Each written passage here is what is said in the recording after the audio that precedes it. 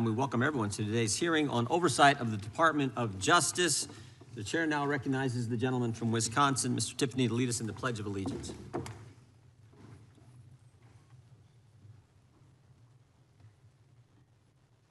pledge allegiance to the flag of the United States of America and to the republic for which it stands, one nation, under God, indivisible, with liberty and justice for all.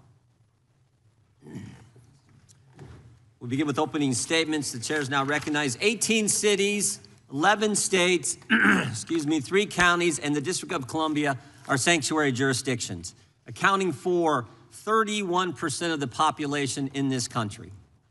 31% of the American people, almost 1/3 of the American people, live in a city, county, or state where the left-wing leadership tells local law enforcement not to work with federal law enforcement.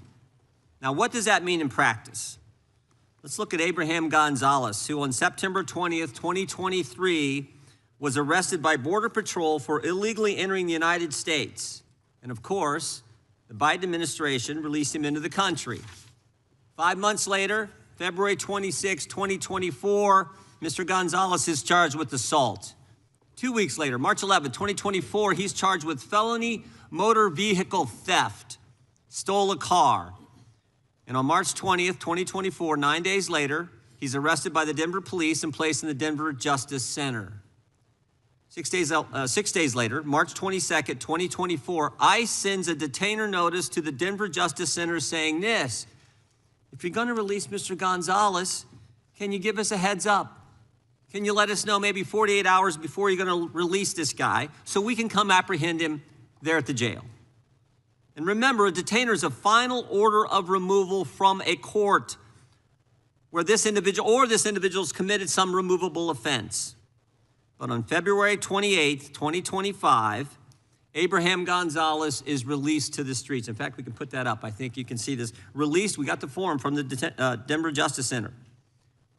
What kind of inmate was Mr. Gonzalez for those 345 days that he was in the Denver Justice Center? We have that too. Violent to the staff, keep separate. So this guy was so bad, you had to keep him away from other inmates.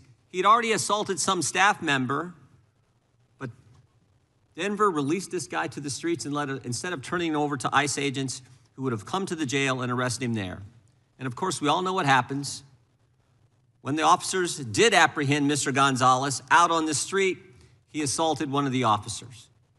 This is what happens when you have a sanctuary jurisdiction. Right now in Minnesota, there are 1,360 detainer notices for violent offenders. Governor Walz and others have released 470 criminal illegal aliens back to the streets. In New York State, it's 7,000. Nationwide, it's over 17,000 that we know of. Where a detainer was filed, since President Trump's been in office, over 17,000 times a detainer was filed, and those individuals were released to the streets instead of turned over to federal law enforcement. 17,864 times.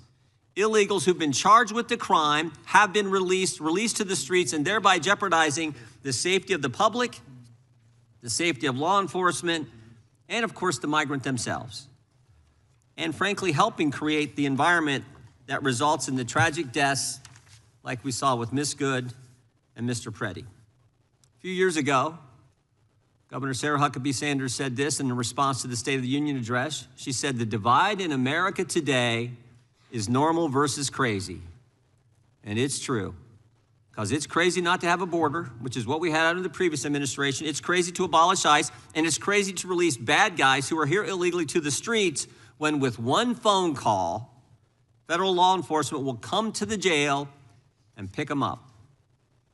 The mindset that says it's okay to release these guys is the same left-wing mindset that thinks it's okay to weaponize government against your political opponents. And that is exactly what we had in the previous Justice Department. The Biden-Harris Department of Justice called parents domestic terrorists. The Biden-Harris Justice Department used FBI SWAT teams to arrest pro-life advocates. The Biden-Harris DOJ targeted traditional Catholics. The Biden-Harris DOJ pressured social media companies to censor Americans, and the Biden-Harris Justice Department launched not one, but 2 investigations into President Trump. spending over $35 million to try to bring down their political opponent. To further this effort, they sought the phone records of over a dozen Republican members of Congress. Even the Democrats said this was wrong. They got bank records for scores of White House officials. They even paid at least one confidential human source $20,000 for information on President Trump. And of course, while doing all this, they couldn't tell us who planted the pipe bombs, who leaked the Dobbs opinion, and who put cocaine in the White House. But thank goodness the American people saw through it all. Americans were tired of being targeted for their beliefs, tired of the lawfare, tired of the rampant crime throughout this country, and that's why they overwhelmingly elected President Trump. And what a difference a year makes. What a difference a year makes. Under Attorney General Bondi, the DOJ has returned to its core missions, upholding the rule of law, going after the bad guys, and keeping Americans safe. The Trump Justice Department has restored the rule of law. Murders are down nationwide by 20%. In D.C., violent crime is down by 28%. The federal surge in D.C. resulted in 8,000 arrests, the seizure of 800 illegal guns, and the recovery of 16 missing kids.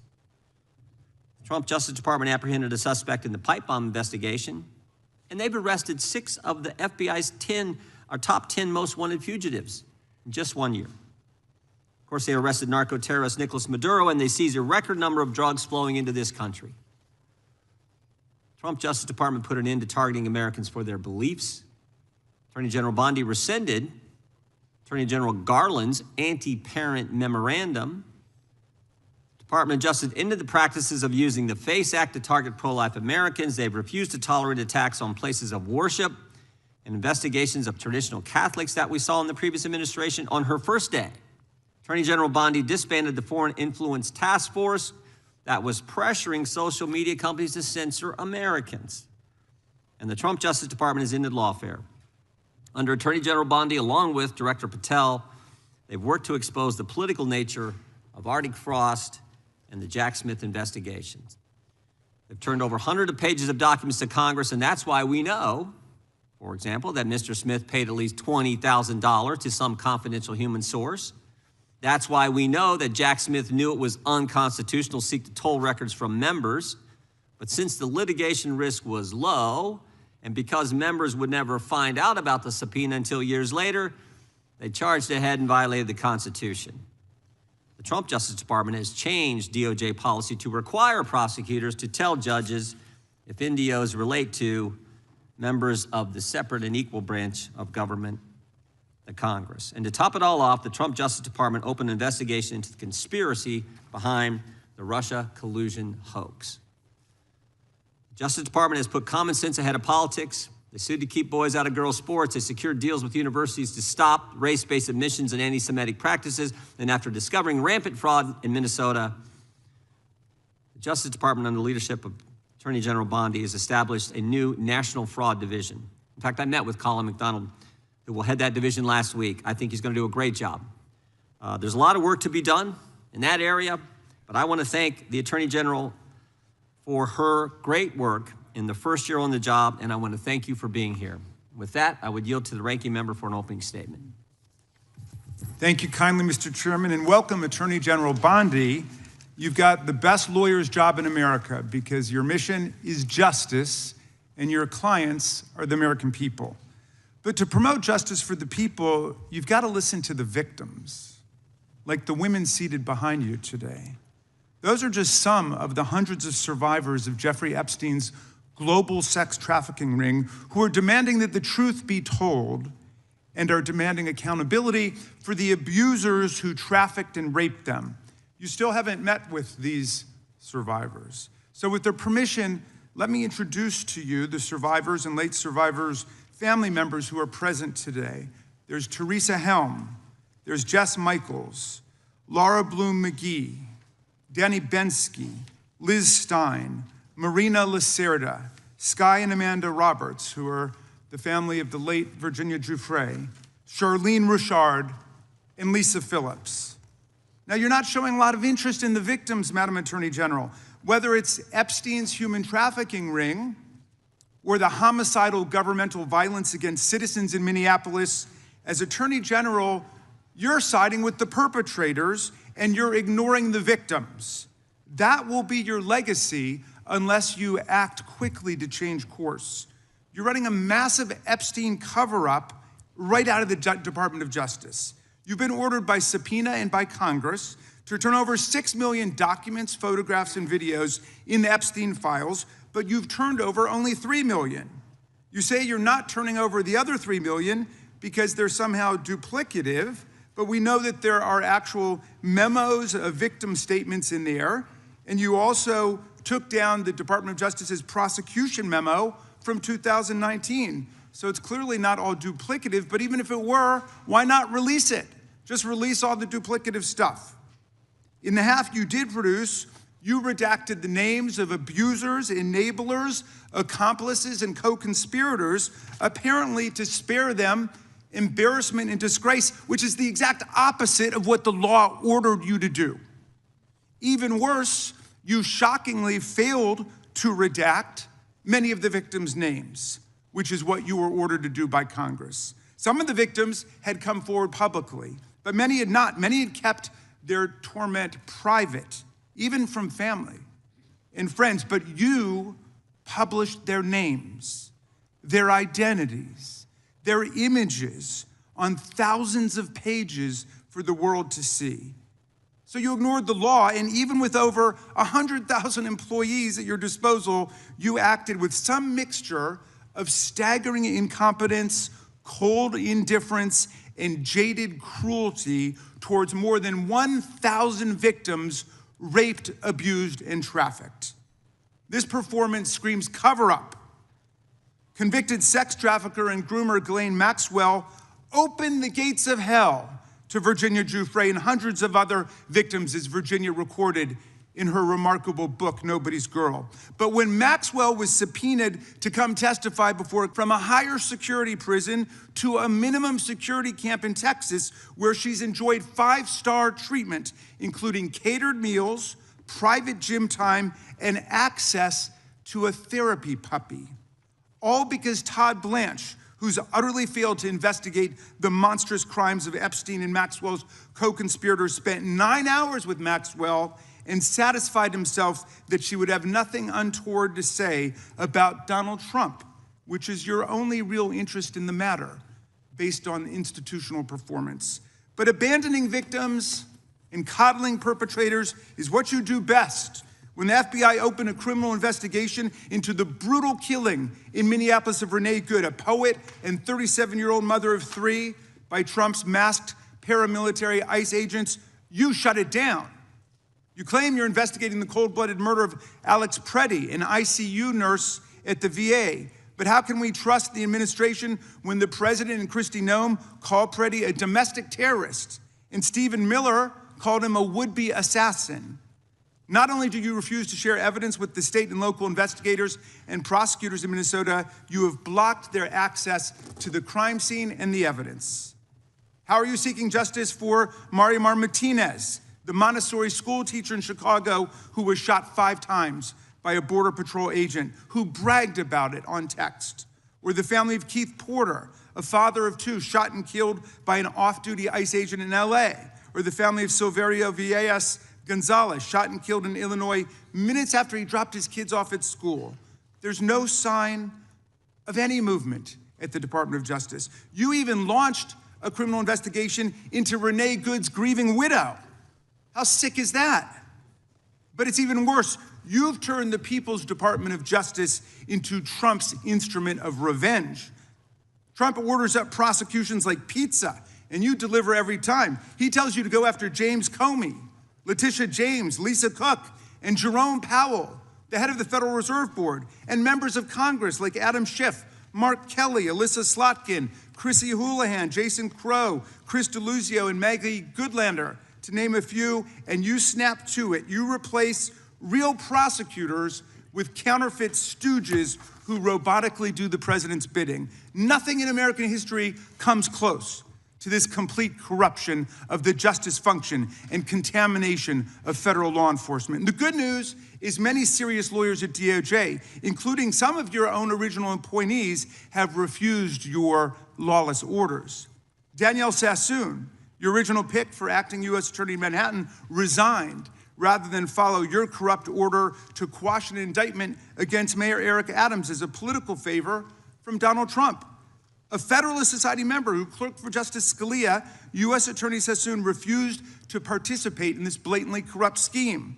Her top assistant, Hagen Scotton, an Iraqi war vet and two-time Bronze Star recipient who clerked for Chief Justice Roberts, and then Judge Kavanaugh, promptly resigned too, writing to your office, quote, "I expect you will eventually find someone who is enough of a fool or enough of a coward to file your motion, but it was never going to be me." You and the president nominated Eric Siebert, a 15-year career prosecutor, to be your U.S. attorney for the Eastern District of Virginia. But after 5 months of investigating Letitia James and James Comey, he found no evidence to justify criminal charges. So you forced him out. You replaced him with Lindsay Halligan, Trump's personal lawyer from the Mar-a-Lago documents case, who had zero prosecutorial experience and no qualifications. And then you were humiliated when a federal judge found that this corrupt appointment was blatantly unlawful and threw out Halligan's indictments entirely. And grand juries of American citizens have repeatedly rejected your vendettas and baseless indictments brought by the hacks left at DOJ now, with 2 different grand juries in Virginia voting down indictments against Letitia James in a single week. And just yesterday, another grand jury shut down your vendetta factory by rejecting indictments against the 6 members of Congress who had spoken out to remind all service members that they have a duty to refuse illegal orders. You tried to get a grand jury to indict 6 members of Congress who were veterans of our armed forces on charges of seditious conspiracy simply for exercising their First Amendment rights. I hope you will heed the wisdom and the constitutional patriotism of those grand jurors and not try it again by doubling down on that humiliation. As your best lawyers are sacked for having participated in the January 6th case or just flee for the exits now, your new lawyers keep lying in court. In dozens of cases, they've been excoriated for lying to federal judges. Chief Judge Boasberg, right here in DC, suggested your Department of Justice perpetrated a fraud on the court. Other judges found your statements to be, quote, inexplicably misleading, patently incredible, totally inconsistent, and so disingenuous that the court is left with little confidence that the government can be trusted to tell the truth about anything.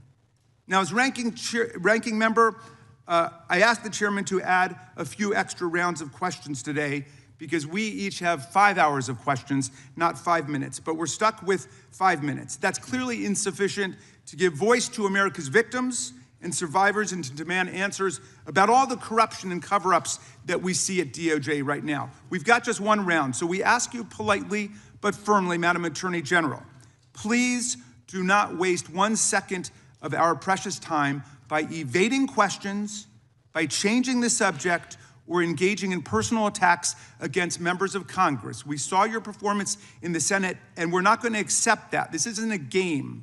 In the Senate, you brought something with you called a burn book, a binder of smears to attack members personally for doing the people's work of oversight. Please set the burn book aside and answer our questions. And when you hear us reclaim our time, that means it's time for you to stop speaking. We only have 5 minutes, so when we reclaim our time, that means you stop. And if you don't, we will ask the chair to stop the clock and let you go on his time. The quality of justice in America depends on the character of our government. Please do your job and bring the Department of Justice back from the brink.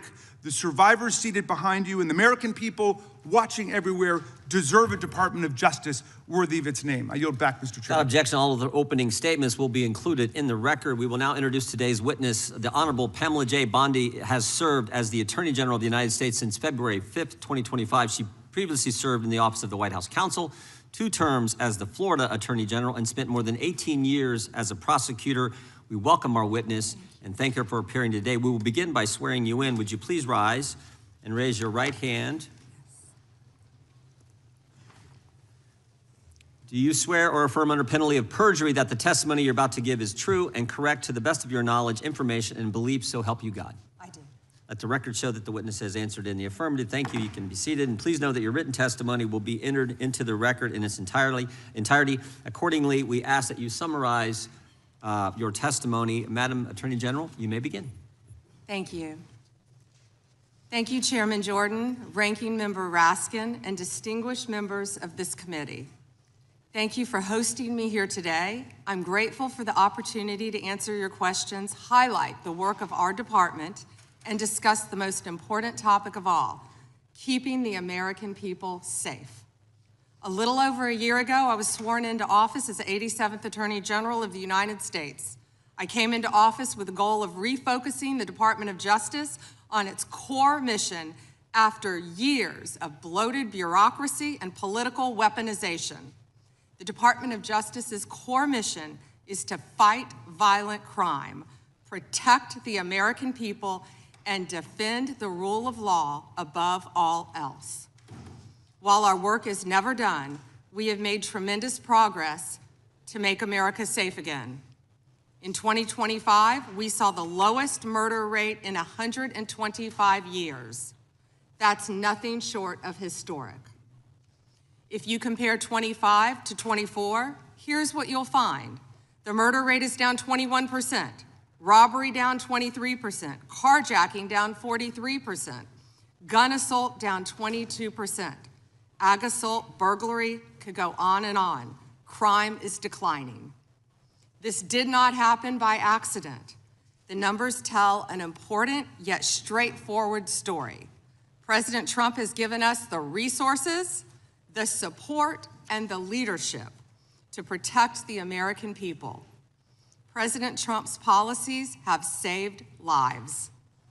I cannot think of a policy outcome more important than protecting the lives of American citizens. Can you? This trend has been especially clear in Washington, D.C. and in Memphis. These are two iconic American cities that spent years in the grip of horrific violent crime. The Department of Justice surged law enforcement resources, and the results came quickly. Crime plummeted in both cities. And I want to make one point loud and clear. We achieved those results by working with Democratic mayors.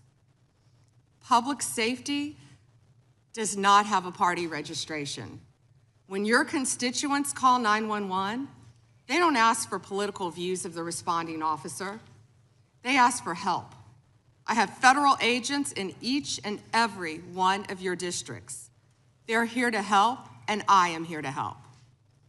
Many cities and states have worked with us and taken advantage of our federal support. Some have not. Meanwhile, a few elected officials have declared that they are, quote, at war with the federal government and encouraged widespread obstruction of law enforcement. This has resulted in avoidable clashes on the streets, as you've all seen. We've seen rioters storming a Christian church. Citizens and law enforcement officers have both been endangered by reckless rhetoric.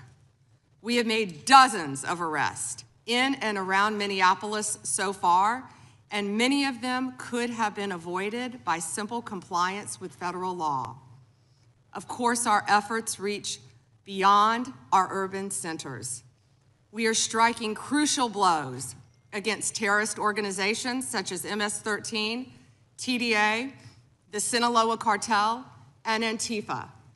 And as we sit here, I think you've seen the news this morning. The news is reporting that cartel drones are being shot down by our military. That's what we all should care about right now, protecting America.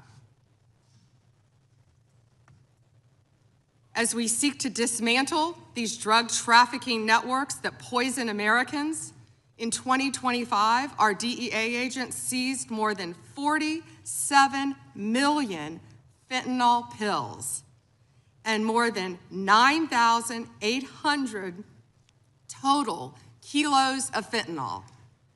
That represents 369 million potentially deadly doses that can kill Americans. Meanwhile, our attorneys are fighting for President Trump's agenda in courtrooms across this country. This administration has been sued 627 times. We've fought through a nonstop flood of bad faith temporary restraining orders from liberal activist judges across this country. America has never seen this level of coordinated judicial opposition towards a presidential administration. It is not only an unlawful attack on the executive branch's authority, but a serious attack on the democratic process. In spite of this unprecedented judicial activism, we've attained 24 favorable rulings at the U.S. Supreme Court, their emergency docket, and even more to come. We've done so while ending the weaponization of the prior administration by dropping FACE Act prosecutions, exposing the Arctic Frost scandal via congressional disclosure, thank you, Chairman, and restoring one tier of justice in this country. To address the Epstein files, more than 500 attorneys and reviewers spent thousands of hours painstakingly reviewing millions of pages to comply with Congress's law. We've released more than 3 million pages, including 180,000 images, all to the public, while doing our very best in the time frame allotted by the legislation to protect victims. And if you brought us a victim's name that was inadvertently released, we immediately redacted it. All members of Congress, as you know, are invited to visit DOJ to see for yourselves. I want to take a moment to acknowledge the Epstein survivors who are here today. I'm a career prosecutor, and despite what the ranking member said, I have spent my entire career fighting for victims, and I will continue to do so. I am deeply sorry for what any victim has been through, especially as a result of that monster. If you have any information to share with law enforcement about anyone who has hurt you or abused you, the FBI is waiting to hear from you. I want you to know that any accusations of criminal wrongdoing will be taken seriously and investigated. The Department of Justice is committed to holding criminals accountable to the fullest extent of the law. In 2025, the FBI arrested over 1,700 child predators, a 10% increase from 2024. We also located 2,700 victims of child exploitation and shut down 3.8 million dark web pedophile accounts. 3.8 million. So please, if you have information to share that needs to be investigated, contact the FBI. Today, I look forward to discussing further our shared obligation to protect the American people, uphold the rule of law, and keep this nation safe. Thank you. Thank you, Madam Attorney General. The chair we now proceed under the 5-minute rule. The chair recognizes the gentleman from California for 5 minutes. Thank you, Mr. Chairman. Madam General, thank you for your extensive remarks, particularly on your continued investigation of those responsible over the years in the Epstein debacle. Obviously, you have an amazingly full docket between civil rights, between criminal, between so-called white-collar crime, and doing so, as the chairman said, at a time in which both you and the president are under attack, and our ICE agents and FBI and others are under attack when they try to enforce the law. I personally want to apologize for those who would embolden, support, or even stand with those lawbreakers that sit on this and other daises here in Congress. My job generally is to talk about patents and trademarks as the chairman of that subcommittee. I'll forego that today because one of my other jobs is the creation and maintenance of Article III judges, and I work with the Chief Justice on that, and we're trying to expand the court. But currently, there are only 677 district court judges. They have very full dockets as well. But you create a tremendous amount of judges, particularly immigration judges. You do so in order to save the court that, but adjudicate, as is requirement, each of those people who claim a right to be here in the United States. And that has been going on under Republican and Democratic administrations for years. What's unique about the Trump administration this time is that you and President Trump have managed to reduce the backlog of people seeking that for the first time in decades. You are getting ahead of that tremendous backlog that caused, for better or worse, the release of millions of people with little pieces of paper saying, come back later when we call you, and often to no avail when you call. So I want to congratulate you on that, because it's an accomplishment you might not take credit for, and the other side would never give you credit for. But I hope you can continue to do that and do more. And I say so for a reason, because much of this hearing will be about Minneapolis and other places in which the backlog of criminal aliens, including in my home state of California, people who have hurt other people, people who have victimized their communities, is extensive. And although the overall number through adjudication may be going on, because of places like my home state, California, you're unable to apprehend people that my sheriffs want apprehended. They desperately want to cooperate, and they're prohibited by law. It is this committee's opinion on this side of the aisle that, in fact, you should be given the ability to demand that participation, and that the release of a known criminal not be considered to be acceptable just because a state or city has declared itself a sanctuary. I want you to opine on just one thing that I think has been misunderstood. As I said earlier, you create and maintain those judges that adjudicate these cases. You also support so many that, in fact, have to make decisions as judges. Knowing that this limitation of so few Article III judges are there, please educate those who seem to miss the point that Article I judges, including bankruptcy judges, including immigration judges, including lots of people with the title appropriately judge, do in fact issue documents that look like, act like, and are normally accepted as warrants, as subpoenas, as demands for state officials to stand aside and allow the production of either an individual or documents. Because I think people are missing the point that these ICE retainers and detainers and so on, they act like they're nothing, when in fact, in the ordinary course, Madam General, you do in fact have Article I judges constantly putting those out, and they are respected normally.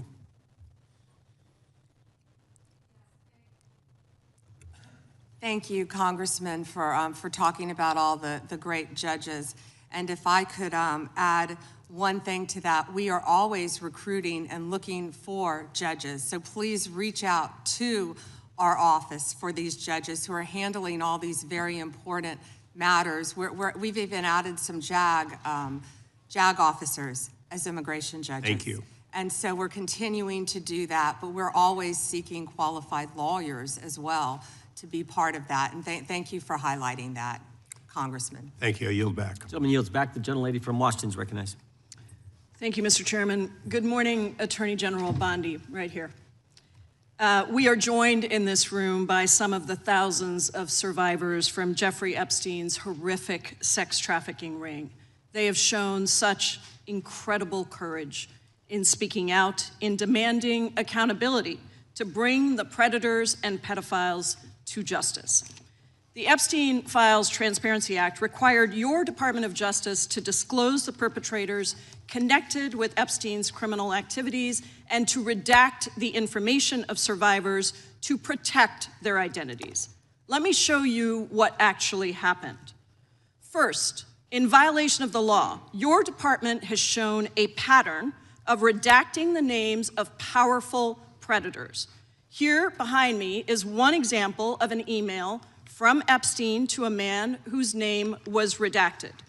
The email reads, quote, "Where are you?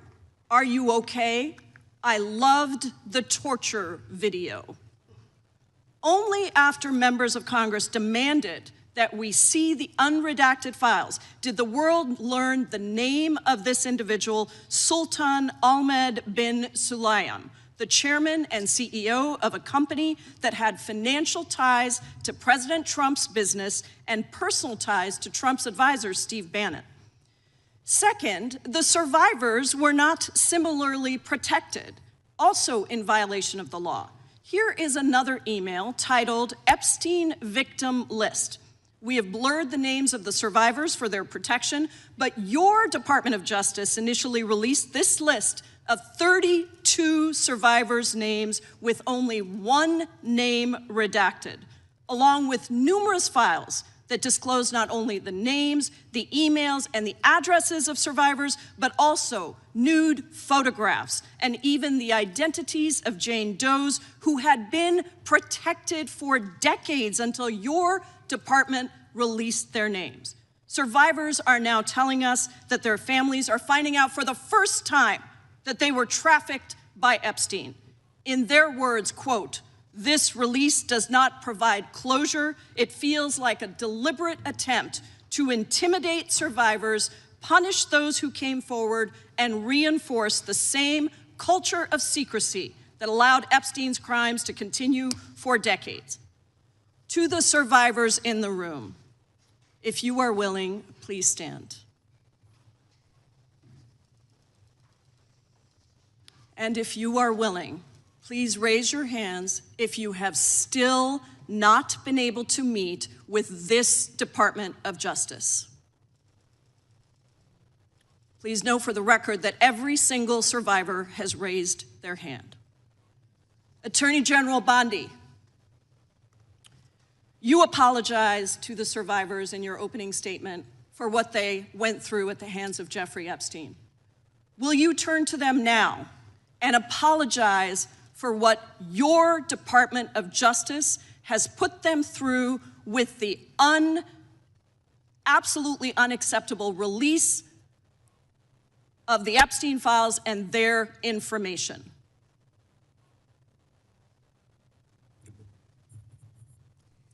Congresswoman, you sat before, Merrick Garland sat in this chair twice.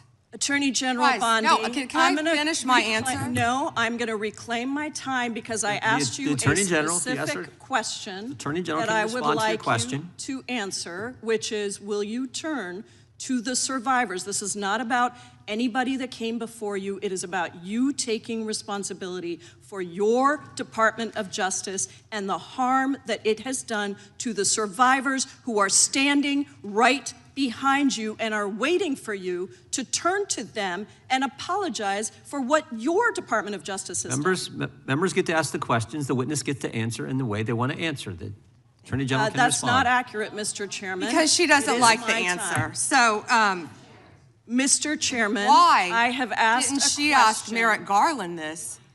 I am Twice reclaiming my time, and when I will reclaim my continue to time, answer. it is Mr. Chairman, the gentlelady has I'm reclaimed her not going time. to get in the gutter for her theatrics. The time belongs to the gentlelady. The gentlelady has 17 seconds. Thank you. You're not going to answer this question, so let me just Chairman, say this. I'll direct it to what you. a massive No, I'm cover-up. answering a Mr. question. Chairman, will you restore her time? The witness is I'm not going to interrupted. get in the gutter with this woman. Stop the She's time doing and theatrics. let me have my time. The gentlelady from Washington controls the time. The gentlelady has 17 seconds. You can proceed with your final 17 seconds. What a massive cover-up this has been and continues to be. Donald Trump made the release of the Epstein files the center of his political campaign because he thought it would benefit him. Then you got into office, Attorney General, claimed to have a client list, only to then say that there was no list. Your deputy, Todd Blanche, met alone with Elaine Maxwell and transferred her to a minimum security prison. And now you continue the cover-up, and I wish that you would turn around to the survivors who are standing right behind you and on a human level apologize Chair now recognizes the chair. on what you have done. The time of the gentlelady expired. The gentlelady, you have no time to yield back. We appreciate the thought.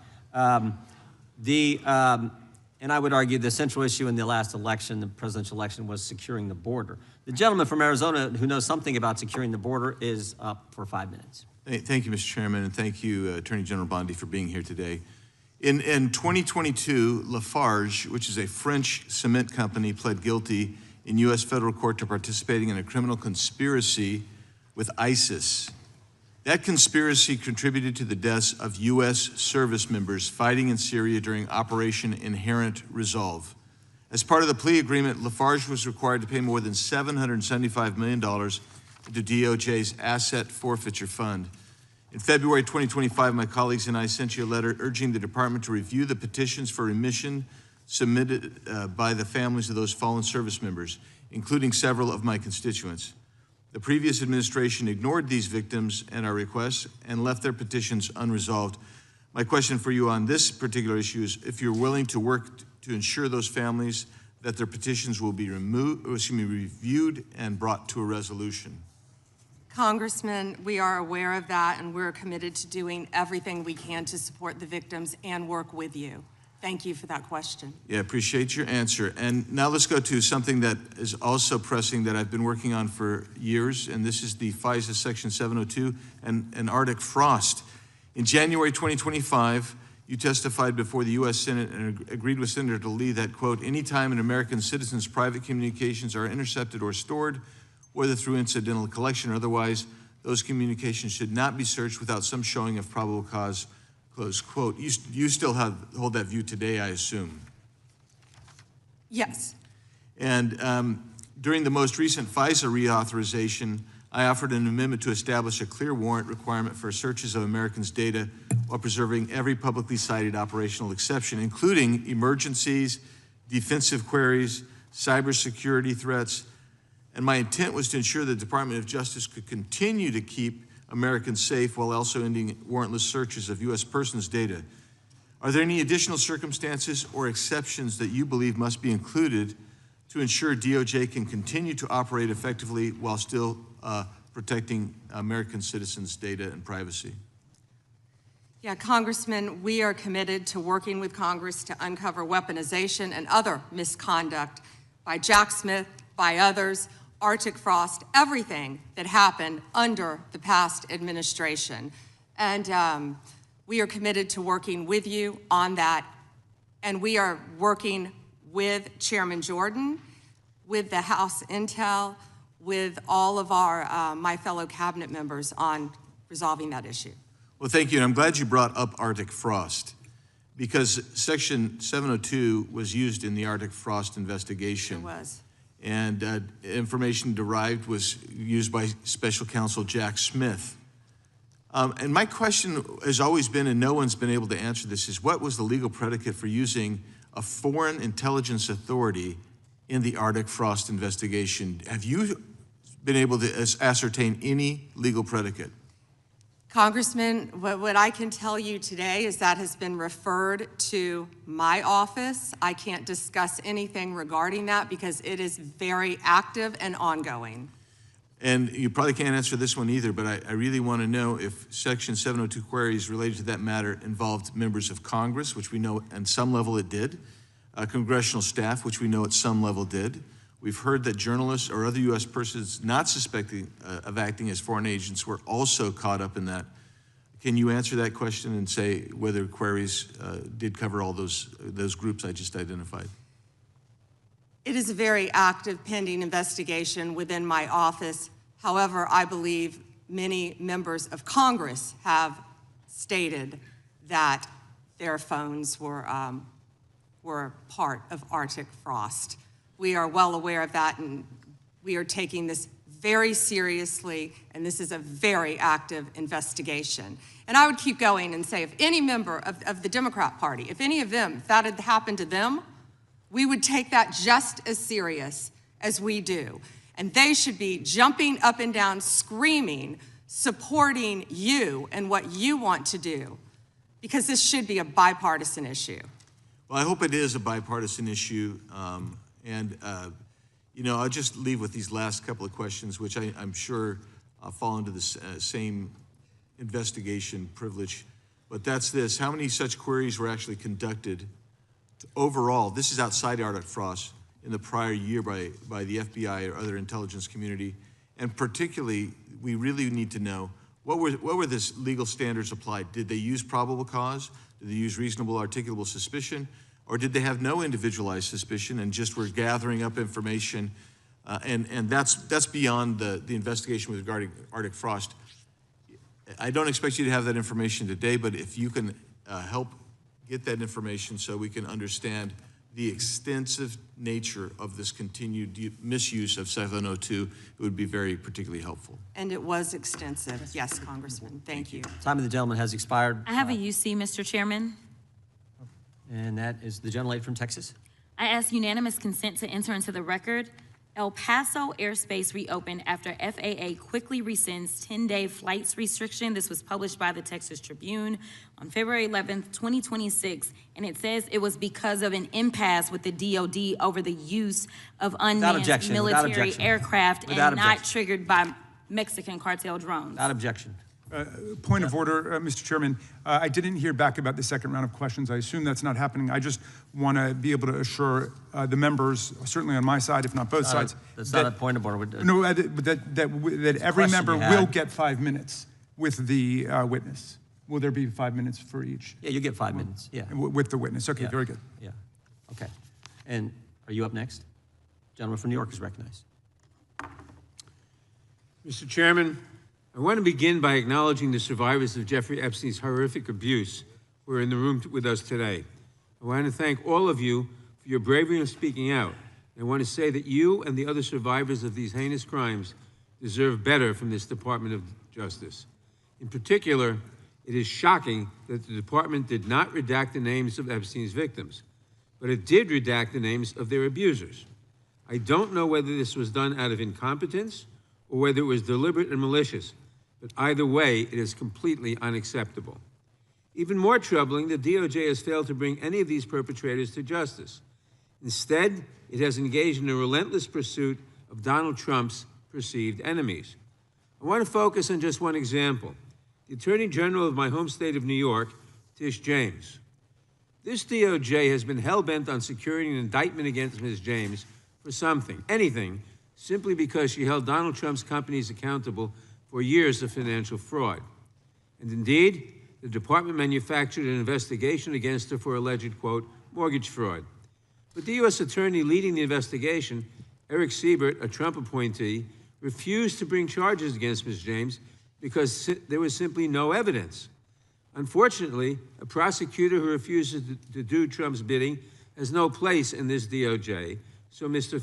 Siebert was forced out.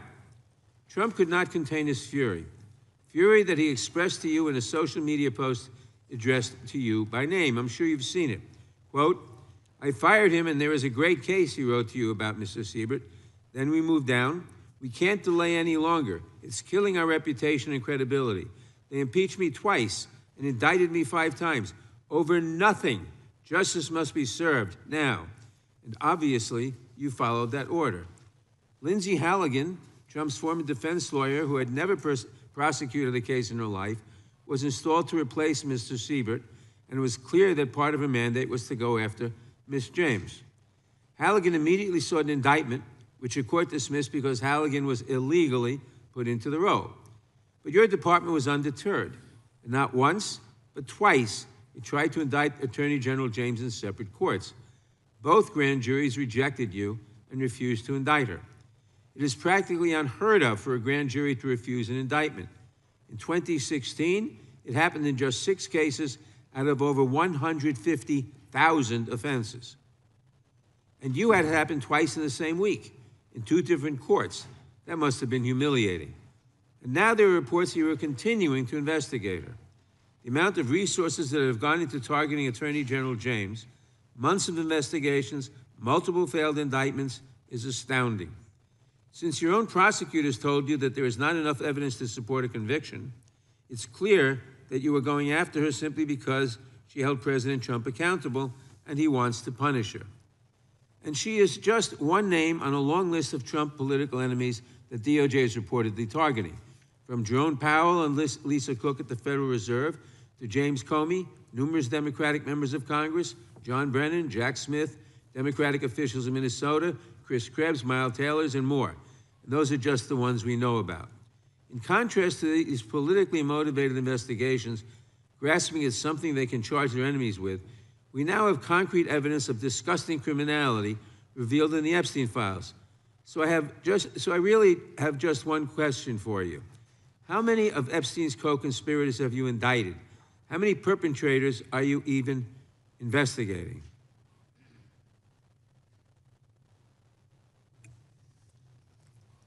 First, you showed it. I find it. How many have you indicted? Excuse me. I'm going to answer the question. Answer my question. No, I'm going to answer the question the way I want to answer the question. No, Your you're going to answer the theatrics are question the ridiculous. way I asked it. Chairman How many have you Jordan, I'm not indicted? going to get in the gutter with these people, How many but have you- I'm going to answer the question. How many have you indicted? Again, the time belongs to Reclaiming my time. the time belongs. I think it's very Reclaiming interesting. my time. I think it's very Reclaiming my time. interesting. You can When reclaim he your talks time, about but they reclaiming my time, indicted, Mr. the Chairman. president said they Close the indicted clock. him Mr. twice. Chairman, please They stop the sure clock did. and And stop he the clock and indicted- restore his time. Okay, here we go with these Committee will be in order. theatrics. The time Reclaiming my belongs time to the and gentleman reel from back New the clock, York. please. We will give you a few more seconds. We will do that. But when Reclaiming you ask my- a question, the witness question gets to was- answer. You may not like the answer, but she Right. gets to The answer. question was, how many of Epstein's... They don't like Que- the answer, Chairman, my time. because it's honest. Reclaiming So my- he asked a Reclaiming my 4-minute time. question. Restore 45 and seconds to I Mr. am Nadler, going please, to Mr. Chairman. I mean, Answer. You can let her filibuster all day long, but not on our watch. Reclaiming- Not on our time. No way. And Reclaiming- I told you about that, Attorney General, before you started. You don't tell me Yeah, oh, I anything, did tell you because we washed saw up what you did in the loser Senate. Lawyer, not even a lawyer. Committee will be in order. Time, and I should get back at least 45 seconds. We will give you a few more seconds. I Not a said that few more, already. 45 seconds. Okay, I'm timing right now, Mr. Nadler. Go All right right. ahead. My time. The answer to my question, how many of Epstein's co-conspirators has she indicted, is 0. You have been the Attorney General for a whole year, and your DOJ fired the lead prosecutor of this case, sat on evidence this entire time, and claimed falsely last July that there were no more leads. It took an act of Congress for you to finally release part of the Epstein files, and when you did, you included personal information about the victims while protecting the names of abusers. Time of the gentleman None of has the perpetrators expired. have been brought to justice, but enormous resources Time have been of the dedicated to gentleman has pursuing Trump's expired, enemies. and It's obviously clear there that was- under your leadership, the Department of Justice There no was longer no works question for American in there people. It works for her to for respond Donald to. Trump. I yield back. The gentleman yields back. May I answer? I think our next questioner, Madam Attorney General, is going to give you time to respond to Thank you, Chairman. all kinds of things. So we will turn to the gentleman from Texas for 5 minutes. Ms. Bondi, you go right ahead. I'm over here. The time is yours. Thank you. First, he brought up the president saying they indicted me twice. They sure did. They tried to impeach him twice. And you, Mr. Nadler, were one of the leads on the impeachment. I was on the other side. I lived that with you. During impeachment, you said the president conspired, sought foreign interference in the 2016 election. Robert Mueller found no evidence, none, of foreign interference in 2016. Have you apologized to President Trump?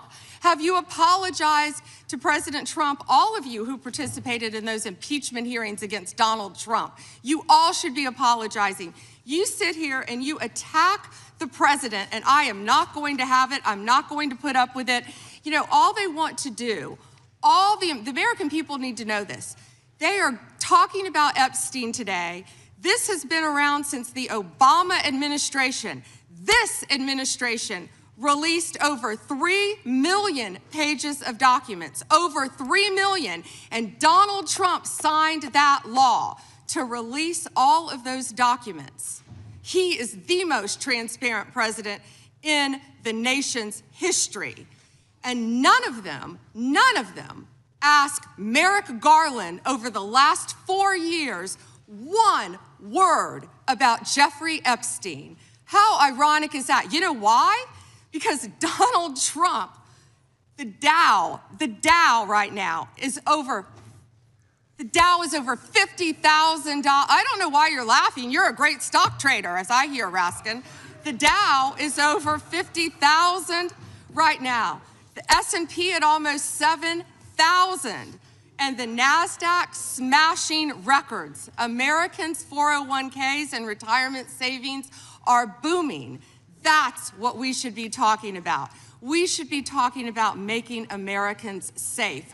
We should be talking about, what does a Dow have to do with anything? That's what they just asked. Are you kidding? Mr. Jordan, Mr. Jordan, Committee will be in order. Mr. Jordan, am I going to get an extra 45 seconds added to my time? The committee will be in order. The time belongs to the gentleman from Texas. Ms. Bondi, the Attorney General can respond. Thank you. The Dow has shattered 50,000 for the first time. This is crazy. They said it couldn't be done in 4 years, yet President Trump has done it in 1 year. National median rents have fallen to a 4-year low thanks to Donald Trump. That's why they want to focus on Epstein and our most transparent president in the nation's history. The murder rate, as I said, has plummeted to a 125-year low, thanks to Donald Trump. For an unprecedented 9 straight months, there were 0 illegal border crossings at the southern border. That's what we should be focused on. All the great work that this president has done and will continue to do to keep America safe and to make Americans safe. Thank you, Attorney General Bondi. I agree with you totally. I think you've done a fine job. I think that Democrats, in fact, should be apologizing to the Epstein victims for doing nothing during the 4 years that they were running the government. We did not hear about this, and it took you and President Trump to finally provide transparency and give answers to the American people, and I want to thank you for that. I want to thank you also for standing up for truth today and for fighting back against the theatrics and the time waste that you will endure over the next hour or two. I want to apologize on behalf of my colleagues on the left. They're not all that bad, but they've got to put on a show, and I'm sorry that you have to go through that, and I would like to yield the last, I'd say 40, but 40 is 80 seconds. The clock says 40, but I've got 80 seconds since I was so rudely interrupted, and I'll give all 80 seconds to Chairman Jordan. And I would just yield to the Attorney General if she has anything to add.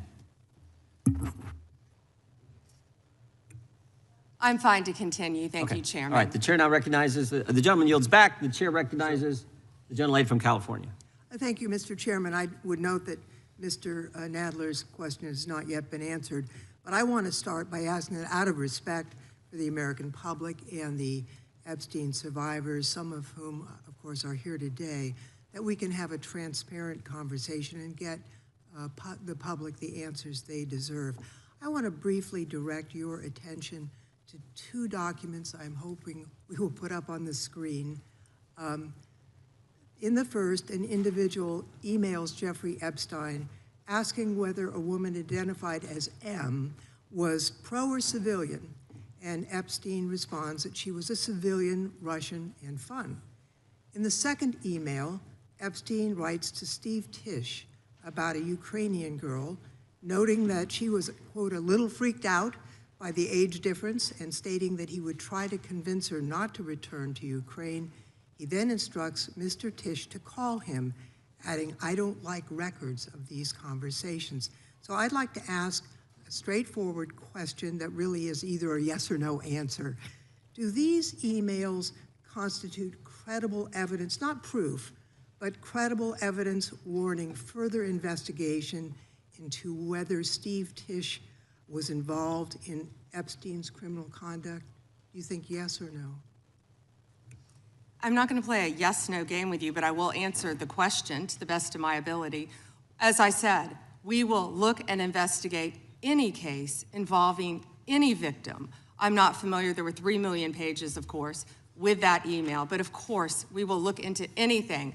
The documents have been released, 3 million, the redacted versions, we left them open for all of you to come view. I believe you view them. If not, will you have some copies? I'd like to. Could I finish, please? I'm not being rude, please. I only have 5 minutes. No, yeah, and I only have 30 seconds based on your filibustering. Well, you didn't give a yes or no answer, California. so let me just go further. Director Patel testified in this committee room that there was no credible information indicating that Epstein trafficked victims to anyone else. And glancing at the documents, that proves that's not the case. In July, your department issued a memo stating that it had conducted an exhaustive review of the Epstein files and concluded that no additional individuals would be charged. So I did go over to the Department of Justice yesterday. I would note that 400 and all our 35 members are in the House, and there's 4 computers.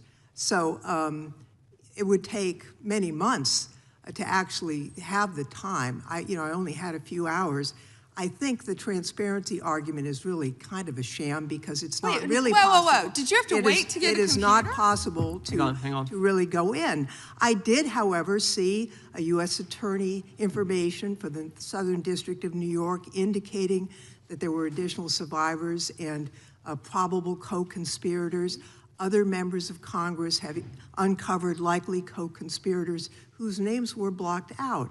Now, the Epstein File Transparency Act, which all but one member of this House voted for and the president signed, requires the department to release everything except that it needs to be redacted to protect the victims or an ongoing prosecution, which apparently there is none from the testimony we have received. I am concerned that this act has not been fully complied with. When Director Patel came to the committee, he admitted that up to 1,000 FBI agents had gone through the files and redacted President Trump's name from them. And it's pretty clear that what has been transmitted from the FBI continues to redact President Trump's name, even though he is mentioned thousands of times in these files. So I think the credibility of the department in terms of complying with the act has been damaged. And I think the department's credibility has been damaged in other ways. I think we all saw the horrible video of American citizens being killed by ICE agents in Minneapolis. And I think how the department has handled these cases raises a lot of doubt about the department. State and local police in Minnesota got a court order to get access to the crime scene to be sure evidence would be properly preserved by federal agents. But they took the agents defied the court order, and in a departure from general policy, the DOJ is not collaborating with state and local law enforcement on these homicides. So I really think that is a disgraceful approach to the homicides of American citizens and really does nothing to bring credit to your department. And Mr. Chairman, I would yield back. Gentleman yields back. May I answer? Attorney General can respond. I find it interesting that she keeps going after President Trump, the greatest president in American history. And if they could maintain their composure, this isn't a circus, this is a hearing. I find it interesting she keeps going after Donald Trump. She doesn't say how much money she took from Reid Hoffman, did you? None. And nor did Mr. she Chairman, post regular anything. order, please. She regular posted nothing on her X account, on her Twitter account, during the Biden years. Gentle lady. And yet now, all of a sudden, question she's asked. going after Committee will be in order. There was no question on asked you. the Attorney General. She doesn't just get to speak. Committee will be in order. I have a point of order, Mr. Chairman. Committee will be in order. Point of order, Mr. Chairman. Lady can state her point of order. When a witness attacks... Not a valid point of order. You got to state... She hasn't completed her point of order yet. Please let her speak, Mr. Chairman. Let's have some regular order here. Regular order is you got to state the rule. And I am trying to make a point of order that the witness, and what rule are you referring to? Without responding to a question, has attacked me personally. I think it's pathetic that she can't answer the questions and instead is attacking that is not even close to a point of order. committee. The gentleman from Wisconsin is recognized. In August of last year, I sent a letter to the Department of Justice asking for assistance in seeking compensation for the town of Lac du Flambeau. Town of Lac du Flambeau is in my district, and your office replied that it was an ongoing matter and unable to comment on it, which I understand. That's just fine. But I want to set this up just as a reminder. So 3 years ago, it was at this time of year that 4 roads were blockaded in the town of Lac du Flambeau, and the temperature was 25 below zero. People had to park their cars at a neighbor's place, take the snowmobile across the lake to get their car, and then be able to drive into town. There were people 80 and 90 years old that could not, were very concerned that they'd be able to get emergency medical services. And the perpetrators of this, the tribe out there, they demanded compensation from the town. I would call it extortion. They ultimately got $600,000 from the town of Lac du Flambeau. The unfortunate part, Mr. Chairman, is that the Biden administration took the side of the perpetrators who closed those roads off, and the Biden administration made it clear to the town of Lac du Flambeau that we are not on your side in regards to this. Well, fortunately, there was a federal judge that said, no, this is wrong, what happened, and these roads should be left open, they should continue to be left open. My question to you is, are you willing to work with my office and with the town of Lac du Flambeau to further investigate this matter and seek compensation from the tribal government after their extortion of $600,000 from this little town in northern Wisconsin? Congressman, you do a great job representing your district. And yes, we would more than welcome working with you, and we are familiar with that investigation. Mr. Chairman, I would just add, we're highlighting these miscarriages of justice in the previous administration. This is just another one of those small examples, no different than the Catholic Diocese in Richmond and many others that you have retold so many times. But here's another instance of what they did to a small town and nearly bankrupted them as a result of it. Fortunately, there was a federal judge that saw through it and has fixed it. I want to move on to fraud enforcement. You have established a National Fraud Enforcement Division, is that correct, Madam Attorney General? Yes, Congressman. Has this new division begun any investigations and getting after those individuals that have committed the rampant fraud we've seen, like in Minnesota? Well, it's not only rampant in Minnesota, it's rampant throughout this country. Much of it is in California, as you know, and other places. Yes, we are working on it actively. Our criminal fraud division has been working on it. We are expanding that. It was the Vice President's idea to come up with this amazing separate fraud division, which we are establishing and going nonstop, not only to expose the fraud in Minnesota, but around the country. It's taxpayer dollars that have been stolen from the American people, and we are committed to recovering that money and holding those people accountable. Mr. Chairman, I would remind everyone here, why did this happen in Minneapolis? Why did federal law enforcement have to go to Minneapolis? Because of industrial scale fraud. It was an assistant United States attorney that said, this is industrial scale fraud that's going on in Minnesota at this point. I sent a letter to our governor in Wisconsin. We're right across the border there. My district is only 20 miles from the city of Minneapolis. And I asked him to open the books for a federal audit on food stamps and Medicaid. Don't you think it would be a good idea for every governor to do that at this point? It protects the citizens, and I can't understand why that's not happening. And yes, I do think that's a great idea. It's happening around this country. And when our new division with Colin McDonald is established, it's established when Colin is confirmed. He's amazing. I think you've met with him, you said, Chairman.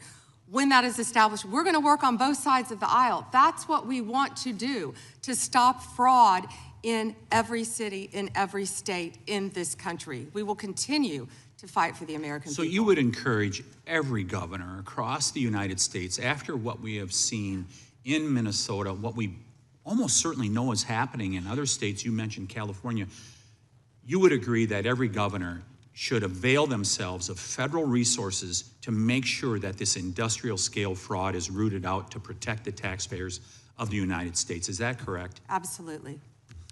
Mr. Chairman, I yield back. Gentleman yields back. The gentleman from Tennessee is recognized. Thank you, Mr. Chair. First, I'd like to thank you for holding this hearing and holding it in a proper fashion as you have. Secondly, I'd like to thank all of the victims of the Epstein case who've come here to attend this hearing, for doing it and for being brave and trying to move this justice forward. I apologize, I can't do it, but the Attorney General not recognizing you, that's embarrassing. I am from Memphis, General Bondi, and Memphis does have the task force there.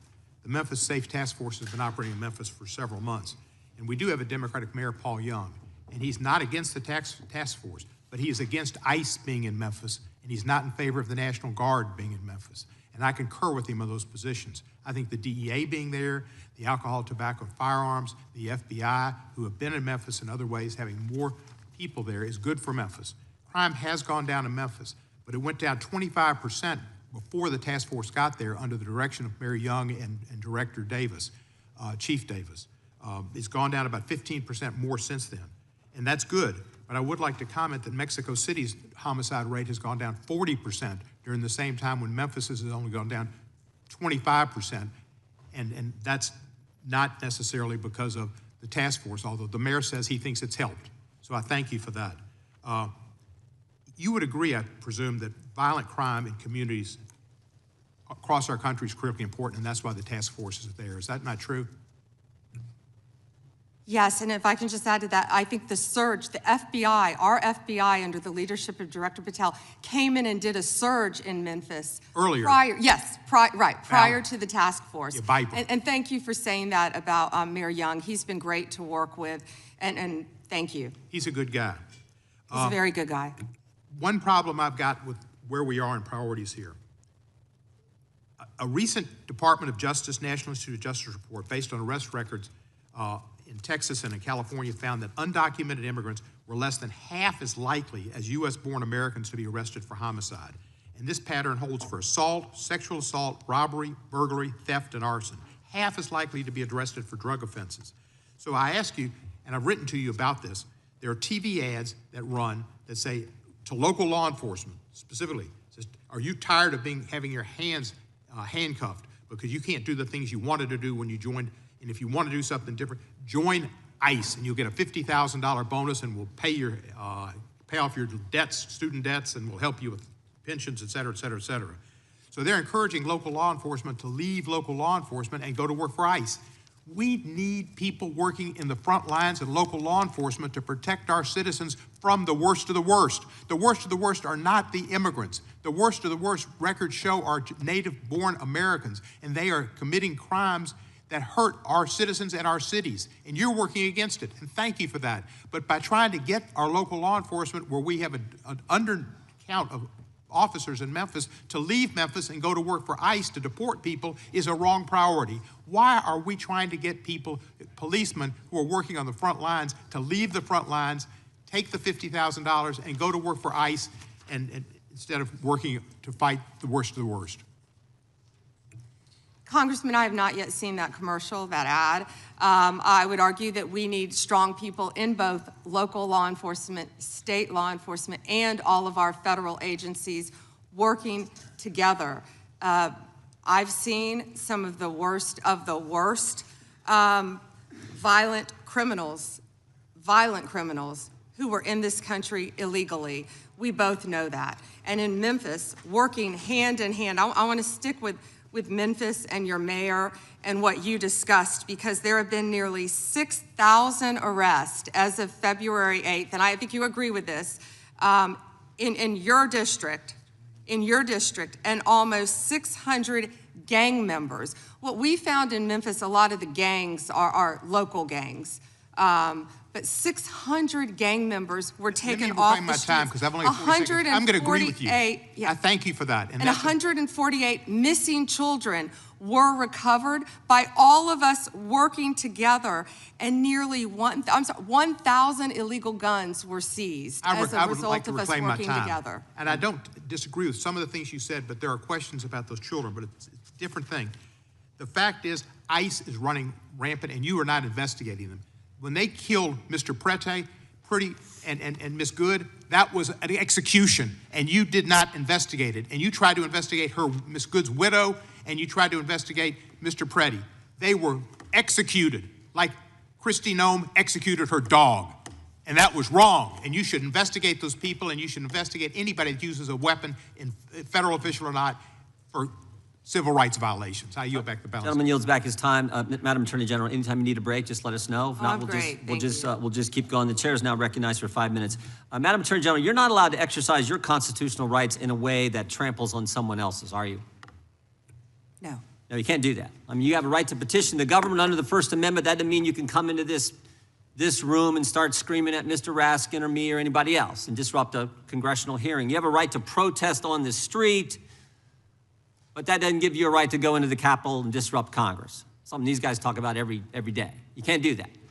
So when Don Lemon said that he was exercising his First Amendment free press rights, freedom of the press rights, that's not really accurate because he was trampling on other individuals' rights. Is that true? Chairman, we will always protect our churches and the freedom of religion. And yes, that's accurate. First right mentioned under the First Amendment, freedom of religion, freedom to practice your faith the way you think the good Lord wants you to, right? That's right, under the federal government. And isn't it true that Mr. Lemon met at a shopping center with the rioters who entered City's church in St. Paul, met with them prior to marching to the church?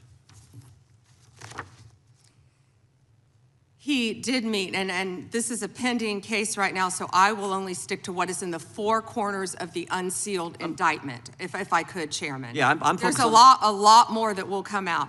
But under the four corners of the indictment, yes, he did. They had an operation called Operation Pull-Up.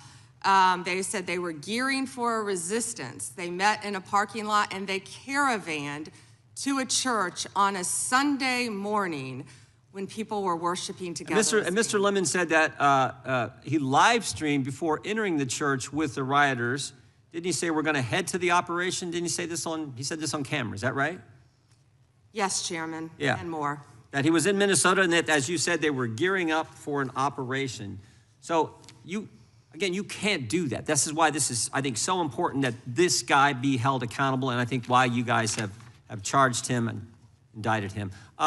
Moving to the second subject here, will John Brennan be indicted?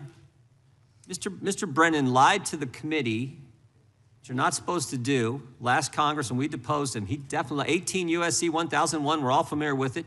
He lied to the committee, and the Congress, and I think the country would like to know if, in fact, he's going to be indicted for lying. And here's why it's so important. I'll give you a chance to respond. Here's why it's so important. It wasn't just that he lied to us, it's what he lied to us about.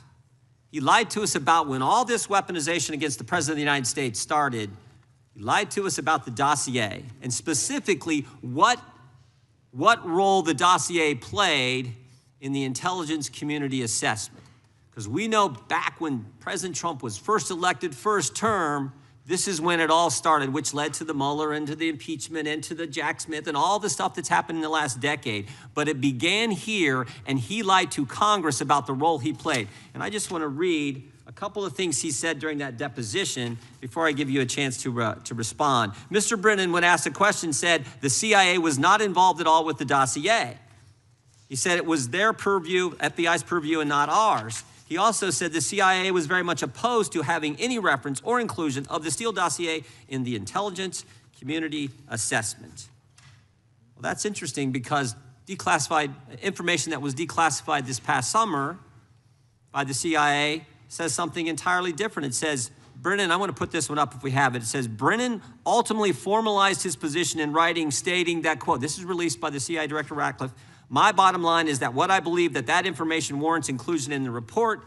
He was further asked by an CIA official. The same officer said when he approached the director and asked that the director refused to remove it after being explained this wasn't good, with the dossier's many flaws, he said, yes, but doesn't it ring true? So this is John Brennan using that document to change intelligence community assessment, which I think led to all the stuff we've seen over the last decade. And I think this committee in the country, Congress in the country, like to know if Mr. Brennan is going to be indicted. What I can confirm is that we have received a referral from you, Chairman Jordan, to investigate John Brennan. His attorneys have made some public statements, but the department is still bound, of course, by our longstanding policy of not discussing matters. What I will say today, I can't confirm nor deny whether there is a pending investigation, but what I will say is no one is above the law. Mr. Chairman, Weaponization has ended. Yeah. Point of order, Mr. Chairman. Gentleman from New York is recognized for a point of order. If we want to know whether Mr. Brennan will be indicted, you should just ask the president.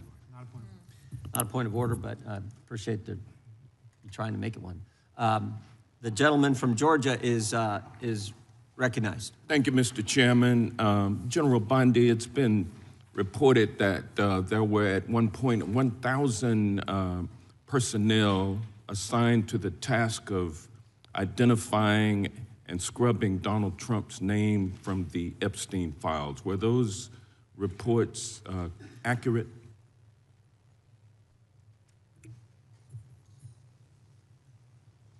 I believe his name has appeared countless times in the documents how that many have people were been released. assigned? If I could finish, I'm going to read you the stats. I just simply asked whether or not it was true that it was 1,000 folks who were assigned that task.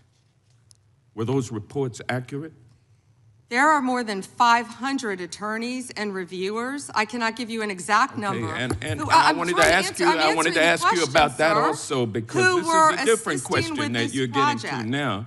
There were 500 DOJ lawyers and others assigned the task of redacting the appropriate information, including identities of the Epstein victim survivors from the Epstein files prior to their release. 500, is that correct?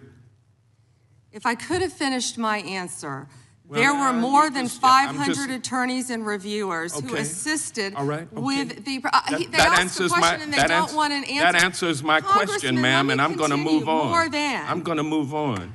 From General Bondi, would you agree? The time belongs to the gentleman from Georgia. General Bondi, would you agree that your 8 years of service as the state of Florida's Attorney General, the third largest state in the nation, served as an excellent preparation for your current role as Attorney General for the United States of America?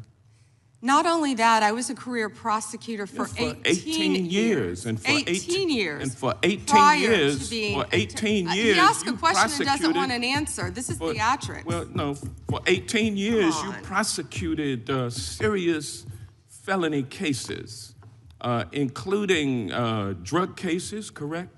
Oh, I prosecuted homicides, I prosecuted capital cases, I prosecuted domestic violence cases, I prosecuted multiple cases, and that's why I feel for all of these victims. And did you ask Merrick Garland this when you were sitting before him, sir? You also prosecuted sexual assault cases and child sex trafficking cases, correct?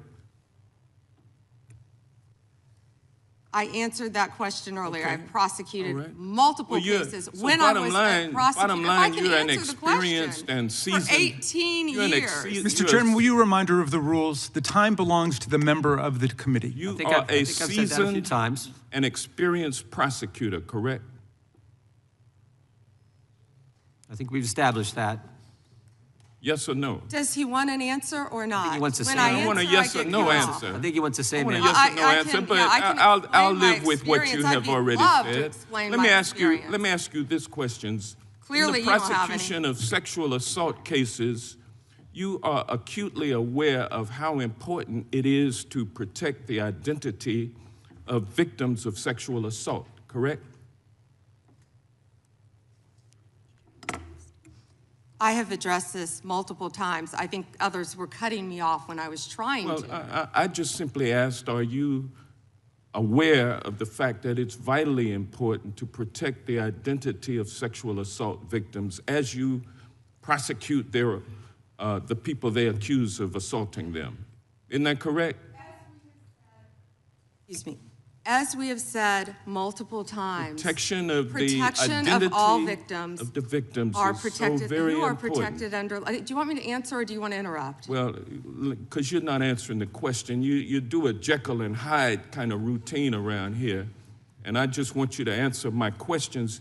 What does Jekyll and Hyde mean? Can you explain that? Well, it means you're nice to the Republicans and you turn like Hyde on Democrats. But let me ask you this, ma'am. We have the Epstein victim survivors here today. Representative Jayapal asked a simple question. If you would be so kind and honorable as to turn around and face them and apologize to them for outing them.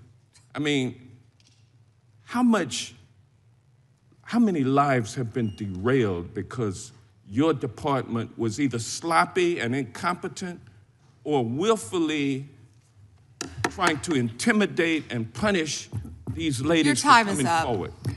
The time of the Which gentleman, was it? The time of the gentleman has expired. The gentleman yields back. The chair now recognizes the gentleman from Wisconsin for 5 minutes. Attorney General Bondi, my colleagues on the other side of the aisle have spent the past several months attacking the administration for doing exactly what the American people wanted when they overwhelmingly elected President Trump, securing our border and enforcing our immigration laws. I find it a bit ironic because this is the same party who just a few years ago were openly supporting strong immigration enforcement after witnessing criminal illegal aliens wreak havoc on the American communities. I have a short video I just wanted to play. Of immigrants. We're also a nation of laws. Undocumented workers broke our immigration laws, and I believe that they must be held accountable. They've committed a crime, deport them. No questions asked, they're gone. No great nation can be in a position where they can't control their borders. While we need to address the issue of immigration and the challenge we have of undocumented people in our country, we certainly don't want any more coming in. Every place in this country are rightly disturbed by the large numbers of illegal aliens entering our country. The jobs they hold might otherwise be held by citizens or legal immigrants. The public service they use impose burdens on our taxpayers. That's why our administration has moved aggressively to secure our borders more, by hiring a record number of new border guards, by deporting twice as many criminal aliens as ever before, by cracking down on illegal hiring, by barring welfare benefits to illegal aliens. Illegal immigration is wrong, plain and simple. When we use phrases like undocumented workers, we convey a message to the American people that their government is not serious about combating illegal immigration, which the American people overwhelmingly oppose. If you don't think it's illegal, you're not going to say it. I think it is illegal and wrong. Open the borders, my God. You know, there's a lot of poverty in this world, and you're going to have people from all over the world, and I don't think that's something that we can do at this point. Can't do it. Yes or no? Would you allow the cities to ignore the federal law? No. We simply cannot allow people to pour into the United States undetected, undocumented, unchecked, and circumventing the line of people who are waiting patiently, diligently, and lawfully to become immigrants in this country. So, Attorney General Bondi, what's the Trump administration, DOJ, doing to end the open border policies of the prior administration that saw dangerous drugs and criminal aliens flood our communities? Congressman, President Trump has worked tirelessly, as you know, to close our border, which is what the Democrats had asked for in that video. President Trump closed our borders on day one. He is protecting Americans. He is protecting our kids from the influx of drugs that were flowing into this country from Mexico, the fentanyl precursors that were coming from China. These precursors were taken from China into Mexico, and in Mexico, they were mixed and freely taken right into our country, along with gang members, MS-13, TDA, freely coming into our cities around our country, thanks to Joe Biden's open border policies. That has stopped under Donald Trump. It will no longer happen under this administration, and he is doing everything to keep Americans safe. And let me continue. When he was elected overwhelmingly by the American people, the majority of the American people wanted Donald Trump. One of the main reasons was border security and keeping Americans safe. And that's exactly what he did. And that's why today the other side sits here, they yell, they cut me off, they want to yell, they want to ask a question and don't want answers because they want to distract from all the great things that this president and this administration working hand in hand, and that includes Secretary Noem, who has closed our borders, and Tom Homan, who has closed our borders to keep Americans safe. And they're trying to distract from that, and they're not going to do it because the American people are smarter than that, and they see through their theatrics. Thank you. Just quickly, yesterday, Senator Grassley reached out to my office to tell me that I was one of the 20 members that was now disclosed were under surveillance from Jack Smith. This brings up the question of non-disclosed orders and whether or not they should apply to members of Congress. But with my phone records being surveilled, as well as looks like 19 other members of Congress, I'm just wondering how DOJ views that. Time is, the gentleman's expired, but the gentlelady can respond. As I stated earlier, Congressman, anyone's records who were illegally obtained, Democrat or Republican, we will fight vigorously to stop that. Anything with Arctic frost, I can't discuss right now. And isn't it true, Madam Attorney General, the DOJ has changed their policy? You can't do that now. The DOJ is not going to go do that and ask the judge for an NDO. Absolutely. Yeah, good. That in and of itself tells you why how wrong it was. The chair now recognizes the gentleman from California. Great, thank you. Madam Attorney General, you acknowledged earlier to Mr. Johnson that President Trump was mentioned and the release countless times, you said, in the Epstein files. I just want to play a video, though, for you that I think speaks to the frustration that many of these victims have. Of times Trump's name appears in the files, so it could at least be 1,000 times. Is that right? The number is a total misleading factor. We have not released anyone's name in the Epstein files that has not been credible. Director, could it at least be 1,000 times? We have released every piece of legally permissible information. Okay, you can characterize the numbers however you want it. I'm claiming my time, Director. It sounds like if you don't know the number, it could at least be 1,000 times. Which it's not. It's not. Is it at least 500 times? No. Is it at least 100 times? No. Then what's the number? I don't know the number. I understand why the victims are frustrated, and the Attorney General acknowledged what Mr. Patel would not acknowledge, that it was way more than 1,000 times. But I want to move, Madam Attorney General, to weaponization of government. And yesterday it was reported that 6 members of Congress had indictments sought against him, and they were not returned by a grand jury. My colleagues have spoken about their frustration of being in subpoenas and having cell phone records combed through. Well, in 2017 and 2018, Adam Schiff and I had our cell phone records and email records combed through, not by you, but a different Department of Justice under the president. It was in retaliation for our role in the Russia interference campaign. An Inspector General report would find this improper and that the predicate for it was absurd. In 2020, after sitting on 2 committees that were a part of the president's first impeachment, an FBI agent leaked my cooperation in a national security case where my campaign was targeted. The president's FBI senior leadership authorized 2 statements to the press that said I was never suspected of wrongdoing and only helped the investigation. But that didn't stop the death threats or my GOP colleagues from referring me to an ethics investigation where Kevin McCarthy's chairman on the ethics committee would find the same thing as the FBI. Our current FBI director would then write a book called Government Gangsters and identify a long list of enemies. About a quarter of them have been either investigated or indicted.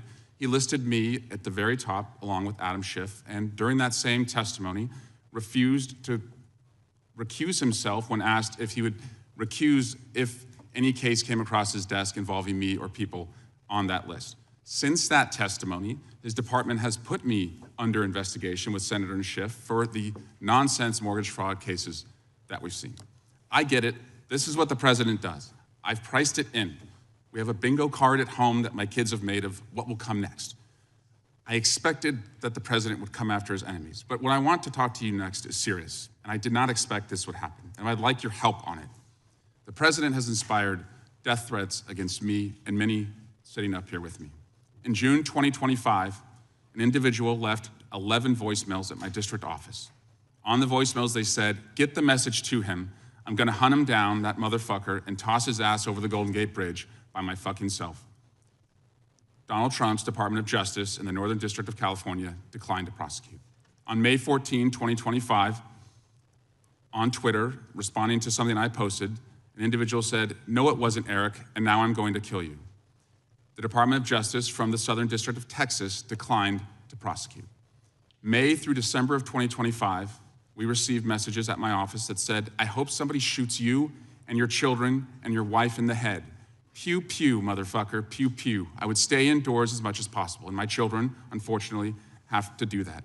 The Department of Justice has not charged this individual and cited that he's a prolific caller and has health conditions, although what we have found in our own investigation and his voicemails is that he has said he will employ others to do this.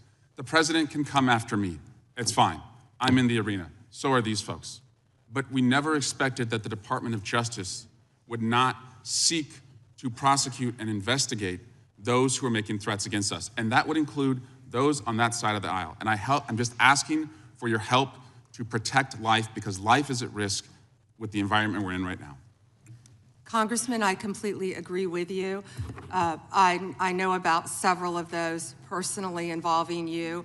I believe one has been charged publicly, and there's something I would be happy to talk to you about off camera, but I can assure you that they are very serious. They are being looked into, and I can give you more details on those. None of you should be threatened, ever. None of your children should be threatened. None of your families should be threatened. And I will work with, you can come into my office any day. I will work with all of you on both sides of the aisle if you are ever threatened. And I'll gladly talk to you after this hearing about your cases. But I can tell you some of them are very active. Appreciate that. Now yield back. Gentleman yields back, and we're sorry for what the gentleman and his family have had to go through.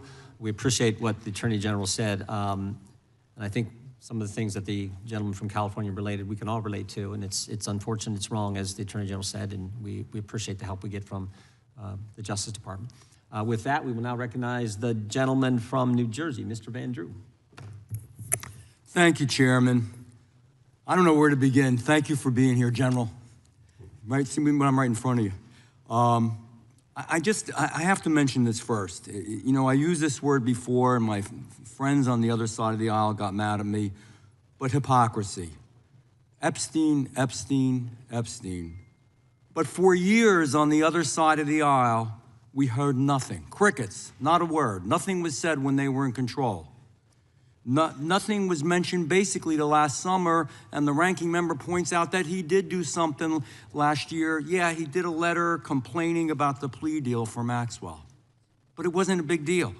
Then we get a new administration, and all of a sudden it's a big deal, and they feign concern, they're upset, they're investigating. They had all these years and all this time. And in fact, Stacey Plaskett, and we all know that name, when they had a congressional hearing, Democratic member, were taking texts from Epstein on questions to ask to go after Trump. So Epstein was using her Democratic colleague as a tool to go after President Trump. Just everybody keep that in mind. And then we talk about ICE and how horrible it is, and there are concerns. Everybody wants everything to go right. Nobody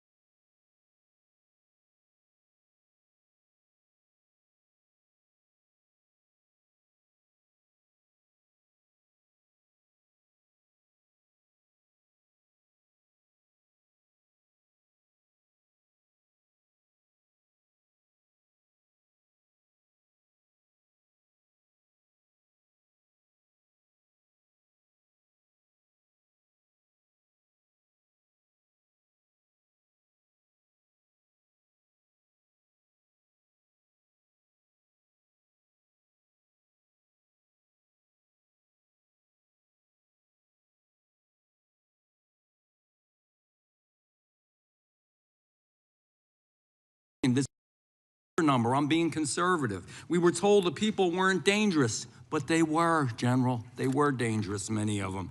More than 300 individuals on the terror watch list during that time. Violent criminals came across, as we saw consequences where mothers and fathers, daughters and sons, children were raped, murdered, hurt, abused, beaten, trafficked, all from the drugs. My God, the drugs they brought into our babies in this country.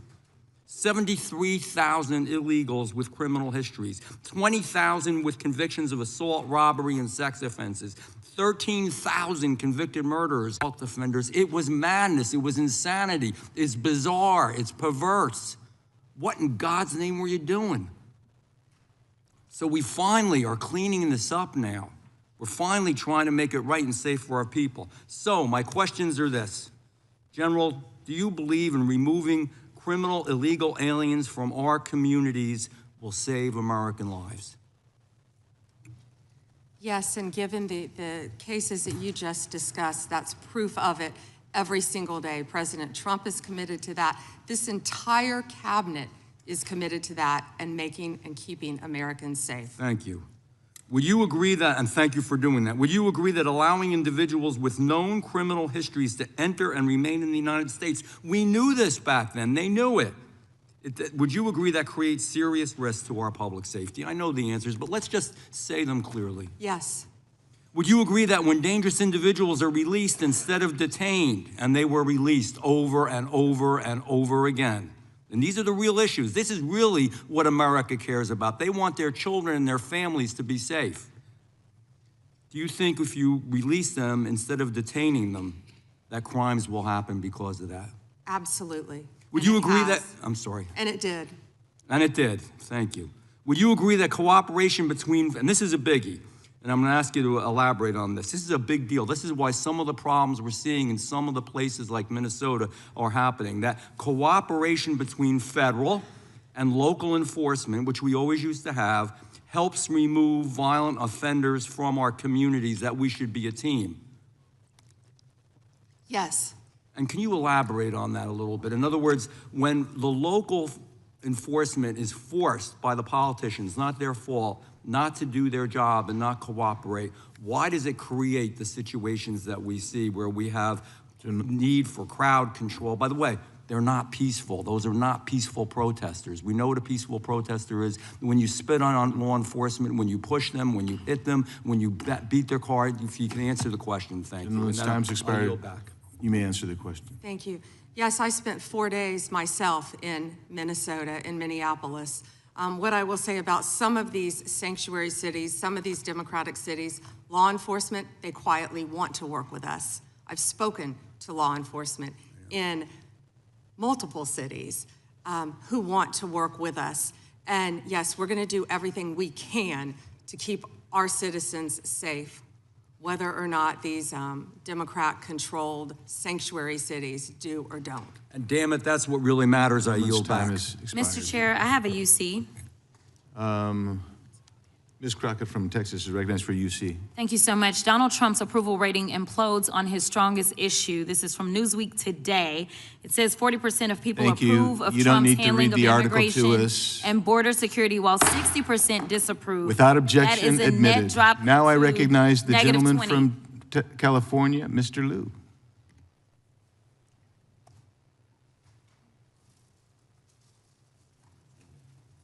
Thank you, Attorney General Bondi, for being here today. I'm going to show you two photos. Thank you. I'm going to show you two photos of former Prince Andrew. Prince Andrew attended various parties with Jeffrey Epstein. Under the law Congress passed, you were allowed to redact photos to protect the victims of Epstein's sex trafficking operation. You redacted the photos of this victim's face because you were following the congressional law. Is that correct?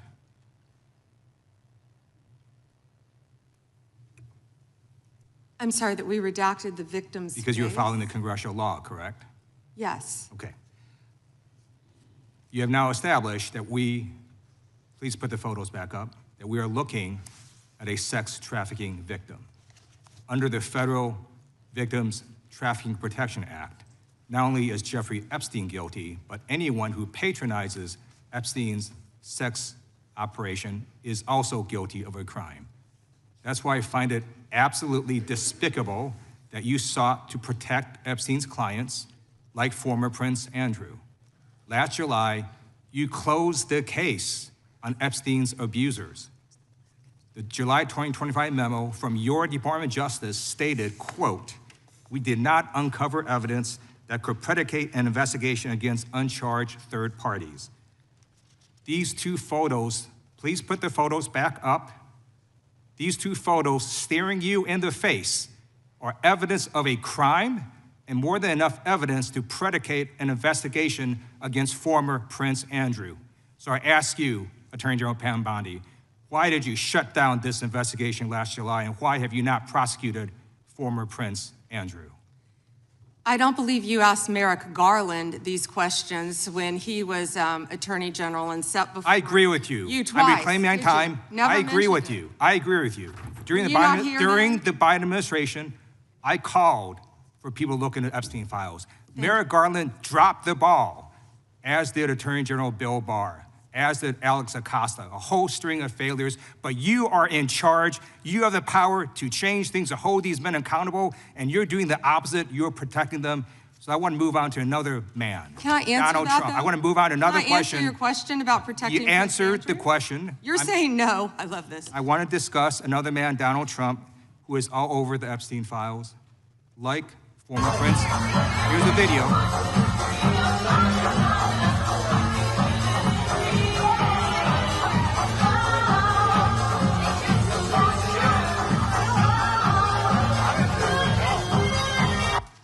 Like former Prince Andrew, Donald Trump attended various parties with Jeffrey Epstein. I want to know, were there any underage girls at that party or at any party that Trump attended with Jeffrey Epstein?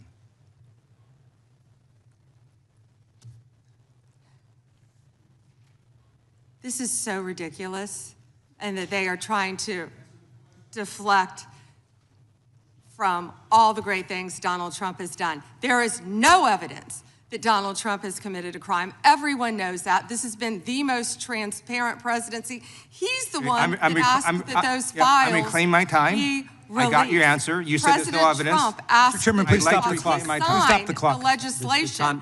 This is Time Time belongs to the gentleman from California. Okay. I'm going to put up another document from a witness who called the FBI's National Threat Operations Center, because I believe you just lied under oath. There is ample evidence in the Epstein file. Don't you ever accuse me of a crime. I believe you just lied under oath, and this is all on videotape. You said there's no evidence of a crime. I'm showing you, here is a witness statement who called into the FBI's Threat Operations Center. He drove Donald Trump around in a limo. He overheard what Donald Trump said to Jeffrey on his cell phone. He was so angry, he was going to stop the limo and hurt Donald Trump. And he met a girl who said she was raped by Donald Trump and Jeffrey Epstein. She later had her head blown off, and officers at the scene said that could not have been suicide. No one at the Department of Justice interviewed this witness. You need to interview this witness immediately. Epstein should rot in hell, so should the men who patronized his operation. And as we say here today, there are over 1,000 sex trafficking victims, and you have not held a single man accountable. Shame on you. If you had any decency, you would resign right after this hearing concludes. The gentleman has expired. May I respond? Yeah, I don't know how you respond. No one can. I did not ask a question, He Ms. doesn't You're want allowed to talk to. about I did the not ask a horrific question. crime in California. He does not want to talk about I did not ask a crime question. in his state. You can't just Madam ad Attorney lib General. stuff. I did not ask a question. Meeting will be in order. The gentleman has yielded back his time. I think our next witness will be more than happy to let the Attorney General Madam respond. Attorney General, would you like to? Gentleman from Alabama is recognized for 5 minutes. You have a few minutes to respond. Thank you, Congressman. This is what Congressman Liu didn't want to talk about. He didn't want to talk about all the crime that is happening in his state.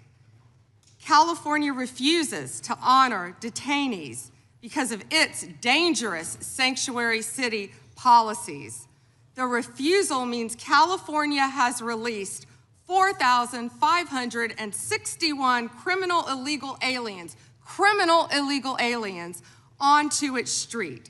The crimes of these aliens include 31 homicides, 661 assaults, 574 burglaries, 184 robberies, 1,489 dangerous drug offenses, 379 weapons offenses, and 234 sexual predator offenses.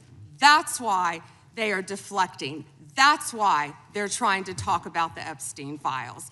That's currently happening in his home state.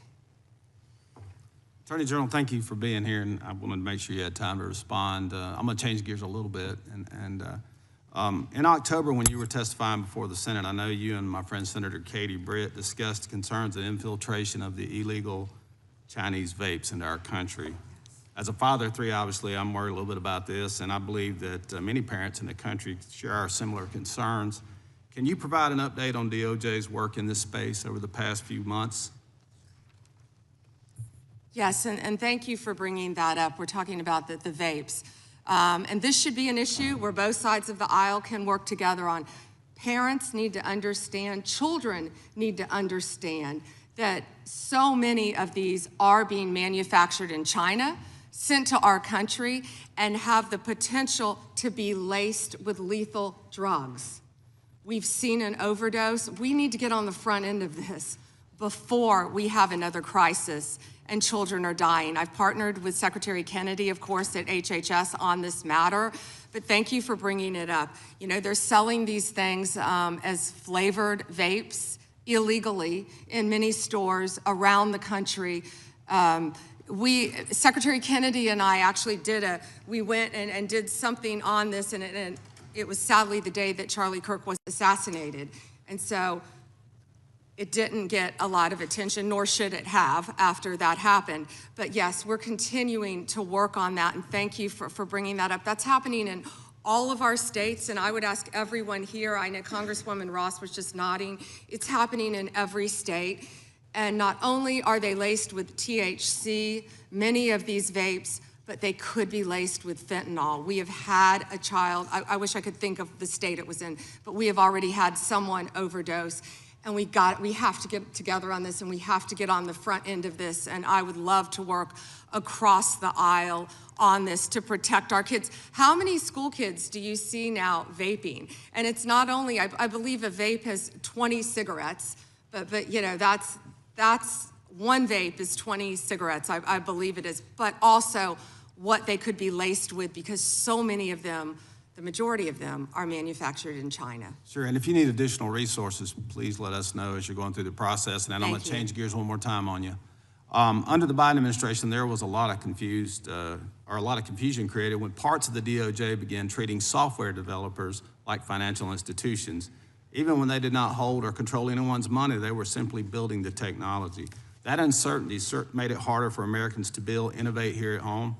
Earlier this year, the Deputy Attorney General issued a memo entitled Ending Regulations by Prosecution, a clear break from the Biden administration's approach, and I think it's important that that's a good step in the right direction, but can you talk a bit about how the DOJ is now putting that memo into practice, especially when it comes to making sure that people are just writing the software and don't control the user's funds, we don't want them treated as an unlicensed money, or they're not money transmitters, so. Yes, and we're doing everything we can to protect the American people on that, and I would refer everyone to Deputy Attorney General Blanche's memo, and we're working as hard as we can on that topic. Because we want to lead the way in the space on that, so we'd appreciate the help. And with that, Mr. Chairman, I'll yield back 10 seconds. Gentleman yields back. We'll recognize the gentleman from Arizona for unanimous consent. Thank you, Mr. Chairman. I have a number of UCs. Gentleman can proceed. Thank you. Bombshell new docs show Trump called police about Epstein in 2006. Without objection. Kamala Harris defends Biden administration decision not to release Epstein files. Without objection. Why weren't they released during the Biden administration? Without objection. House Democrat Stacey Plaskett exchanged texts with Epstein during 2019 congressional hearing. Without objection. New York judge allows Epstein victims' claims against Plaskett to proceed. Without objection. Hakeem Jeffries solicited funding from Epstein in 2013 after financier was convicted child sex offender. Without objection. Jeffrey Epstein was invited to dim fundraising dinner and to get to know Hakeem Jeffries by firm working with Brooklyn's Barack. Without objection. An email from Leslie Groff to Jeffrey Epstein concerning Hakeem Jeffries fundraising. Epstein file says Biden was replaced in 2019, question mark? Without objection. Thank you. The gentleman yields back. The gentleman from California is recognized. Mr. Correa. Thank you, Mr. Chairman, and welcome, Ms. A.G. Bondi. I agree with you. Our top priority should be protecting Americans. In my past life in the California State Legislature, I did a lot of work on solving sex crimes, passing legislation to update our codes. And I found that the biggest challenge to solving sex crimes is reporting them. Victims have to have the guts to stand up to report those sex crimes. But it's not easy. It's the most unreported sex crime there is. Crime there is sex crimes. It's painful, humiliating. A lot of time the victims don't think anything's gonna come out of their reporting these crimes. Then we have adults who as children were molested, boys and girls who will live in silence for the rest of their life. I believe the Epstein files are just one of many sex rings, sex crimes taking place in our society today. I hear 1,200 Epstein victims, some additional victims as young as 9 to 10 years old. The challenge I have today, what bothers me today about this hearing, Madam AG, is what's the message we're sending out there on Main Street? Shouldn't ask a question I don't know an answer to, but I'm gonna ask the victims behind you right now. First, can you please stand up? And then, can you please raise your hand if you think after everything you've heard today, you feel that our AG, the feds, have your back? Do we have your back? Raise your hand if you're confident that we got your back. And that's the issue, Madam AG. We've got to make sure that victims stand up and report the crimes. Otherwise, we're going to be taking a step backwards. Today, AI, cyber, social media, the new realm for people to be hurt, attacked sexually. These are the areas I'd welcome the opportunity to work with you on. It's not your problem, it's not my problem, it's our problem. But to have redacted files that are not showing us the names of these predators is wrong. These are very powerful people. This was a very expensive business, and we don't know who they are. I would imagine they're very prominent Republicans, very Republican Democrats, and we are covering up for them. We gotta know what's going on out there, Madam AG. It looks like you wanna say something. I'm gonna give the opportunity to address my statement. I look forward to working with you on any crimes involving child sex predators, children, and also cyber crimes. That is a tremendous problem now throughout our country. AI, you are correct. AI is causing great problems online we're working on that though. AI is an incredible tool, but it also can be fraught with peril with victims of crime. I've experienced that with someone I know who we've been trying to help. I look forward though to working with you on that and all Madam, cyber crimes. Can I? Please, go ahead. And as I said before, to any victims, we ask them to come forward to our office, and we want to work with them. I have never not worked with a victim, and I believe I've actually spoken to several of the Madam, if I can reclaim my time, I only have a minute. Behind me. If I can reclaim my time, I just think we start out by making sure those redactions are unredacted, those Epstein files, to make sure that the public, according to the law, following the law, that those names in those files are made public. We have to make sure we tell those predators there is no place for them to hide, and if they commit the crime, they're gonna fry for it. It starts with showing us the names of the perpetrators in the Epstein files. May I respond to that? Sure. Okay. So, if any man's name was redacted that should not have been, we will, of course, unredact it.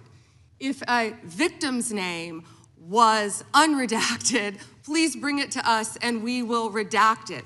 We were given 30 days to review and redact and unredact millions of pages of documents. Our error rate is very low, but there are victims are always right behind you. We've got to convince them that we're doing a good job everything of we can protecting to help them. the victims. We will Thank do you, everything Mr. we can. Chair, I'm out of time. Gentleman yields back. The gentleman from California, Mr. Kiley, is recognized.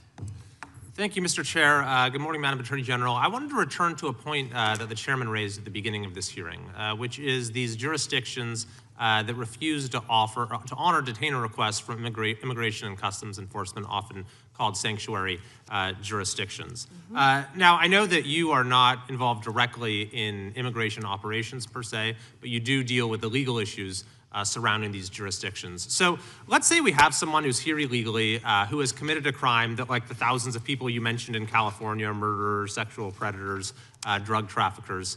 If that individual is in detention in a jurisdiction that has a sanctuary policy where they do not honor ICE detainers versus in any other jurisdiction where they do, how does the nature of apprehending that person, how does the nature of ICE's involvement in that operation differ in those two circumstances?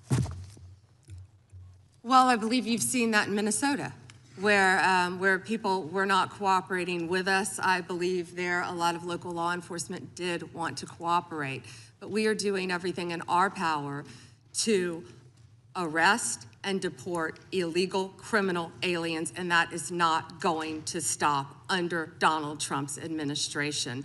You know, why sanctuary cities are so dangerous, what we've seen in Minneapolis. Where do all the criminals go? The gangs, TDA, MS-13. Where are they gonna go? They're gonna go to a sanctuary jurisdiction because they believe they're protected, and that's not fair to the citizens of those cities. Yeah, and this is a point that there at least used to be a lot of consensus on.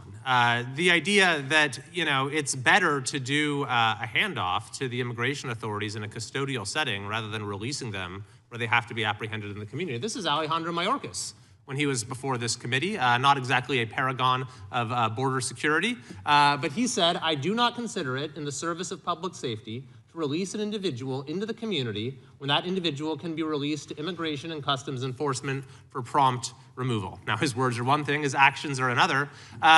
But when you have jurisdictions across the country, including my state of California, doing systematically precisely the thing that even Alejandro Mayorkas said threatens public safety, I mean, what does that say to you? It's a danger to the citizens of your community, and thank you for fighting to protect them. Absolutely. And you know, we're having this conversation right now in relation to Homeland Security funding. And I believe there are some common sense reforms that have been proposed that folks on both sides would agree make sense. But those reforms have to go hand in hand with reforming this reckless practice of refusing to cooperate, refusing to honor detainers, and declaring oneself to be a sanctuary. So I'm hoping that we can find bipartisan support for what has long been a bipartisan principle.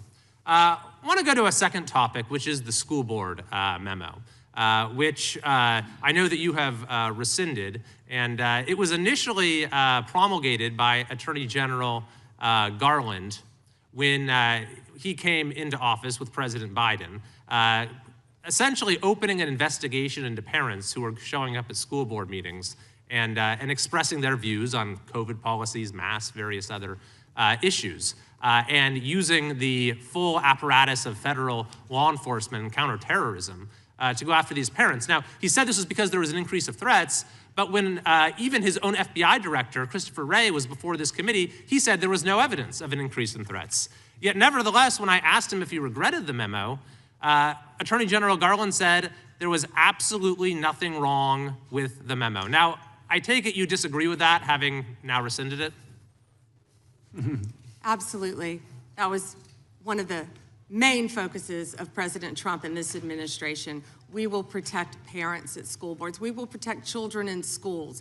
We will protect parents' rights for their children's education in our school system in this country. We will protect Christians. We will protect everyone who wants to freely protest. If Christians want to protest in front of an abortion clinic without being arrested, they will do so. Thank you very much. And finally, I thank you for your efforts to step up the detection and rooting out of fraud. My home state is California. Any idea if there might be any fraud going on in California? Well, we are establishing, as you have heard, a fraud unit, and I'm sorry you're having to deal with that in your state, but the cavalry's coming. And we have Colin McDonald, who is hopefully will be confirmed soon. We're working on Minneapolis. I don't know if you were sitting here when I said that, but California was right up there. I'm sorry to say for both sides of the aisle that California is right up there with fraud. It's out of control, but we are coming to your rescue. Donald Trump is coming to the rescue. Well, thank you very much. And unfortunately, I think you'll find that what's happening in California pales in comparison to what's been going on in Minnesota. Thank you. I yield back. Gentleman yields back. The gentleman from Maryland is recognized. Actually, I think the gentlelady from Pennsylvania. Gentlelady from Pennsylvania is recognized. Thank you, Mr. Chairman. Ms. Bondi, I'm here. On September 25th, President Trump signed a memorandum known as NSPM 7, purporting to address domestic terrorism. But Americans across the political spectrum were immediately alarmed by the memo's blurring of the line between unlawful conduct and constitutionally protected speech and activity, as well as its call to investigate, prosecute, and dismantle groups that the president and Stephen Miller described without evidence as, quote, an organized campaign of radical left terrorism. Now, counterterrorism experts were further alarmed by the administration's singular focus on left-wing extremism, combined with the sudden deletion from the DOJ website of decades of research and law enforcement analysis, which had concluded that right-wing extremism poses the greatest terrorism threat to Americans. The president's memo broadly and vaguely links violent conduct to ideologies, and it targeted specifically anti-American, anti-Christian, and anti-capitalist beliefs, as well as, quote, hostility to so-called traditional American views on family, religion, and morality, end quote. President Trump has repeatedly and openly, however falsely, tried to brand his political opponents with these sentiments listed in his memo. But as you know, as a lawyer, holding beliefs that the White House disagrees with is not a crime. And the statute defining domestic terrorism requires criminal acts, not just thoughts and ideas. That's why legal experts, nonprofit leaders, religious freedom, and civil rights advocates immediately raised the alarm that the new presidential directive was a politically motivated attack on civil society designed to silence those who disagree with the administration. So, Ms. Bondi, Section 3 of that memo directed you, as Attorney General, to submit to the President and Stephen Miller a list of groups or entities whose members are engaged in acts that meet the definition of domestic terrorism. And then on December 4th, you directed the FBI to work with a variety of law enforcement entities to compile a list of groups and entities engaged in such acts by January 3rd, 2026, and to update that report every 30 days thereafter. So can we assume that you or persons under your direction at the Department of Justice have prepared that list of groups or entities who are designated as domestic terrorist organizations? And I just remind you that's a yes or no question. Did you prepare the list? I'm not going to answer it yes or no, but what I will say is I know Antifa is part of that. I will talk to you about that. I'm reclaiming my time. I asked you whether you an Antifa member was arrested in Minneapolis federal court for my cyber time. stalking. Did you they have ask a question list? and don't want an answer. The answer is yes or no. Time belongs to the gentlelady from Pennsylvania. Gentlelady can proceed. Okay. So will you commit to providing this committee with any list of organizations that you have recommended be designated as domestic terrorist organizations? We will comply with the law in all matters. Will you commit to provide this committee with your list of entities that you recommend be designated as domestic terrorist organizations?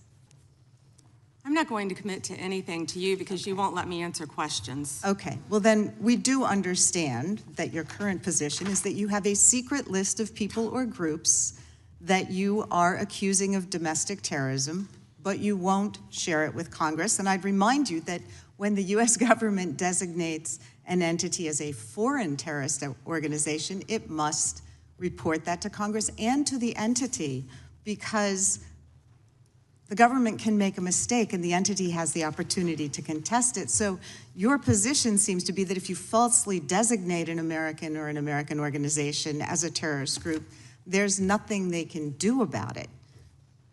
I think we get it. You don't want to answer the question. No, you don't get anything regarding public safety. Thank you. Nothing. Thank you for the insult. It's clear you didn't come to Congress prepared to answer questions that the American people have every right to have answered. But if you were prepared to answer truthfully, here's what we expect the facts to show. The administration is keeping lists of Americans who the White House says are engaged in domestic terrorism. Those lists could include Americans who have not committed any acts of terrorism, but simply disagree with this administration, people like Renee Good and Alex Preddy. And your list may include clergy, elected officials, and members of indivisible groups across the country. And those lists likely don't include Proud Boys or Oath Keepers who were actually convicted. Americans have never tolerated political demagogues who use the government to punish people on an enemies list. It brought down McCarthy, it brought down Nixon, and it will bring down this administration as well. And you're right. That's why we're so glad they rescinded the memorandum targeting parents. For goodness sake, as the gentleman from California just pointed out in his 5 minutes, the gentleman from Kentucky is recognized for 5 minutes. May I respond very briefly to her statement? Well, I think we can do that probably on one of our members' time. Okay, thank you. I don't want that to get away. Thank you. Yep. Thank you, Mr. Chairman. Behind me, I have 3 documents from the DOJ production that are emblematic of the massive failure of the DOJ to comply with the Epstein Files Transparency Act. To my right is an email that was sent by the victim's lawyers to the DOJ. It was a list of names not to redact, a list of names not to release. What did the DOJ do with this email? They released this email in the document production. Literally the worst thing you could do to the survivors, you did. And they're getting phone calls. A lot of these people didn't want to be known. And we know you touched the document because you redacted one name and you redacted the lawyer's name, but you left the survivor's name there. The next document I want to show you, that was in the title, the victim's survivors' names, all right? The title of this one is Child Sex Trafficking, Co-Conspirators, fully redacted. And by the way, I'm gonna unredact them here. Les Wexner is in this. Now your your deputy attorney general said, oh, well, he appears hundreds of times in the files, but he doesn't appear in this file until I forced you to release it, where he's listed as a co-conspirator, not to tax evasion, but to child sex trafficking, not to prostitution, not to money laundering, child sex trafficking. And then finally, what we have here is the third exhibit that I have is emblematic of the FD 302 release. These are the documents that we need that you're holding on to and over-redacting because they have the names of the men who are implicated. How do we know? Because the survivors gave testimony to the FBI, and it's in there. And what happens when you go to the portal at the DOJ to look at what's behind this redaction? Another redaction. So we can't even see them. And then there's some of these files you've pulled down from the website that we will never see because we can't search the redactions. So I have several questions for you. Who's responsible? Are you able to track who in your organization made this massive failure and released the victims' names? Are you able to track who it was that obscured Les Wexner's name as a co-conspirator in an FBI document? Do you have that kind of accountability? I believe Wexner's name was listed more than 4,000 times. Yeah, I already told you that. This is where he's listed as a co-conspirator. Can I finish my answer? Come on, let me finish my answer. We corrected that within 40 minutes. He was already, you're acting like everybody's trying to cover up Wexner's name. Reclaiming my time. I'm going to answer this question. Reclaiming my time. Mr. Chairman. This is how this works. Can I have my time back? Mr. Chairman. The gentlelady can give her answer. The time belongs to the gentleman from All right, Kentucky. I'm reclaiming my time. Can I give my answer? So Yes. I'm going to put the language of the bill up on the screen. Chairman, Because may I have give my another answer question. on that? If- It's a political the question. joke, and I need to give my answer Yeah, on that. we'll let the Attorney General respond, and then the gentleman can move to his Chairman, next question. it's my time. Within 40 minutes, you asked me a question. You can give Within me- 40 minutes, Wexner's name was added back. Within 40 minutes You of me catching you red-handed. Red-handed, there was one redaction out Where of he's over listed as a 4,700, co-conspirator. and Okay. we invited You know what? you Switch- in. show the video. This Show guy the- has Trump Gentlemen. derangement syndrome. He needs Show to the get, video. you're a failed politician. Gentlemen, You need to time get belongs on to you to these watch the video. matters. Mr. Chairman, please restore his time and remind the witness of the Himself, rules here. there is Time. no credible information. None. If there were, I would bring the case yesterday that he trafficked to other individuals. Is that your position as well? My position is any victim who comes forward, of course, we would love to hear from them. 1-800-CALL-FBI.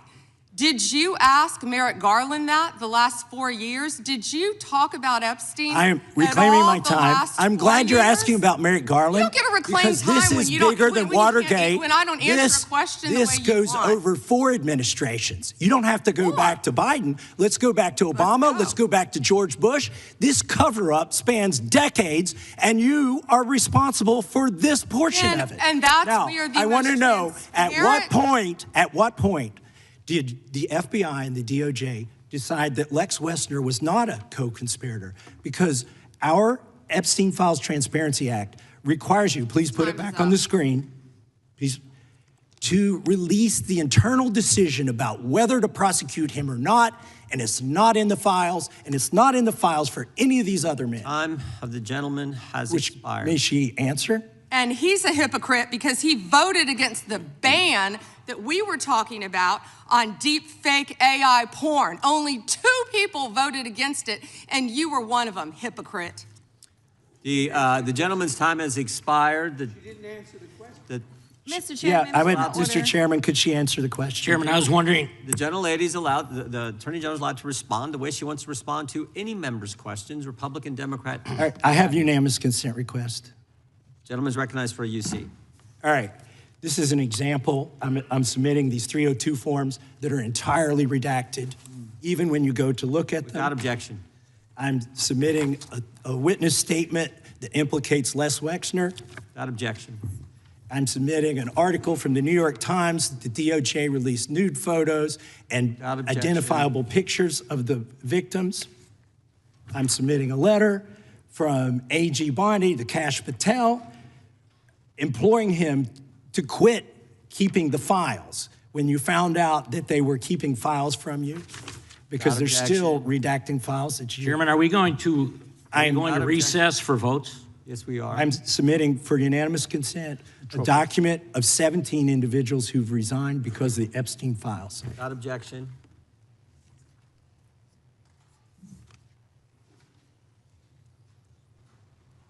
Just want to check on how much time we have left in votes, but one thing I've learned here of late that they'll wait on us. How much time do we have? Oh, they just called. Okay. The chair now recognizes the gentleman from Maryland. And thank you, Mr. Chairman. I want to start by saying I appreciate what you said, Attorney General Bondi, and you said it to me personally, that you take the personal security of every member of Congress seriously and that people can contact you about that. And in these times, that's a very serious matter. So I thank you for that. Article 2, Section 1, Clause 7 of the Constitution is the Domestic Emoluments Clause. And it says that the president is limited to his salary in office and cannot receive any other money from the federal government while he's in office. It cannot be increased by $1. This president is the first president in U.S. history who has repeatedly sued the federal government for $230 million for the judicial search warrant at Mar-a-Lago, which was perfectly lawful and was never struck down. But now he's suing the IRS for $10 billion. He's suing the IRS for $10 billion, which I think is around 80% of its annual budget, because his tax returns were leaked. And they were illegally leaked by a private contractor who actually is in prison now, Charles Littlejohn. but he wants $10 billion. Now, but I want to ask you the question of whether you think it would violate the domestic emoluments clause for you to settle that $10 billion case or any of the other claims that the president has made against the government. He himself has remarked, it's interesting because I'm the one that makes the deal, right? And he says, I kind of have to work it out with myself. Do you think it would violate the domestic emoluments clause for the president to work out a deal from people who are his subordinates under his unitary executive theory to get money in one of these cases? I'm not going to discuss pending litigation.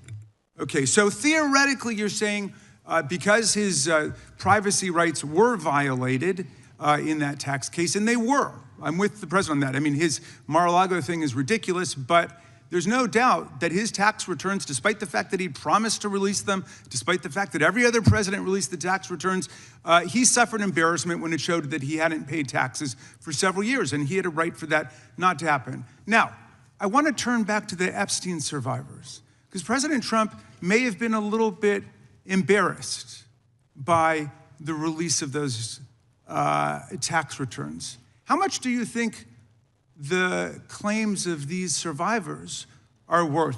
As the good congressman from Kentucky just pointed out, there were lots of survivors who had decided, for reasons of their own, never to release their names. That determination was represented to people in Congress, and we built it into our federal law that their names could not be released, and yet you published their names, their phone numbers, their addresses, personally identifying information. If Donald Trump can get $10 billion, theoretically, from the Department of Justice, how much should these people get for a far worse violation of their privacy rights and a far greater danger established to them in their lives?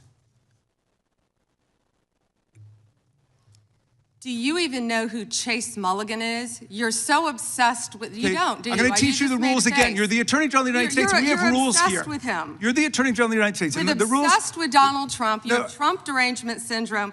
Mr. Chairman, I'd like my time Mulligan will be restored. I'd like my time restored. In your district.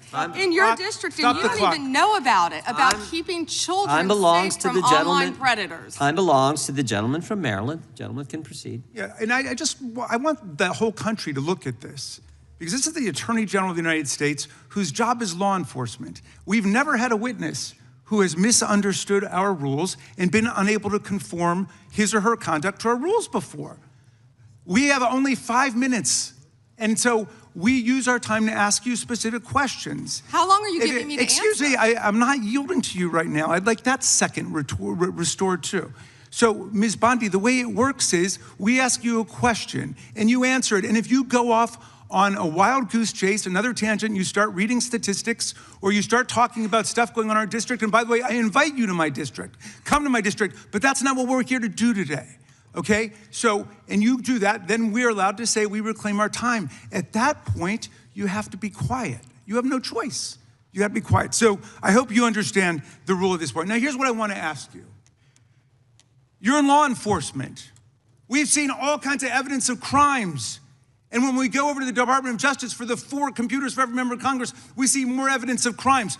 Will you create a joint task force of the Department of Justice and governors and state attorney generals and district attorneys across the country to investigate the crimes that have taken place against these victims and more than 1,000 like them? The DOJ is not doing its job. Will you create a task force with state and local law enforcement to make that happen?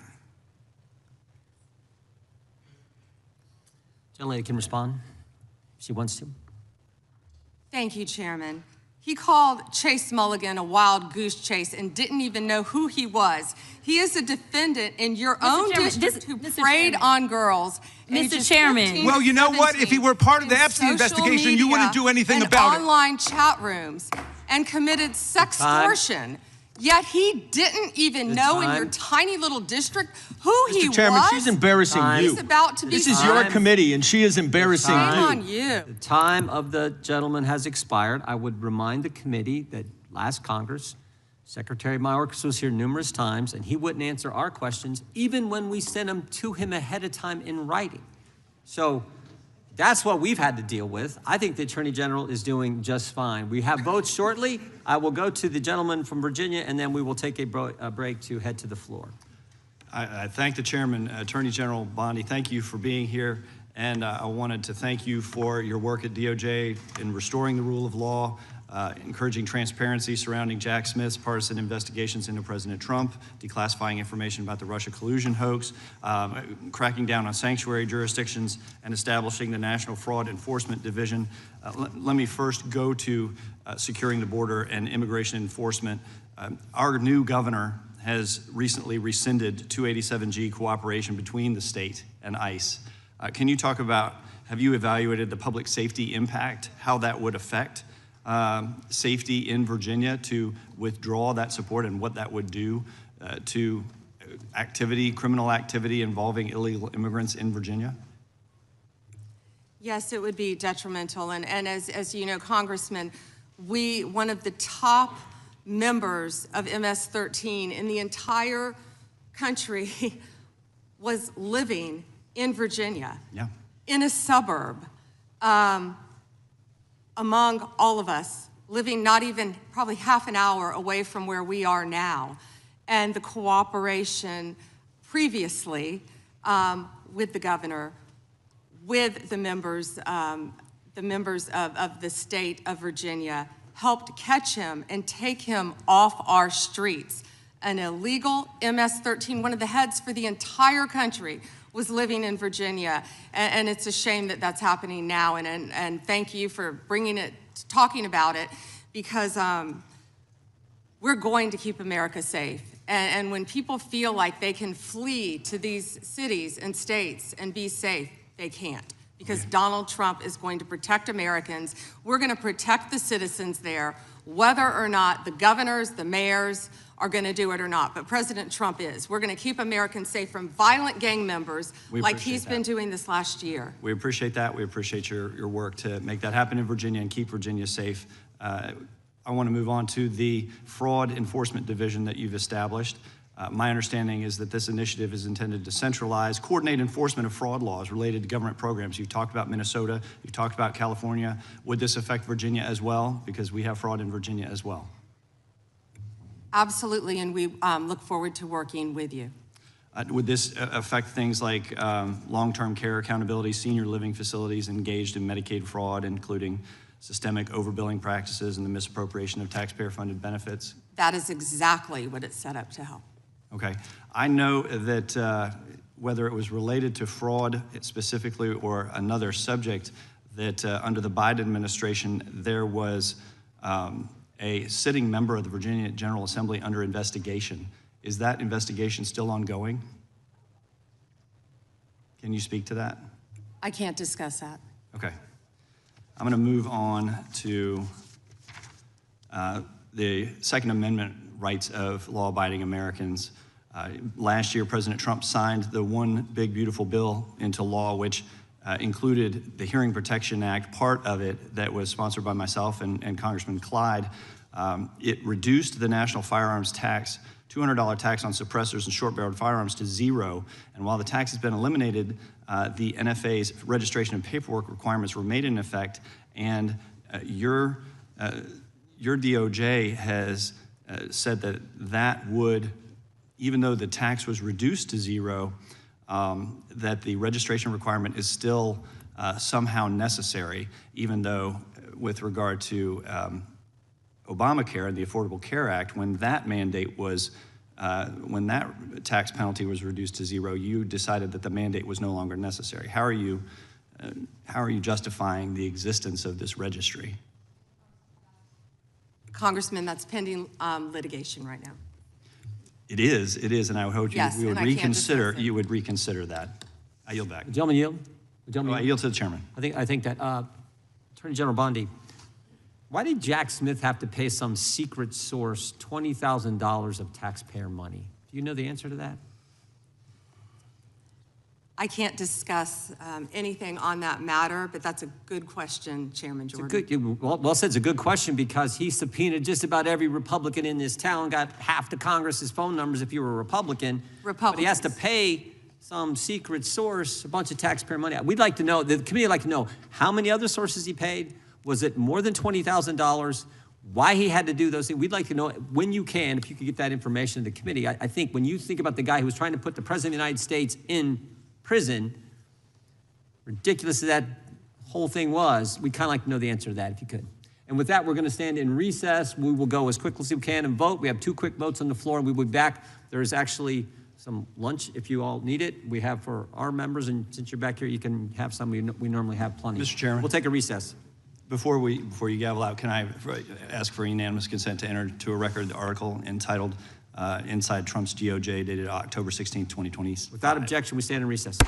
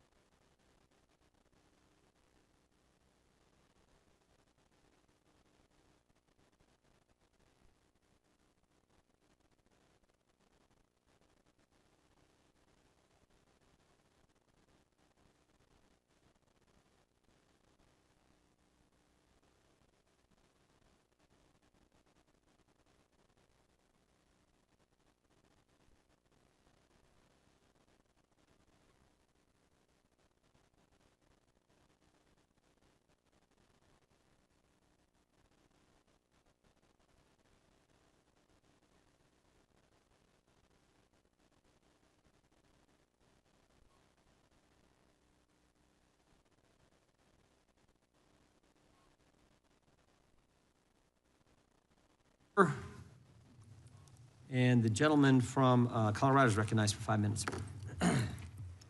Thank you, Mr. Chairman. Here.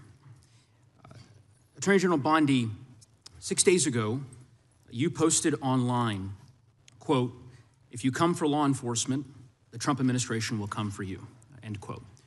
I want to show you just a brief video. It's about 30 seconds, and I'll ask you a couple questions about it. You guys are disgusting, man. Hey, you guys are disgusting. I'm former law enforcement. You're disgusting. You are the Nazi. You are the Gestapo. You can't see it because you're chasing your pension, right? Your pension, your retirement, right? That's what runs your life, your retirement. The sad thing is they're not even going to get their pension because it's going to be worthless. And shame on you. Shame on you. Shame on you. Yeah. Fuck that. Yeah.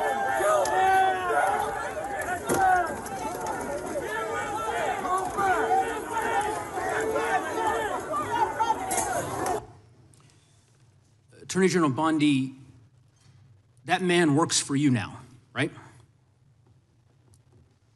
Who was that, Congressman? The man in that video, the one who was in the police-worn body cam footage, the one allegedly yelling, "Kill him," at police officers on January 6th, his name is Jared Wise. He does work for us. He works for you at the Department of he Justice. Does. He does. This is an individual whom a federal grand jury indicted for 2 felonies and 4 misdemeanors related to his participation in the attack on January 6th. One of those charges was forcibly assaulting, resisting, opposing, impeding, intimidating, and interfering with police with the intent to commit another felony. This is who you choose as the chief law enforcement officer of the United States of America to hire at the Department of Justice. Someone on video yelling, "Kill him," at police officers? Right? I believe he was pardoned by President Trump. Oh, he was pardoned. You're right. You're right. Pardoned by President Trump for his offense. Pardoned for yelling, "Kill him," at police officers. And yet you expect hardworking police officers across the country to believe that you take law enforcement seriously. You could imagine the reaction of so many folks across the country hearing the chief law enforcement officer of the United States refuse to even condemn what that individual whom you've now hired did. But in any event, let's talk a little bit about some of the other divisions within the Department of Justice and what's happened over the last year. You're familiar with the Public Integrity section of the DOJ's criminal division. I think it's referred to as PIN. Is that right? Yes. Okay. Do you know which presidential administration under which the PIN was first created? I can tell you what administration that the weaponization was ended under. I'll reclaim my time. This wasn't a trick question. You don't get to Madam Attorney reclaim General. your time. Madam Attorney General. Because I don't like Mr. Chairman, will you explain to the witness that he does reclaim his time? Because I don't answer a question to your satisfaction. Mr. Chairman. Madam Attorney General, the time belongs to the gentleman from Colorado. The president under which PIN was created was Gerald Ford. It was created after Watergate. I'm not asking a question, Madam Attorney General. The administration under which it was created was Gerald Ford. When you first started as the Attorney General of the United States, there were 35 people working in that office. There are now 2 people working in that office because you have gutted it. How many people work for the National Cryptocurrency Enforcement Team in the criminal division today? Can I answer the question about PIN? I've asked you a question. How many You've people asked work? me a question, but you don't How want many the answer. people work I'm not for the gonna answer National your questions the way you Cryptocurrency want. Enforcement Team? You won't answer how many I'll people? answer PIN. You. PIN will not be you know what? weaponized. You know what? What's Madam funny Attorney about General, this? I'll say to the chairman. What's funny about Mr. Chairman, this? you know what the answer is? And I think I What's understand funny why the about Attorney General this? does not want to answer the question. Because you eliminated the National Cryptocurrency Enforcement Team last year. So I understand why you don't want to tell the American people who works there. Yeah, I no one understand works why there you don't want to anymore, talk about Madam Mohammed Attorney Solomon General. in So, your district. In any event, who I would murdered people. Mr. Chairman, will you stop the clock so his time is not wasted by the witness? I've been very generous with allowing extra time when we have these little disputes. I understand. You got the time, Mr. Goose. I might as well ask the chairman these questions. I'd be happy because to what answer is some of your fun- questions. What's profound, the questions I've Profound? asked, The crime in your I've district. asked, Mr. Chairman, are not trick questions. They're not gotcha questions. They're actually basic questions about how the Department of Justice functions and the unwillingness of this Attorney General to answer them in good faith. When a member of Congress asks, How many people work at the National Cryptocurrency Enforcement Team and the Attorney General refuses to answer it? It is not a coincidence. It's because she eliminated the team. Why? Because her boss, the President of the United States, is making money hand over fist, $1.4 billion over the course of the last year through cryptocurrency holdings. I think what is happening at the Department of Justice is a disgrace, Mr. Chairman, and I would urge you to gain control of this hearing. With that, I yield back the balance of my time. Yeah. I would ask the gentleman, does he agree with the standing up of the Deputy Attorney General for dealing with fraud? That's something that's happened in this administration, first time. You talked about Penn. That happened with this Justice Department. We're talking about this committee. Mr. Chairman, had you answered the question, had the Attorney General answered the question in that way, perhaps this hearing would have some modicum of resembling something that has typically been fairly conventional, an oversight hearing of the Department of Justice. The gentleman's time has expired. The gentlelady from Wyoming is recognized for 5 minutes. Attorney General Bondi, I want to express my gratitude to the President, you and your team for your continued efforts against extreme anti-energy policies taken by states and cities that serve only to increase costs on the American people. This is an issue of great concern for Congress as well as the consumers. At the behest of networks of non-governmental organizations and anti-growth activists, Democratic-controlled states and cities are enacting laws and pursuing coordinated lawsuits that would impose retroactive liability on energy producers for past global emissions based on speculative future climate change harms. The proponents of these plans call them climate superfund laws, but in reality, that is simply window dressing for taxes and fees imposed on consumers and businesses that don't even have a presence in these states or communities. But if you look at the billions of dollars they hope to gain from these efforts, the real goal here is to increase their already mismanaged state budgets by imposing fees on consumers and businesses in energy-producing states such as the state of Wyoming. I would describe this as the tobacco litigation on steroids. Vermont has enacted such a law, and another has recently gone into effect in New York. Similar laws are under consideration in a number of other states. Clearly, this problem is spreading. Would you agree that Congress has not authorized states to impose retroactive liability against energy producers and lawful carbon emissions? Yes. And would you also agree that protecting consumers is a core part of the DOJ's mission? Absolutely. Would you further agree that combating state policies that seek to hide and shift the true cost of programs like these onto consumers fits within your mission? Yes. So, Attorney General Bondi, fossil fuels are the foundation of the U.S. economy, and the recent winter storms underscored that gas, coal, and oil remain essential to grid reliability and heating our homes. Can you confirm that the DOJ is fully committed to using all available legal tools to stop these state and local level attacks on domestic energy production? Congresswoman, we are committed to that, and so is the entire administration. We talk about that a lot. Thank you. Thank you. The President's April 2025 executive order directed the DOJ to identify and act against state laws that burden U.S. energy production. What concrete actions has the DOJ and the administration more broadly taken to carry out this directive? Well, we filed 4 lawsuits. We're filing multiple lawsuits. Many things are pending within this office to carry that out. Okay.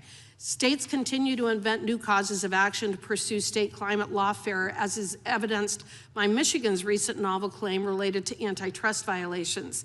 The city of Boulder, Colorado has also filed such a lawsuit, despite refusing my challenge that they actually forego the use of fossil fuels if they disagree with them so much.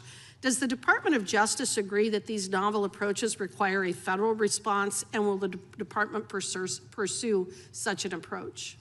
Yes, Congresswoman, and we'd be happy to talk to you more about that. Wonderful, yes. Thank you. Multiple climate lawsuits are now advancing toward trial, even in states that rely on those energy forms to provide heat and electricity for their citizens. In fact, in any community, they all rely upon fossil fuels in some fashion. Is the department actively considering intervention to protect federal supremacy over interstate emissions and energy policy? Yes, we'd be happy to discuss that with you. Thank you. And clearly, this is an area in which Congress has a role to play. To that end, I'm working with my colleagues in both the House and Senate to craft legislation tackling both these state laws and the lawsuits that could destroy energy affordability for consumers.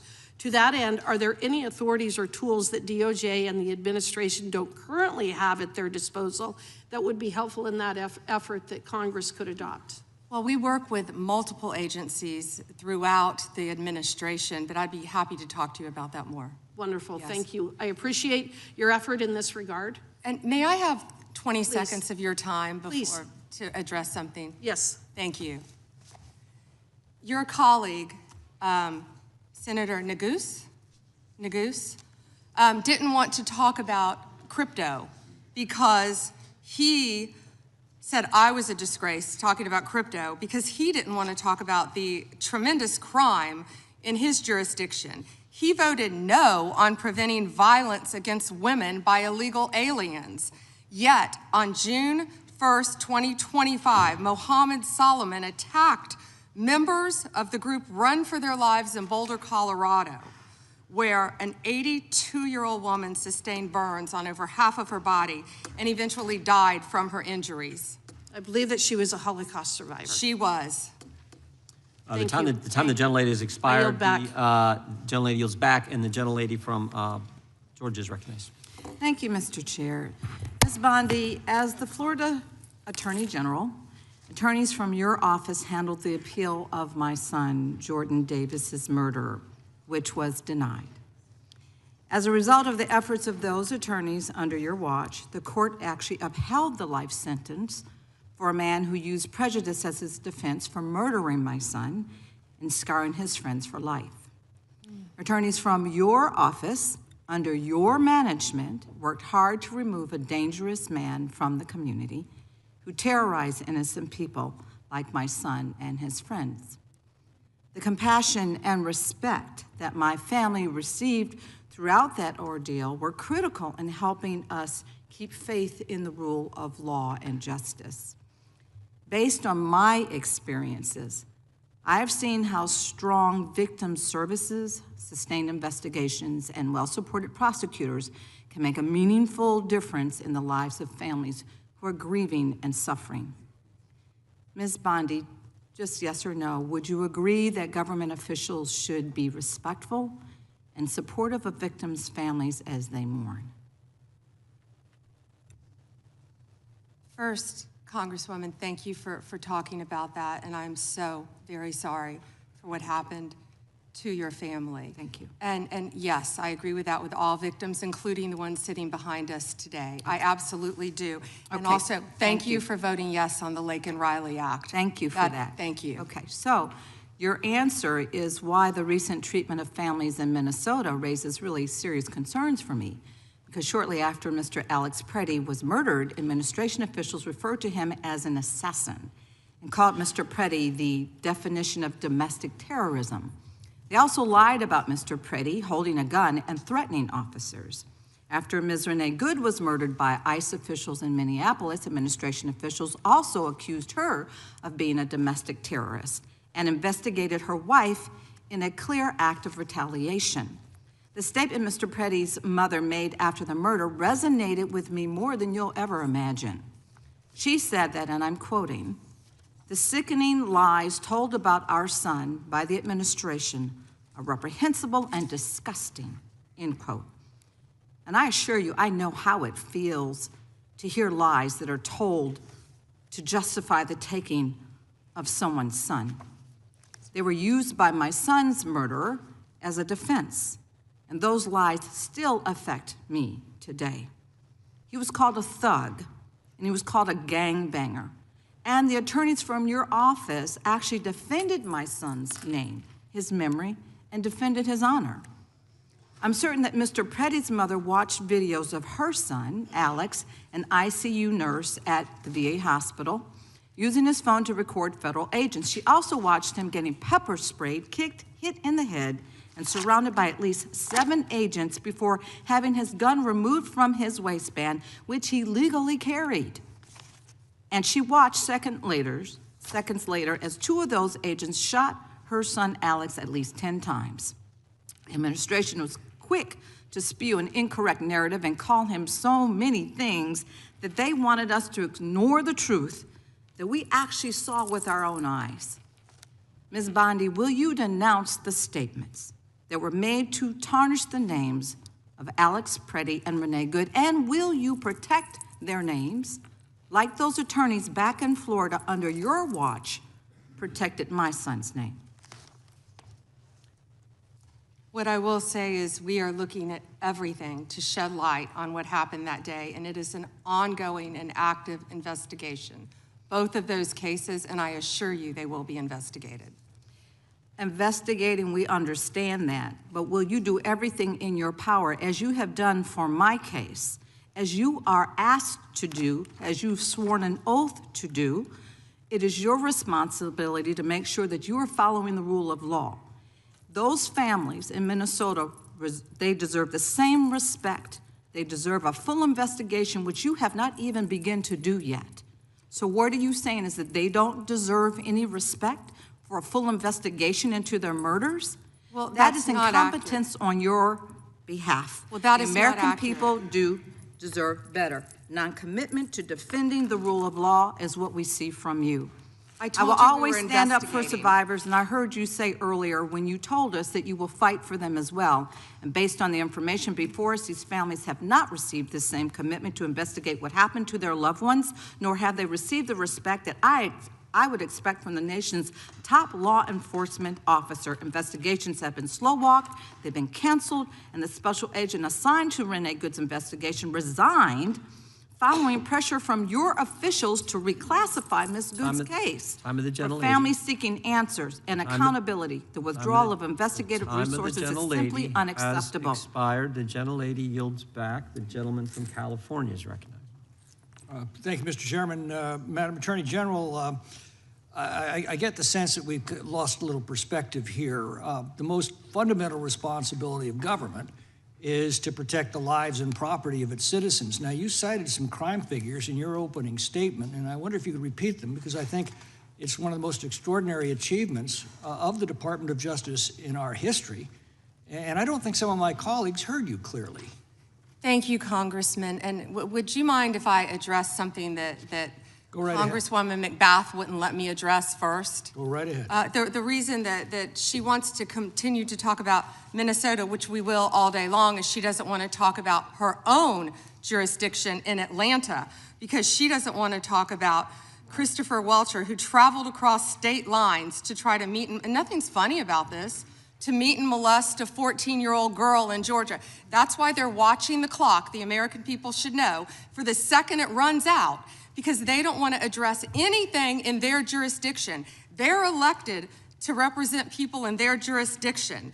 We prosecuted illegal aliens who ran a large-scale meth operation in the Atlanta metro area. You understand we don't prosecute, right, Ms. Bondi? Madam Attorney General. On the law, I'm sorry, thank you. Mr. McClintock. So yes, the statistics I spoke of earlier, Congressman, under the leadership of the FBI, historic work has been done. A drop 20% in the nationwide murder rate in 2025. Least murders in our country since 1900, and that is to the work because of the credit of Donald Trump. It's not just homicides, is it? It's also other violent crimes, robbery. Could you go through that list real quick? Yes, Congressman. 100% increase in violent crime arrest in 2025 compared to 2024. What's that done to the violent crime rate in the country? It's plummeting. 1,800 gangs. Wait a second. Do you mean to honestly tell us, and you're under oath, that if we take violent criminals off the streets, we end up with less crime? I certainly hope so, Congressman, and that's our goal, and that's an extraordinary concept, and I'm afraid it may be lost on some of our Democratic colleagues. I look at these numbers, and they're absolutely staggering. It didn't happen by accident. It happened because of specific policies that you've implemented this year. And you mentioned a few of them. Would you continue? Over 6,000 child victims located, 22% increase. Over 1,700 child predators arrested, 10% increased. Over 300 human traffickers arrested. Let me jump down to DEA right now. That was just FBI. Under Terry Cole's leadership, and I talk to these people almost daily, our directors, and the amazing work that they're doing in all of your jurisdictions on the left and the right, working together to take drugs off our streets. Right, and I assume that our Democratic colleagues, some of whom represent some of our most crime-plagued cities and communities, have thanked you for this extraordinary accomplishment. Thank you, Congressman. We've seized more than 9,800 kilos of fentanyl and 47 million fentanyl pills. That affects every single person in this room. It doesn't matter what political party you are.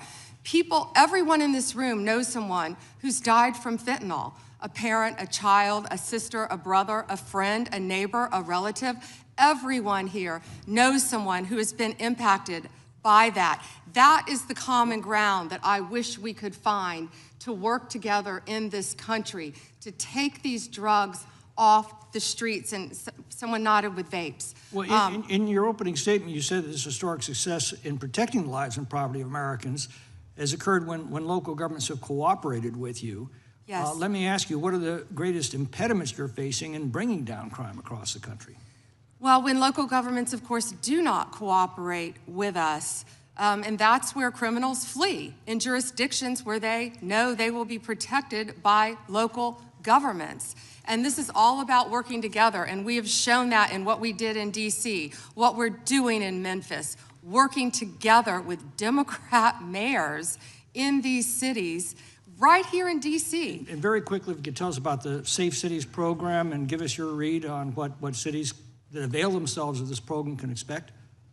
Yes, so far, of course, we've been working in Washington, D.C., right here to do everything we can, working hand in hand with the mayor, with Metro PD, to keep everyone safe in D.C., and it's been a tremendous effort. And now we're in Memphis, working with the mayor in Memphis, as we talked about earlier, doing everything we can. These are iconic cities in our country, and we want to help every city in this country who wants and asks for President Trump's help to make America safe again. Gentlemen, Mr. Chair, I have, you see. Let the record show that Democrat was applauding the Attorney General's answer there. Unanimous consent? Yes, please. All right, the gentlelady is recognized. Mr. Chair, I have a few unanimous consent requests. I would like to submit into the record this New York Times article titled Alex Pretty's Friends and Family Denounce Sickening Lies About His Life. I also would like to submit this Daily Mail exclusive interview with Vice President J.D. Vance titled J.D. Vance Refuses to Apologize to Alex Pretty's Family After Spreading ICE Assassin Claim. One more. My last submission request is a New York Times article titled FBI Agent Who Tried to Investigate ICE Officer in Shooting Resigns. Without objection. Thank you. The chair now recognizes the gentlelady from North Carolina. Thank you, Mr. Chairman.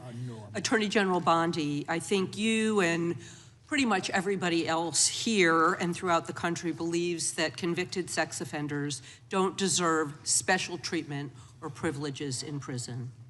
And yet Ghislaine Maxwell, Jeffrey Epstein's co-conspirator, received perk after perk in prison. In July, she had a 2-day interview with your deputy and President Trump's former defense attorney, Todd Blanche.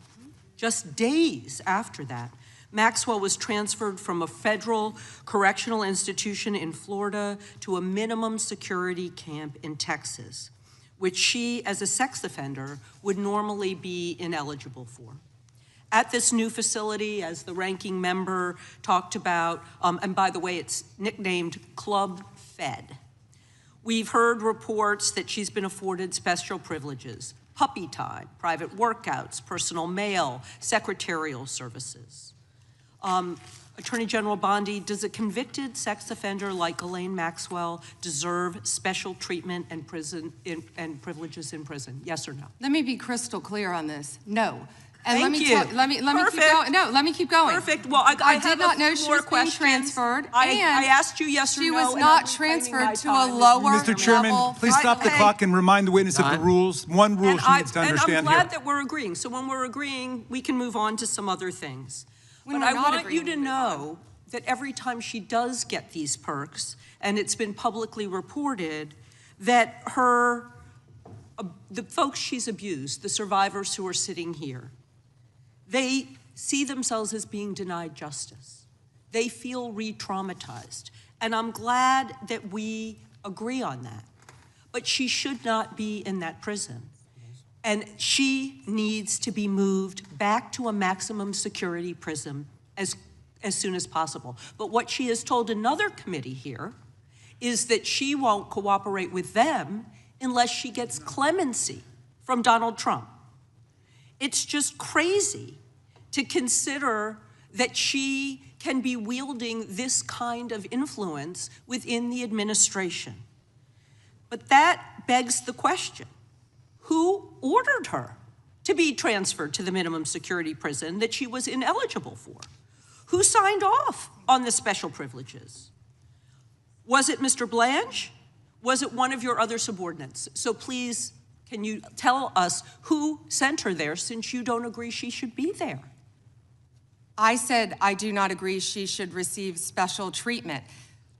She was transferred, I learned after the fact, to the same level facility, and that is a question for the Bureau of Prisons. I was not involved in that at all. The same level facility, I don't know why, but you know, instead of talking about Ghislaine Maxwell, who hopefully will die in prison, you should be talking about Irina Zarutska. I have a couple who of died other on a subway. Right, and I absolutely... You don't talk about that. I have been talking about it and actually helping with these issues. But we're going to move back to you. I bet we are. Yes, of course, because you're here to testify.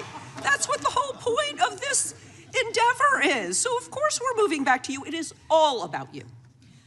So as we've heard, she took the fifth in response to every single question in that committee hearing.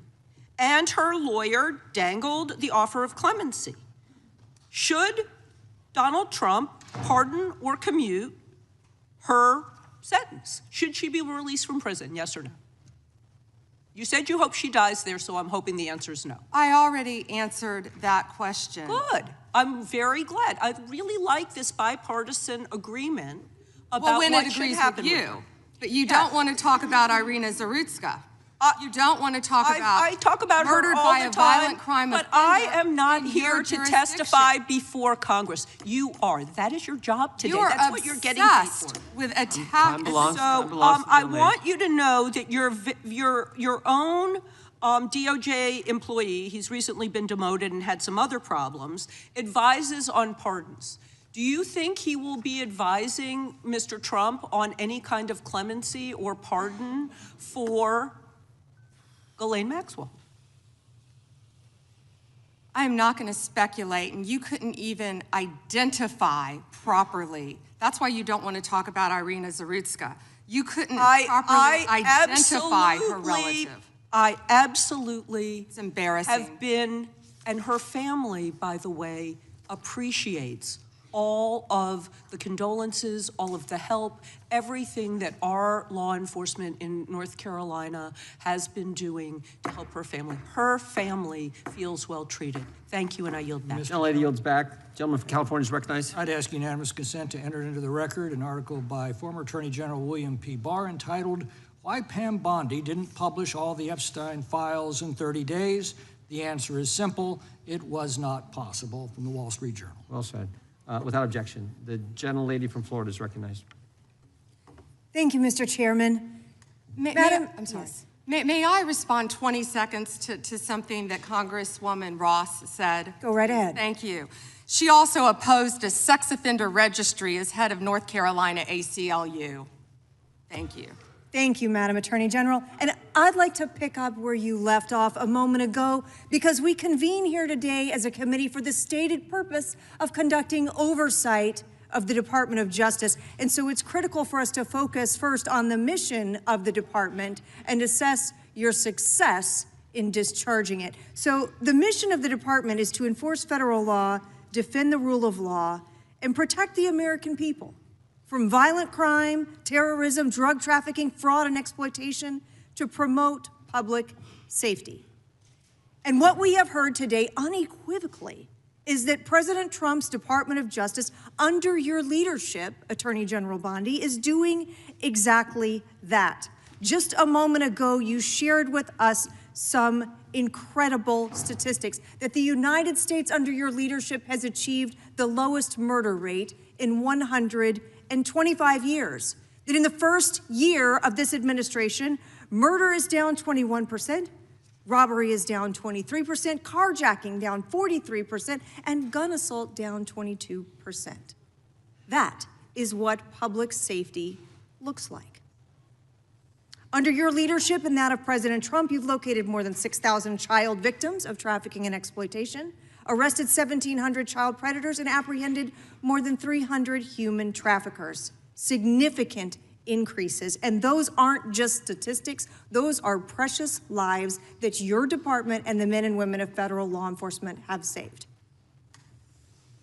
Madam Attorney General, you've mentioned a couple of specific criminal trends during this hearing that I'd like to discuss with you further, because one of our important roles in Congress is making sure that our laws and our law enforcement stay ahead of predators as technology evolves.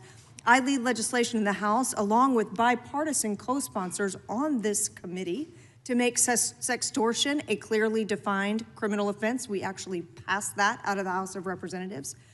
We have a bill to promote Operation Renewed Hope to help rescue more child victims, and the Defiance Act to provide legal recourse to victims of deepfake AI intimate images. I would love to hear your perspective and what you are seeing related to these technology-based criminal trends, sextortion, and AI deepfakes. What are you seeing at the Department of Justice, and why do you believe that efforts to combat these types of crimes are important? Sextortion, and thank you for supporting that, Congresswoman. I think that was a bipartisan effort, actually. I think many of you on both sides of the aisle supported that. Thank you for that. You know, as a career prosecutor, it's horrible seeing that, and seeing that young women and often young boys have been exploited with sextortion. And I see, thank you, both sides of the aisle nodding on that. It's horrific. The suicide rates go up, and that's why we have to do everything in our power to protect not only young girls, adult women, boys and men from sextortion, because it is happening, and we're doing everything in our power, thanks to your legislation, all of you, to stop that. I'd like to hear a little bit more about some of the Department of Justice programs like Project Safe Childhood and the Internet Crimes Against Children Task Forces, partnerships that bring together federal, state, and local law enforcement. Sometimes the work between those law enforcement groups together really creates some incredibly powerful outcomes and some great success stories. I know you, as Florida's Attorney General, had a tremendous amount of leadership in our state, trying to make sure we were taking care of children, also the elderly, protecting them from fraud, ending drug trafficking. Tell us a little bit about some of those departments within DOJ. Yeah, when you talked about Project Safe Neighborhoods, we've done a lot of that in Florida when I was state AG, and actually back when I was a state prosecutor prior to being Attorney General. That is so important. I feel like what we've been doing in DC too, with the Take Back DC and Make DC Safe Again, is similar to that. Going into the neighborhoods, working with the community, seeing law enforcement officers out there playing basketball with kids who live in the neighborhood. It's pretty remarkable what we've seen firsthand. Citizens in Memphis saying that they appreciate, they can walk outdoors now and they feel safe. People coming up thanking law enforcement and working hand in hand with them. We will continue all of these programs and working jointly with both sides of the aisle to keep our families safe. Thank you for that, Madam Attorney General. Mr. Chairman, I yield back. Gentlelady yields back. Gentleman from Tennessee is recognized. Thank you. I'd like to introduce for the record a letter to Director Gabbard from Mr. Warner and Mr. Himes, and a letter of response from her to them about who invited her to Atlanta, and a copy of the search warrant. And I'd also like to just make clear for the record, the reason people in Memphis weren't going out was because the ice was on the ground and we were afraid we'd fall. But other than that, we go out all the time. Gentlemen, without objection, there's unanimous consent. The gentlelady from Vermont is recognized. Thank you, Mr. Chair. Attorney General Bondi, according to your department, a child is sexually abused in the United States every 9 minutes, and the vast majority of survivors never get justice. And that's one of the reasons why I think the Epstein case has resonated so deeply with so many Americans. And the other reason, I think, is because it has revealed a two-tiered system of justice. And the powerful are protected, and the survivors rarely get any accountability. And the Epstein files contain evidence of a multi-decade international criminal conspiracy involving some of the wealthiest and the most powerful people in the world. There's evidence of financial crimes, political corruption, sex trafficking, and of course, horrible sexual abuse. And I want to remind everybody, this isn't a game. These are real people, people who have suffered, who are sitting here with us today, and they deserve answers, and they deserve accountability. And I'm here to try to get some for them. Now, I've seen some of the unredacted Epstein files, and obviously, as you know, President Trump's name is all over them, but so are the names of other senior Trump officials: Howard Lutnick, Secretary of Commerce; John Phelan, the Secretary of the Navy; and Stephen Feinberg, the Deputy Secretary of Defense. These men were appointed by President Trump to senior positions in his administration.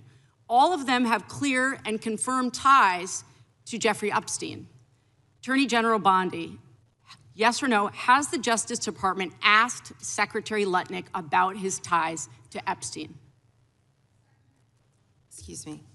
Secretary Lutnick has addressed those ties himself. I'm asking you, has the Justice Department specifically asked Secretary Lutnick about his ties to Jeffrey Epstein? He has addressed those ties himself. Has the DOJ asked Secretary Phelan about his ties to Jeffrey Epstein? I don't know whether he has addressed those or not. Has the Deputy Secretary Feinberg talked to the Department of Justice about his ties to Jeffrey Epstein?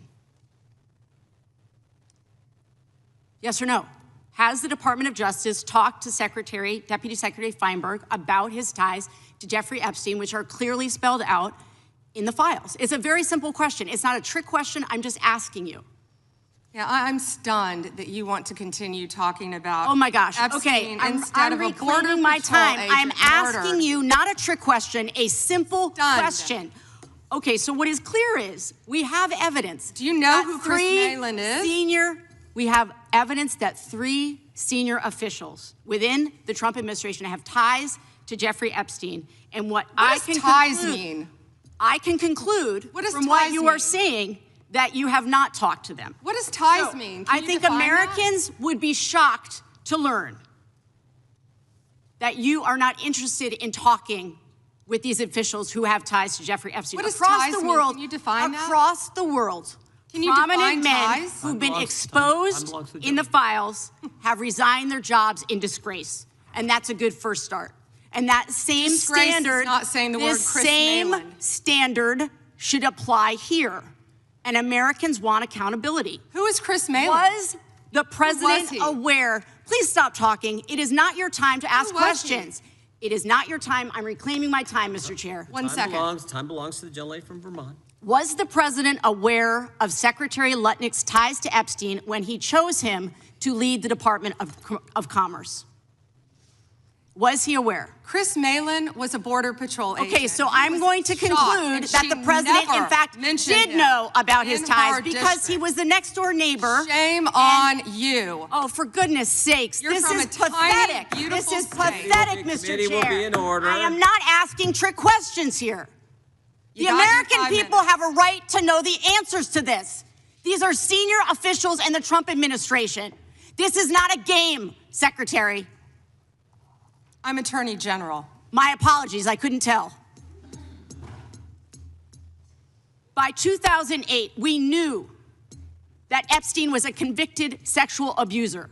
And we now know that Lutnick went to Epstein's Island in 2012. How was that not a deal breaker for the president? And why aren't you asking questions of the Commerce Secretary about what he saw when he was at the island, which he lied about Not ever going to. Why are you not asking these questions? And I see that my time is almost expired, so I will say this. Do the right thing, Attorney General. Meet with the survivors. They have been asking for a year. Meet with the survivors. Do the right thing. I yield back. Gentlelady yields back. The gentleman from South Carolina is recognized for 5 minutes. May I have 20 seconds of his time? That'll be up to the gentleman, but. Absolutely, Madam Thank you, thank you. I was curious if you, Congresswoman, asked Bill Clinton that. Didn't see one tweet, not one. I didn't see one tweet when Joe Biden was in office about Bill Clinton. Didn't ask Merrick Garland anything about Epstein, not once when he was Weak sauce. And also, I want the record to reflect that, you know, with this anti-Semitic culture right now, she voted against a resolution condemning. Oh, he is Jewish. I just want to be clear. Do you want to go there, Attorney General? Or do you want to go there? Are you serious? Talking about anti-Semitism to a woman who lost her grandfather in the Holocaust? My time. Really? The committee will be in order. Talk to Jared Wise about anti-Semitism. The ranking member knows that. Can I get like 30 seconds back, you know? Yeah, I've been, Ballant took I think 30 the whole of mine. committee knows I've been very generous Thank in you. making sure everyone gets their 5 minutes in the same. Attorney General, reply I'm to going the to talk about gentleman from South sanctuary Carolina. cities for a second, which limit the federal government's ability to enforce immigration law. They're kind of a new thing that Democrat jurisdictions are doing. They're in violation of federal law. During President Trump's first term, he rightly targeted sanctuary jurisdictions to try to force them to cooperate with federal immigration law. Federal immigration law, mind you, that was voted on in 1996 most recently in a bipartisan Congress, signed by a Democrat president. But they are in violation of that law. These states and jurisdictions feel entitled to certain grants, of course. Y'all are combating that. Do sanctuary policies limit the federal government's ability to accurately estimate how many criminal illegals are in the country? Yes. Thank you. This means that the number of illegals could be higher, probably higher. Does this hurt the federal government's ability to carry out immigration laws designed by Congress? Yes, Congressman. In your opinion, do you believe that the Biden-Harris administration and Democrat pro-sanctuary policies make our communities safer and for the American taxpayer? Do sanctuary policies make our communities safer? No, Congressman. I want to do a brief video to highlight sanctuary cities.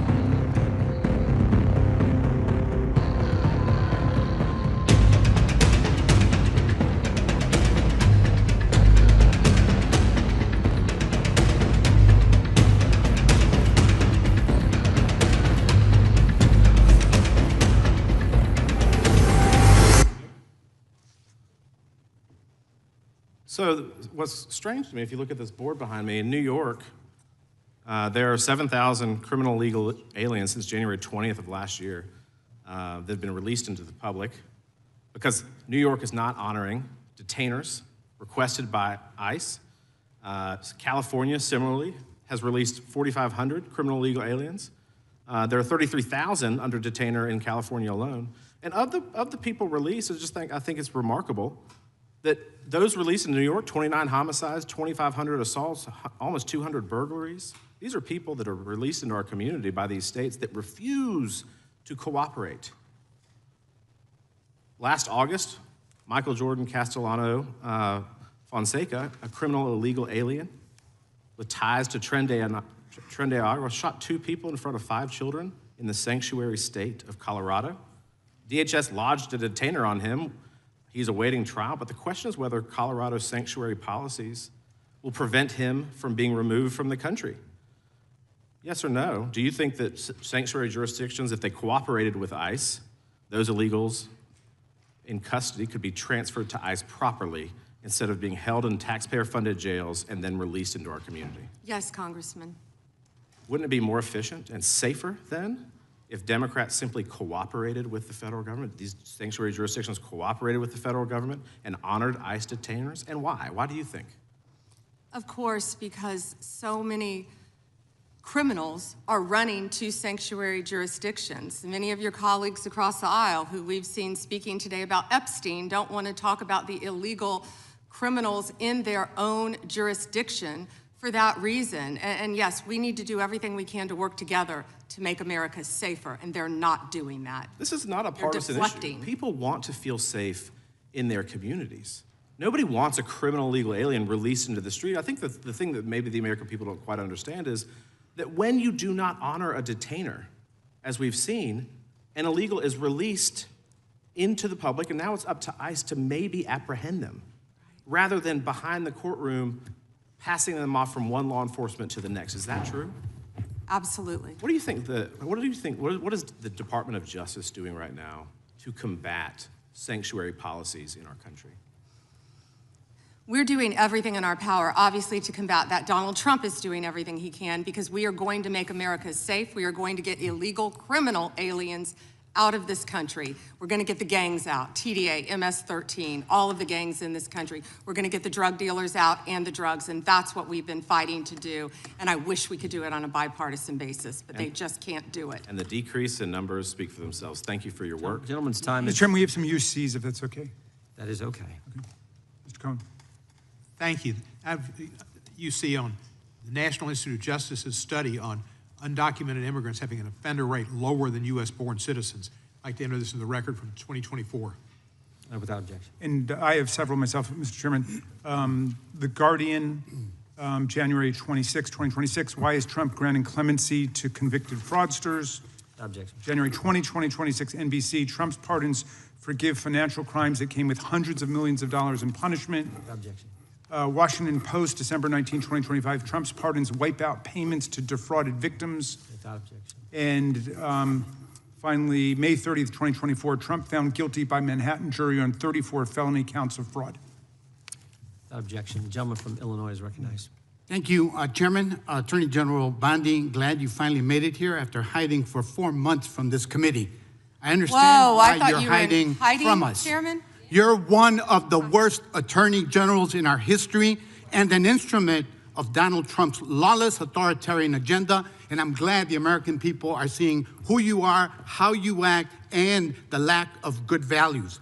You weaponize the Department of Justice to target immigrants, working families, and anyone that Trump deems an enemy of the state, all to protect real powerful criminals, including in your administration.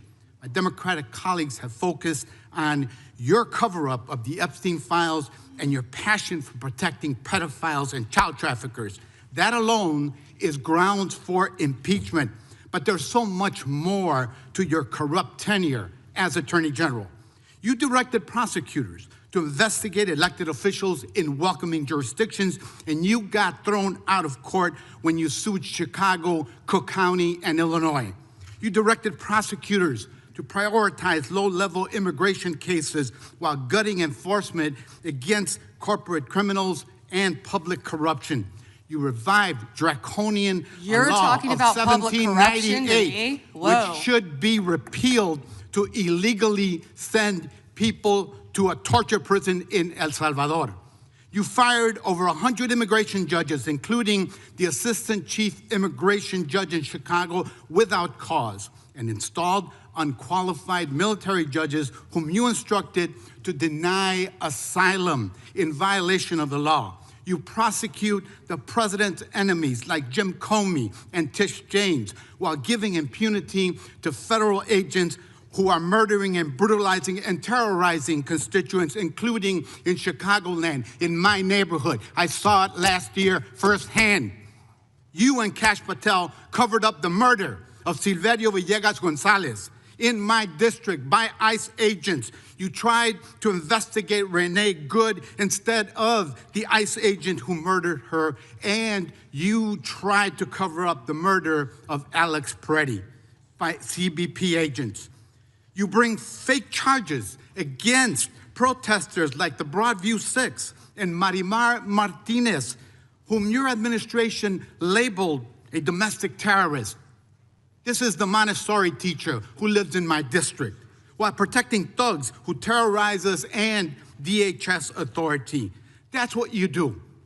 protect and enable the criminals who are plundering our society and destroying what's left of democracy and the rule of law. Epstein accomplices, mass DHS thugs, corporate criminals, Tom Homan, Eric Adams, insurrectionists, the list goes on. And you talk about fighting crime, but you protect any criminal who helps you and Trump turn our country into an authoritarian gangster state. And after all this, nobody supports you. I'm not talking about Democrats, I'm talking about conservative judges who are condemning the rampant lawlessness at DOJ under your leadership. Your prosecutors are quitting in droves over being forced to prosecute low-level immigration cases, including in Chicagoland. Your MAGA base despises you because you're covering up the Epstein file. How ironic. And even your own boss has repeatedly complained to your staff about you, calling you weak and ineffective. Weak and ineffective.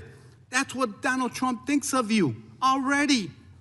You will not win, however. Chicagoland rejects you. The American people reject you. Our communities have demonstrated our strength and resilience in the face of cruelty and cowardice. Democrats must impeach and remove lawless officials like you and Kristi Noem and impose accountability for every criminal action. But you can spare yourself more humiliation. Resign now and submit yourself to accountability by the American people. Mr. Chairman, before I yield back, I ask unanimous consent to submit for the record this Wall Street Journal article dated January 12, 2026, entitled, "Trump has complained about Pam Bondi repeatedly to aides." Thank you, and I yield back. Objection. Gentleman yields back. The gentleman from Texas is recognized. I thank the chairman. May I have 20 seconds, please? Yes, ma'am. Thank you. Let's hear the opposition research. Thank you. That's absolutely right, that they're not running for, he's not running for office again because, well, I don't know why you're not running for office again, but after the filing deadline, you publicly announced you would not run when your chief of staff, Patty Garcia, announced and took your seat. That's a state matter. That isn't a federal matter. You should investigate crimes. You should investigate violations of the law. The time belongs to the gentleman from Texas. And a little flexibility on the time. I appreciate the chairman. Madam Attorney General, am I correct that under your leadership, the Department of Justice has prosecuted cases of non-citizen voting? So it's false, as some of my Democratic colleagues have claimed, that it doesn't happen. Yes. I ask that today because we're voting on the Save America Act today to enact common sense policies to ensure only American citizens vote in American elections and enact federal voter ID laws. But it's true, for example, that in just this month, a federal grand jury in Newark indicted 2 men with illegally voting in federal election and making false statements.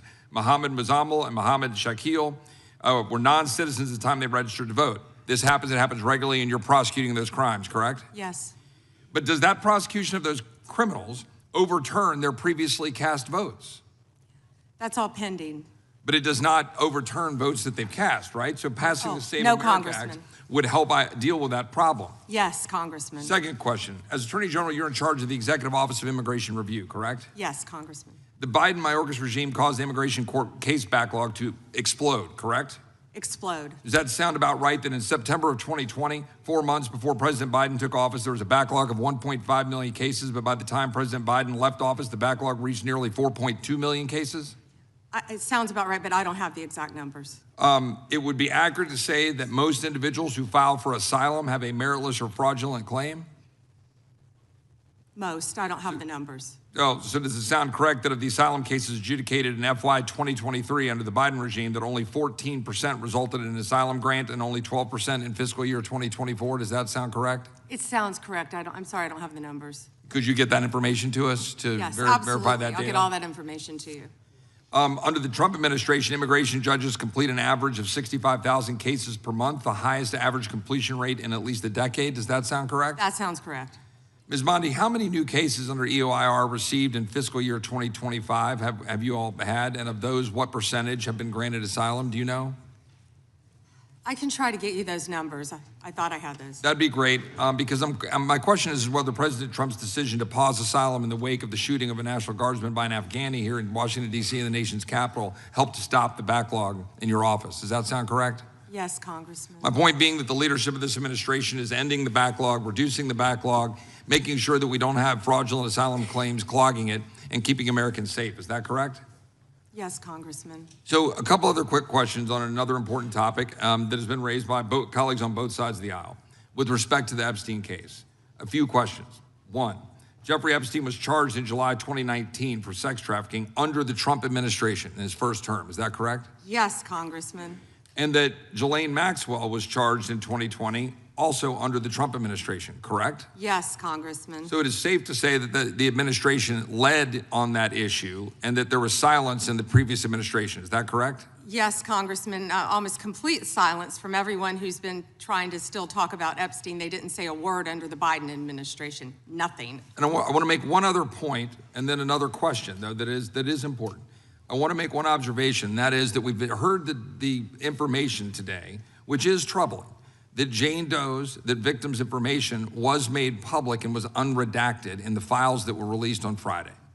So my question is, some of us had argued when we were dealing with the discharge petition in Congress that when Congress inserted itself into the process, that we needed to be very careful to ensure that we were protecting victims. So a question that is both, I just want to make that clear that some of us were fighting for that here and we didn't get a chance to amend it or change it. So that was concerning. But a question a little more pointed, I have to say, is why, though, were the victims' names released that shouldn't have been?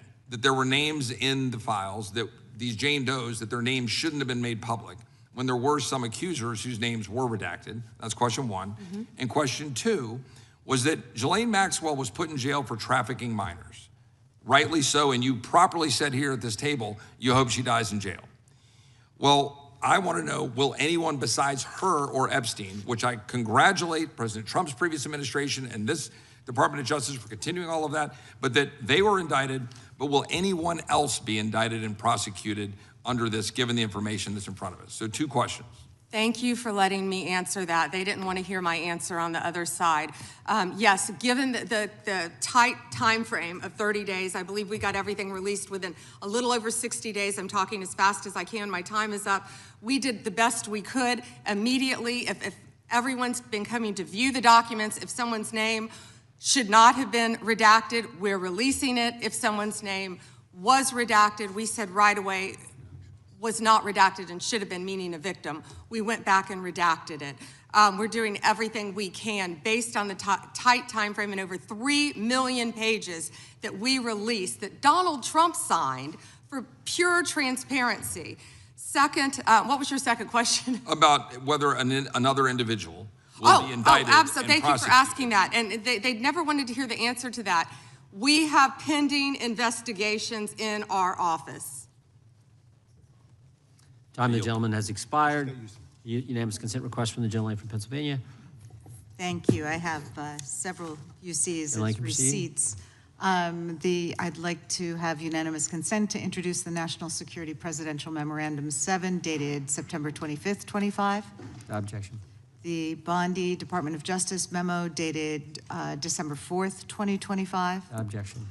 An article from Newsweek entitled DOJ Deletes Study Alleging Rise in Far-Right Terrorism, dated September 18th, 2025. Without objection. Notice article from October 3rd, 2025. Trump's directive on organized political violence could lead to increased surveillance of his critics. Without objection. Washington Post article, September 25th, 2025. Trump targets domestic terrorists, but only mentions the radical left. Without objection. Idaho Capital Sun, October 18th, 2025. Rest easy, Idahoans. The No King demonstrators are American patriots. Without objection. Attacks on freedom of speech, what nonprofits need to know, published by the National Council of Nonprofits, the largest network of nonprofits in America. Without objection. The Freedom from Religious Foundation warns that Bondi memo weaponizes federal law enforcement against non-Christians and dissenting viewpoints. Without objection. A Ken Klipperstein blog from January 28th, 26, ICE's secret watch lists of Americans. Without objection. And an Intercept article from February 2nd, 26, Trump calls his enemies terrorists. Does that mean he can kill them? Without objection, the gentleman from Florida is recognized. Thank you, Mr. Chairman. Good morning, Attorney General Bondi. Good afternoon. Oh, you're right. Good afternoon. It's been a long day. I wrote this morning. We've known each other a long time, and I'll always be appreciative for your assistance when you were Attorney General in Florida after the shooting at my high school at Marjory Stoneman Douglas in my hometown of Parkland when we passed a bipartisan bill, the Marjory Stoneman Douglas School Safety Act, which was the largest policy response to a school shooting in American history. Your department also prosecuted to the fullest extent of the law a constituent of mine and former felon that had plans to kill me when he was picked up by law enforcement after he was target practicing in his backyard with 2 rifles, a scope, a silencer, 3,000 rounds of ammunition, an anti-Semitic manifesto. My name was the only name on their target list, and my kids found out about this from their friends at school. So thank you. However, the most transparent administration in American history. Before Trump, we didn't know the word transparency, apparently. It's been 12 months since you gave Republican influencers part 1 of the Epstein files. You said the list was on your desk. Then a memo came out and said that there was no list. Phase 2 of the binders never happened. The President of the United States says the Epstein thing is a hoax. He blasts his own base for wanting the release of the files. He blamed Barack Obama. Republicans voted against the release of the files in the Rules Committee. Then they refused to even return to the Rules Committee until they could be protected from future votes on the release. Speaker Johnson sends Congress home a day early before break. They sent the Deputy Attorney General to meet with Maxwell. She says something favorable about the president. Miraculously, she gets transferred to a minimum security facility. No one can explain why. Miraculously, the leaks to the Wall Street Journal stop. We come back from break. We have the Massey discharge petition. Republicans drop a rule, a non-binding resolution trying to kill the Massey discharge petition. The White House says passing the Massey discharge petition is a hostile act. Trying to stop the necessary 218 signatures, according to Republican members that signed it, the White House brought them into the Situation Room, you know, the place where the president goes for time of war, promising things like appropriations or maybe even to primary them. People in the room say you were there. It didn't work. We get the 218 signatures. We eventually passed the Massey petition. You guys didn't release the files. You were forced by Congress, every member of the House except one, and the entire Senate. The reason the president signed it is because it was a veto-proof majority. We can't agree on anything, and yet the entire House but one member and the whole Senate forced the administration to release the files. Kash Patel under oath said to Senator Kennedy, the FBI is not in possession of any credible evidence that Epstein trafficked girls to anyone but himself. We know now that's not true. According to documents, Epstein had a worldwide sex trafficking ring. Girls from Poland, Czechoslovakia, Russia, Paris, modeling agencies sending him girls. He even had a relationship with a summer camp where he groomed girls at a picnic table. Ghislaine Maxwell says 29 Epstein associates cut secret DOJ deals. Turns out there is a list. 6 names readily available if you unredact them. Co-conspirators named, but we got them when you unredact them. Maxwell recently tells a House Oversight Committee that she wants clemency to release more names. Kash Patel under oath said Trump's name appears less than 100 times in the files. We now know that's not true. Trump's name appears more times in the Epstein files than God's name appears in the book about God. Okay, by the way, this is the Trump Bible. Move over, King James. Trump's name also appears more times in the Epstein file than Harry Potter's name appears in the 7 books about Harry Potter. Lutnick says that in 2008, he went to Epstein's home, says he had a massage table in the living room, that Epstein said he got one every day, that it was the right type of massage. He and his wife decide to leave and say they'll never be in a room with him again. Howard then says, I'm sure the Epstein stuff is all on video. He was the greatest blackmailer of all time. Well, how would Howard know that? But now the files are public, and in 2012, we find out that he and his family are on Epstein Island after Epstein pled guilty to state charges. I'm from Florida. I take my family to Disney World, not to Epstein Island. There are documents in the files that dispute the president's claim that he kicked Epstein out of his club. Allegedly, the president said that he asked Epstein to leave. Supported now, that's disputed though, statements from the manager of the club. Now, Madam Attorney General, I have like 25 seconds left. So because I'm curious, And I'd like to see you flip to the Jared Moskowitz section of the binder. I'm interested to see what staff provided on the oppo on me, and because we're in the Olympics, I'm gonna give it a grade. I just wanna see how good it is. So give me your best one. So first of all, nothing is funny about mocking the Bible and holding up a Trump Bible. That's what you did. You made a joke, and I find offense to that. That's all I have to say. I want it from the burn book. Shame. I want it from the burn book. Which is the best one? What you got? Has expired. The gentleman from Wisconsin is recognized. Thank you. First of all, I'd like to clear something up that was said earlier and is frequently said and is manifestly not true. And that is the supposed small number of crimes committed by immigrants or illegal immigrants in the country. That has been based on a poorly done study by the Cato Institute, and I believe the Cato Institute itself has even updated that study. The reason that we know that study is not true is that those statistics are not out there. For whatever reason, when somebody is arrested, even for very serious crimes, we do not have on the paperwork whether that person is a legal or illegal immigrant, okay? If I go to one of my local sheriffs in Wisconsin and ask them how many illegal immigrants in your jail, they will say, I have no idea. We don't keep track of that. When I tour the federal prison right outside of my district, and I ask them, in this federal prison, how many of your inmates are illegal aliens, they will tell me, we have no idea. We don't keep track of that. So whenever you hear a Democrat or anybody, or a pundit, say that, oh, there's so few illegals committing crimes, it is based on nothing, because those statistics are not available anywhere. What I would offer in the next round of appropriation bills, if one of my Democrat colleagues wants to help me out, perhaps in appropriations we can get funds to add to all the paperwork whenever anybody is convicted of crime as to whether or not they are citizen or non-citizen. And then we will have the statistics. But otherwise, whenever you hear somebody say on MSNBC or wherever, oh, so few crimes are committed by illegal immigrants, they don't know what they're talking about because nobody has those numbers. Okay, there's the first thing. Now, the next thing I want to point out, we have had what I think is an unprecedented situation in Minnesota in which they are not assisting ICE in dealing with crimes that are going on up there. In other words, ICE is left to its own devices. When I talk to my local sheriffs, they tell me that whenever a federal agency is engaged in work in Wisconsin, they always make themselves available in case that federal agency needs assistance. This could be something like ICE under DI. It could be drug enforcement. It could be ATF. It could be FBI. It could be Secret Service. It could be the U.S. Marshal.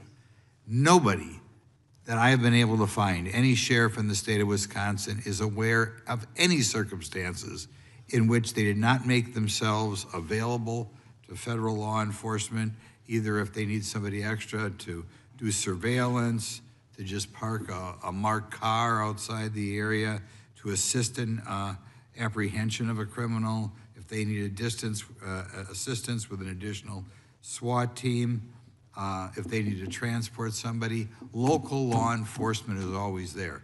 Now, you are not in charge of ICE, but you're in charge of several other agencies. Have you ever heard of anything like what's going on in Minnesota, where the governor or the local mayor refuses to give assistance to federal law enforcement? I have in Portland and some other cities where they weren't cooperating. But as I said, I did spend 4 days in Minnesota. And I believe many of the local law enforcement wish they could work with us to make their city safe.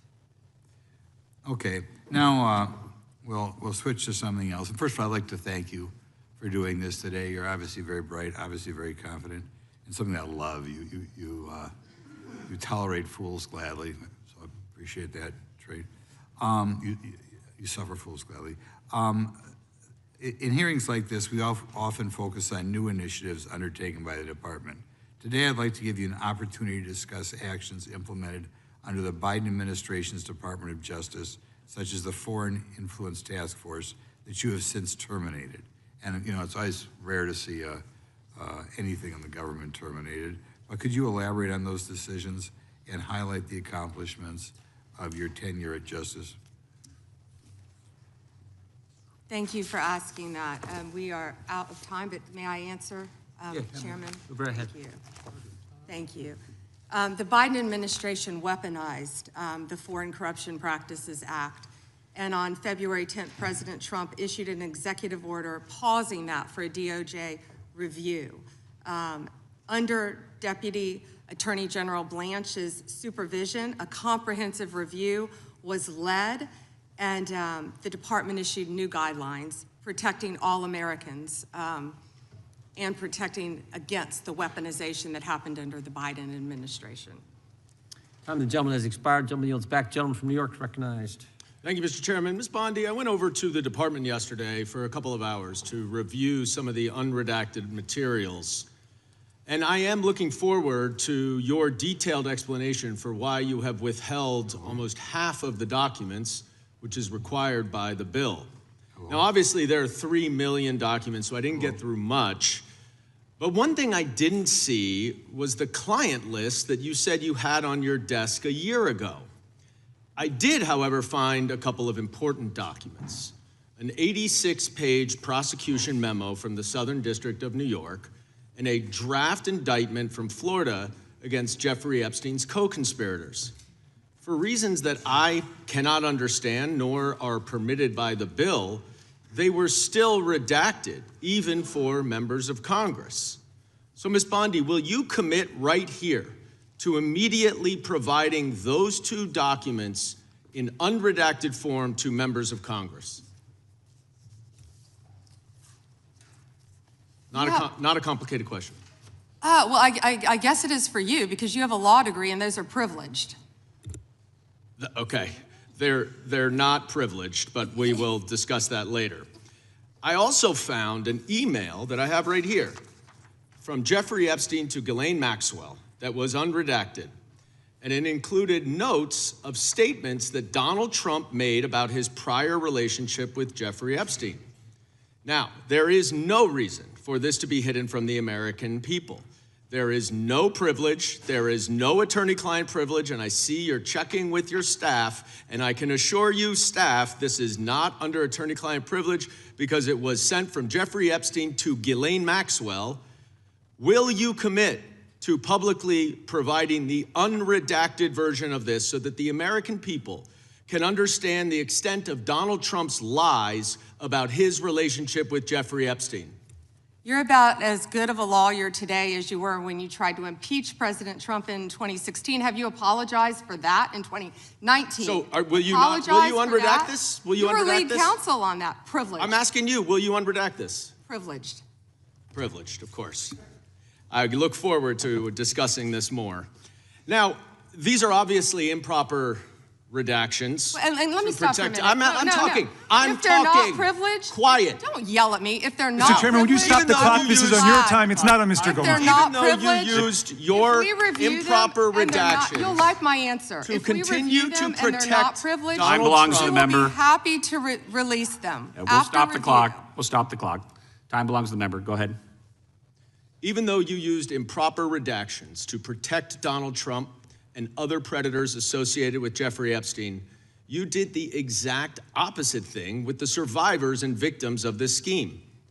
So their identification information was really the only thing required to be redacted, and it was not. And it's clear this was not a mistake. This was not by accident. This was not because you only had 30 days when you really used 75, and that doesn't even include all the hours last March that you were redacting it. But I'll tell you why it's clear it wasn't a mistake. There is an email entitled Epstein Victim List. There are 32 names. 1 is redacted, 31 are not. So someone looked at it and decided to redact something. And I will tell you, that is clearly intentional to intimidate these survivors and victims. Now, in an interview last week— How will you tell me that's intentional? In an interview last week, Deputy Attorney General Todd Blanche— You can't go off script. —said that any victim that wants to speak with the department has done so, hopefully. Well, thanks to the incredibly brave people sitting here behind you, we can actually ask them if that's true. Now, would the survivors and victims who are here please stand up one more time? Just by show of hands, how many of you or your loved ones actually have met with the Department of Justice and provided testimony and evidence? None. And of those of you who have not met, which is everyone, how many of you have reached out either individually or through a lawyer or representative to offer to provide testimony and evidence? All of them. And of those of you, all of you, who have reached out, how many of you were denied or ignored by the Department of Justice? All of them. And despite the shameful and despicable efforts by Ms. Bondi and her department to intimidate you, how many of you are still willing to speak to the Department of Justice? All of them. Well, Ms. Bondi, it looks like you have some more witnesses to talk to. Gentleman's time has expired.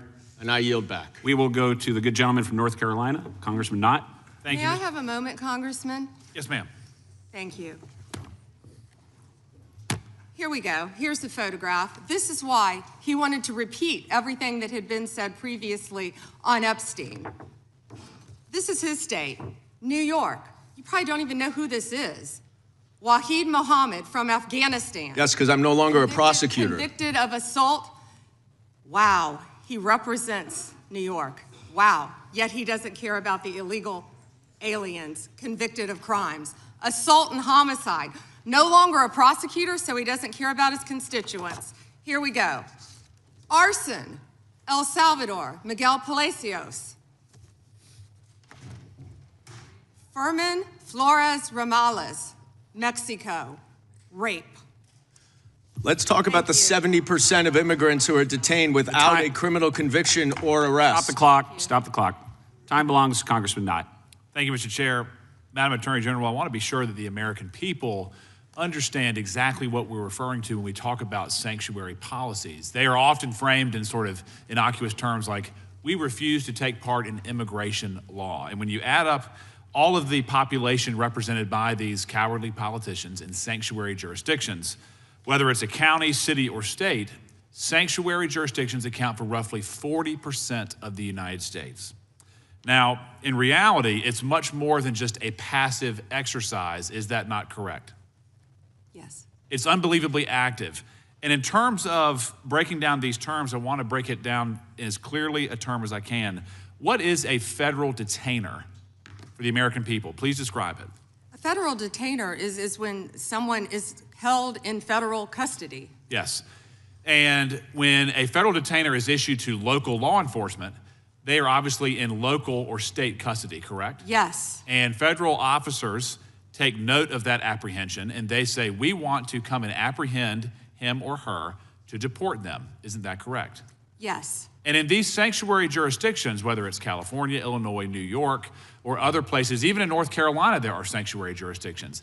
That federal detainer often prompts not any cooperation, not any assistance, but a release onto the streets. Isn't that correct? Yeah, and Congressman, a federal detainer is federal law. Yes. That people must abide by, yet these jurisdictions, many of these jurisdictions are not abiding by that. And we hear a lot of talk from the other side about victims of violent crimes, sex crimes, murders, whatever it may be. But I want to be very clear. Illegal aliens who have been arrested for committing some of the most heinous crimes, they have been released by sanctuary cities, by sanctuary states, rather than being turned over to the federal government for deportation. Isn't that correct? It is, and it's sad for all Americans that any jurisdiction would do that. These are some of the most violent criminals I think we've all seen. Yes. And despite their best efforts to obstruct you and the president in making us all safer, I just want to go through a quick list again of the accomplishments that you have been in part responsible for achieving. True or false, the country now has the lowest murder rate in 125 years. Yes. True or false, 62 major cities are now reporting rapid decline in murder rates. Yes. True or false, robberies are down nearly 20% over the last year. Yes. True or false, violent crime is down almost 15% over the past year. Yes. True or false, right here in Washington, D.C., violent crime is down almost 30% since President Trump took office.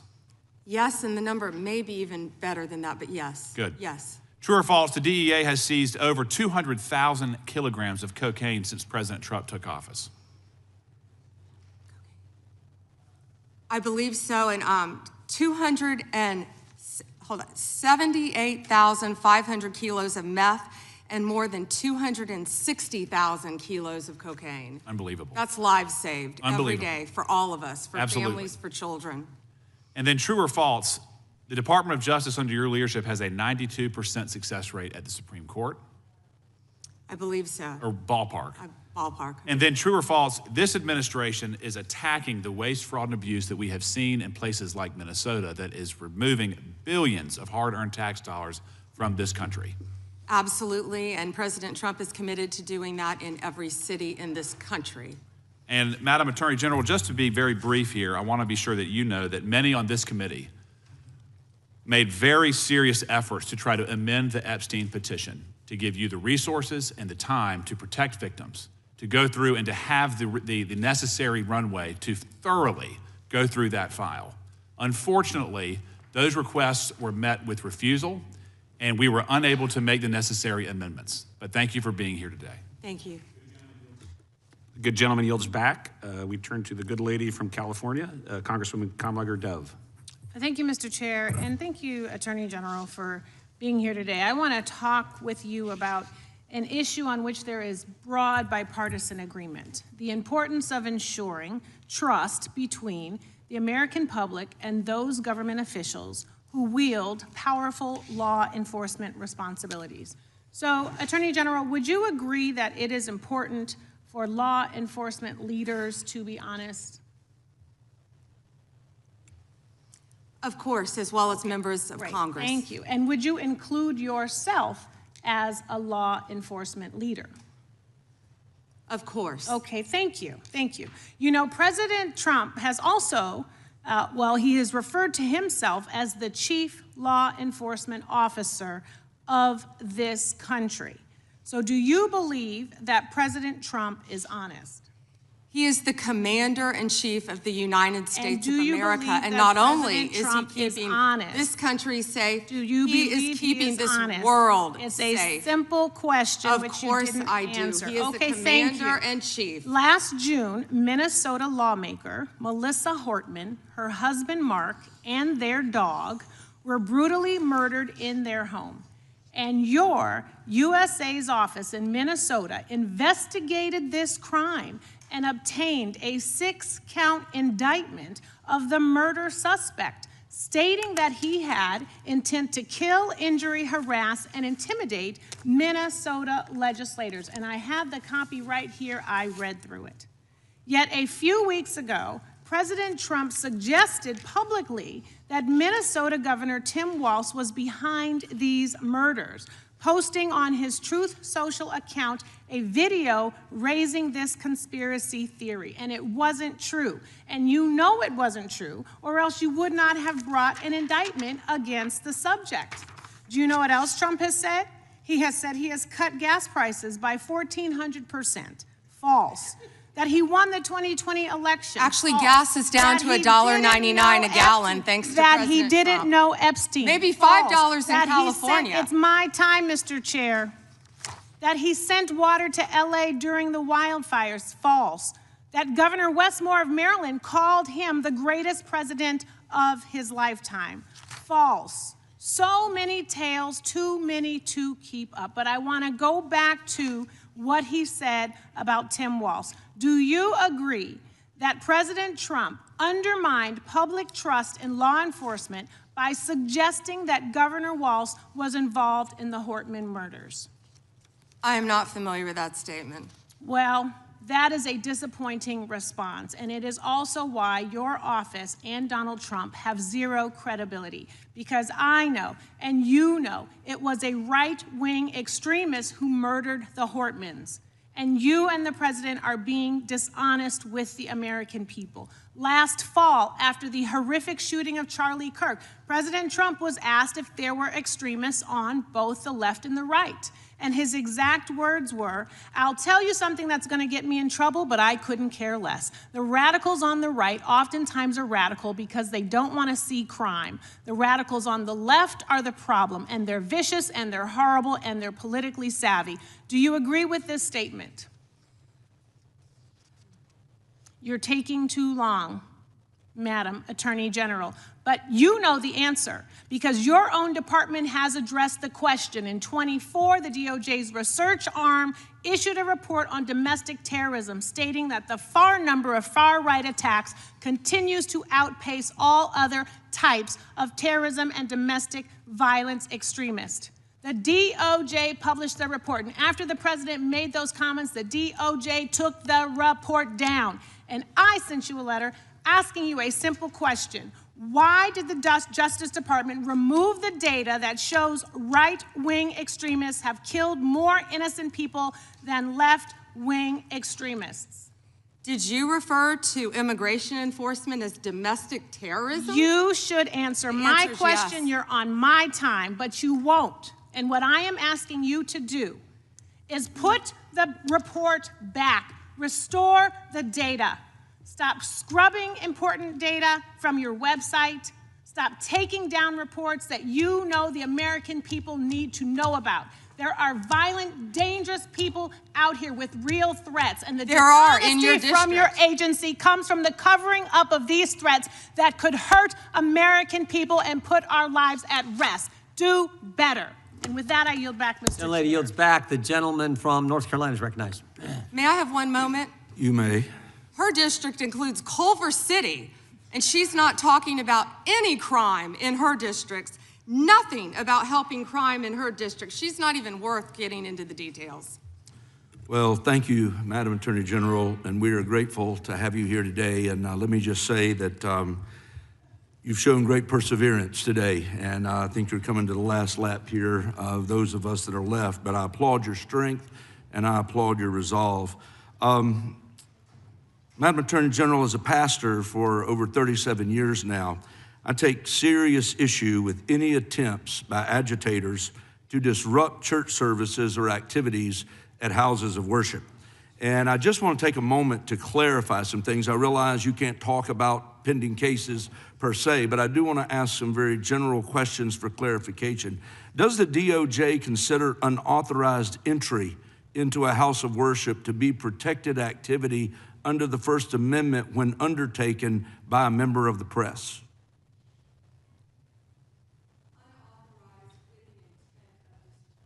Unauthorized with the intent of disrupting, yes. Okay. Even if it's a blogger like Don Lemon. Correct. How does the DOJ distinguish between news gathering activity and expressive or protest conduct when a press defense is asserted? Congressman, I met with the pastor of that church, and what happened there was horrific. Of course, the press is welcome, and I would hope all houses of worship, whether it's a synagogue, whether it's a church, any house of worship. However, what happened here is a pending case again, but within the four corners of the indictment, they were, quote, gearing up for a resistance. They entered a house of worship, and I think the video speaks for itself.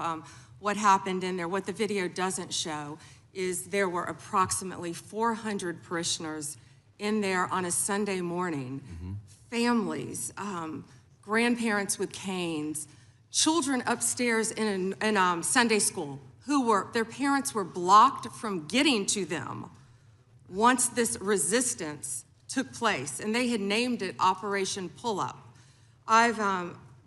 It was heartbreaking for those families. They were terrified. I think they've all said that, and nothing like that should happen in this country, and under my watch, it won't. Thank you. And just to clarify, accosting members of a congregation and creating a scene marked by intimidation and threat inside a house of worship would not be protected First Amendment activity, correct? Absolutely not, and a grand jury has indicted individuals over that. Thank you. One other question, just shifting a little bit. You know, my home state of North Carolina has been making national headlines at times, and particularly in the city of Charlotte. We've made pleas at times for our governor to get involved, bring in the National Guard. Our Fraternal Order of Police had pointed out that we were about 270 local cops below what we needed in order to adequately police the city. And yet the governor's declined to offer to partner with the federal government to bring in reinforcements to Charlotte. I want to give you just a few moments, really the balance of my time, to explain the impact that Memphis Safe Task Force has had on crime and safety in Memphis, because I know there was a place we saw that cooperation has tended to breed great results, and I would love to hear a little more about that. Thank you. And I have numbers for you too. Well, and we're all right here in DC, we're all living right here in DC, and I think we've seen the remarkable impact that it has working with members of the Democrat Party on this, with law enforcement, with the mayor, with the police chief, doing everything we can to make DC safe. As of February 9th, there were nearly 10,000 arrests. This is DC. 1,000 illegal guns seized since the operation began, with carjackings down 81% from this time last year, and violent crime down 42%. DC is safer because of it. We know we had a National Guardsman shot, and we had a beautiful young woman killed. I went to her funeral, and I keep in touch with the National Guardsman who was shot, his parents. He's doing great. He's a miracle. Please continue to pray for him. I know my time is up, but same results I spoke about earlier in Memphis, and we're still working on that with the help of Make Memphis Safe Again. Well, again, I think it just draws an incredible contrast between what we've seen happening in Minneapolis versus what we've seen happen in DC, what we saw happen in Memphis, and what I would love to see in some ways, if we could ever get our governor to work with us in North Carolina, to happen in Charlotte. But with that, I yield back. Thank you. Time of the gentleman has expired. The gentlelady is recognized. Thank you. I seek unanimous consent to introduce into the record the research that Representative Kamlager-Dove and I referenced concerning the threat of right-wing domestic terrorism, which the Department of Justice scrubbed from its website in September. Without objection, the gentlelady from Texas is recognized. Thank you so much, Mr. Chairman. And to be clear, I'm not going to ask any questions of this witness because this witness has revealed that she has no intentions of answering questions. But instead, I'm going to ask some very basic questions really quickly of my colleague, Becca Ballant, if she will answer right or wrong, raping children. Wrong. Right or wrong, killing random citizens. Definitely wrong. Right or wrong, enriching yourself as the sitting president of the United States. Definitely wrong. Okay, thank you, because I probably never would have got that with our witness. Our witness who somehow is a lawyer but does not understand how it works with witnesses. I'm not really sure what law school she went to and what all kind of cases she tried, but typically when you come into a space and somebody's a witness, then they sit there and they answer questions instead of asking questions. And then we also have this objection that we use as lawyers called non-responsive when a witness fails to actually answer the question. But nevertheless, let me address the survivors, because that's exactly who they are. They are not victims, they are survivors. Let me say thank you for having more courage and moral clarity in your pinky fingers than the entire Department of Justice. We are currently the laughing stock of the world, partially because of the failed leadership within the DOJ, as we see kings and queens falling everywhere around the world. But we don't know the basics of right and wrong in this country, because it's not about partisanship. And that's why I applaud Thomas Massie, because he's the only person on the Republican side that has a backbone and knows how to stand up to corruption. But nevertheless, let me keep going. My Democratic colleagues have been attacked this entire committee hearing. They have been lied on, and frankly, the American people weren't looking for that. They were looking for answers about the corruption that they see coming from this administration. In the written testimony of this witness, of this particular witness, she stated that when she took office, she had two main goals. The first was to end the weaponization of justice, and second, to return the department to its core mission. Not only have you lied about both, you've intentionally done the exact opposite. You're spending more taxpayer resources arresting journalists than you are prosecuting pedophiles and creeps. In fact, your boss, the President of the United States, stated that this administration, quote, took the freedom of speech away. And at your direction, DOJ has arrested Don Lemon and Georgia Fort. And I might add that y'all actually had a judge that rejected y'all for trying to arrest Don Lemon before, just like the grand jury rejected y'all as it relates to Senator Kelly, just like a grand jury rejected y'all as it relates to Senator Slotkin, just like the case against Tish James was dismissed and the case against Mr. Comey was dismissed. I completely don't get how it is that you're sitting at the top of DOJ, because you don't seem to be good at your job. You're spending more taxpayer resources arresting these journalists. In fact, we know after Georgia Fort and Don Lemon were arrested, we know that there were homes of journalists that were raided. We know that threatened prosecution against students protesting your actions and forced tech companies to remove apps used to track ISIS activities. But let's circle back to you protecting pedophiles and creeps, because I want to talk about the president and his possible involvement with Jeffrey Epstein. Now, I don't know what the president might have done with Jeffrey Epstein, but unlike this administration, I believe that facts matter, so let's talk about the facts. Fact number one, Donald Trump is one of the most named people in the Epstein files. At least 5,000 files contains more than 38,000 references to Trump, his wife, or Mar-a-Lago. Fact number two, Jeffrey Epstein and Ghislaine Maxwell made young girls available to Trump on multiple occasions. For example, according to this file, Ghislaine Maxwell presented a young girl to President Trump who spent more than 20 minutes apparently flirting with her. Here's another example. This shows notes from FBI investigators that describe Jeffrey Epstein transporting a victim to Mar-a-Lago to meet with President Trump, where he bragged to Trump that, quote, this is a good one. Now, I'm not saying that the president is a pedophile, but there is a lot of evidence in these files that suggests that he's very close friends with a lot of men who are pedophiles. What's crazy about all of this is just that this is a big cover-up. And this administration is engaged in it. In fact, this administration is complicit. But there are numerous others, like how the DOJ is attempting to obstruct justice in the investigation of the rogue agents who have murdered American citizens, or how the DOJ seized voter data from Fulton County in an attempt to steal the 2026 midterm elections, or how federal agents have Tom Homan on tape accepting a bribe and your agency killed the investigation, or how your agency is ready to give the president a $230 million payday, which is unconstitutional. The Constitution is clear. The president shall not receive any payment except his salary while in office. The fact of the matter is that you will be remembered as one of the worst attorney generals in history. An attorney general who has prioritized obstruction over justice, corruption over the law, fealty to the president over loyalty to the Constitution. And Mr. Chairman, I will yield. Gentlelady yields. Gentleman from Missouri is recognized. Excuse me, gentleman from Kansas, the Attorney General, former Attorney General, Mr. Schmidt is recognized.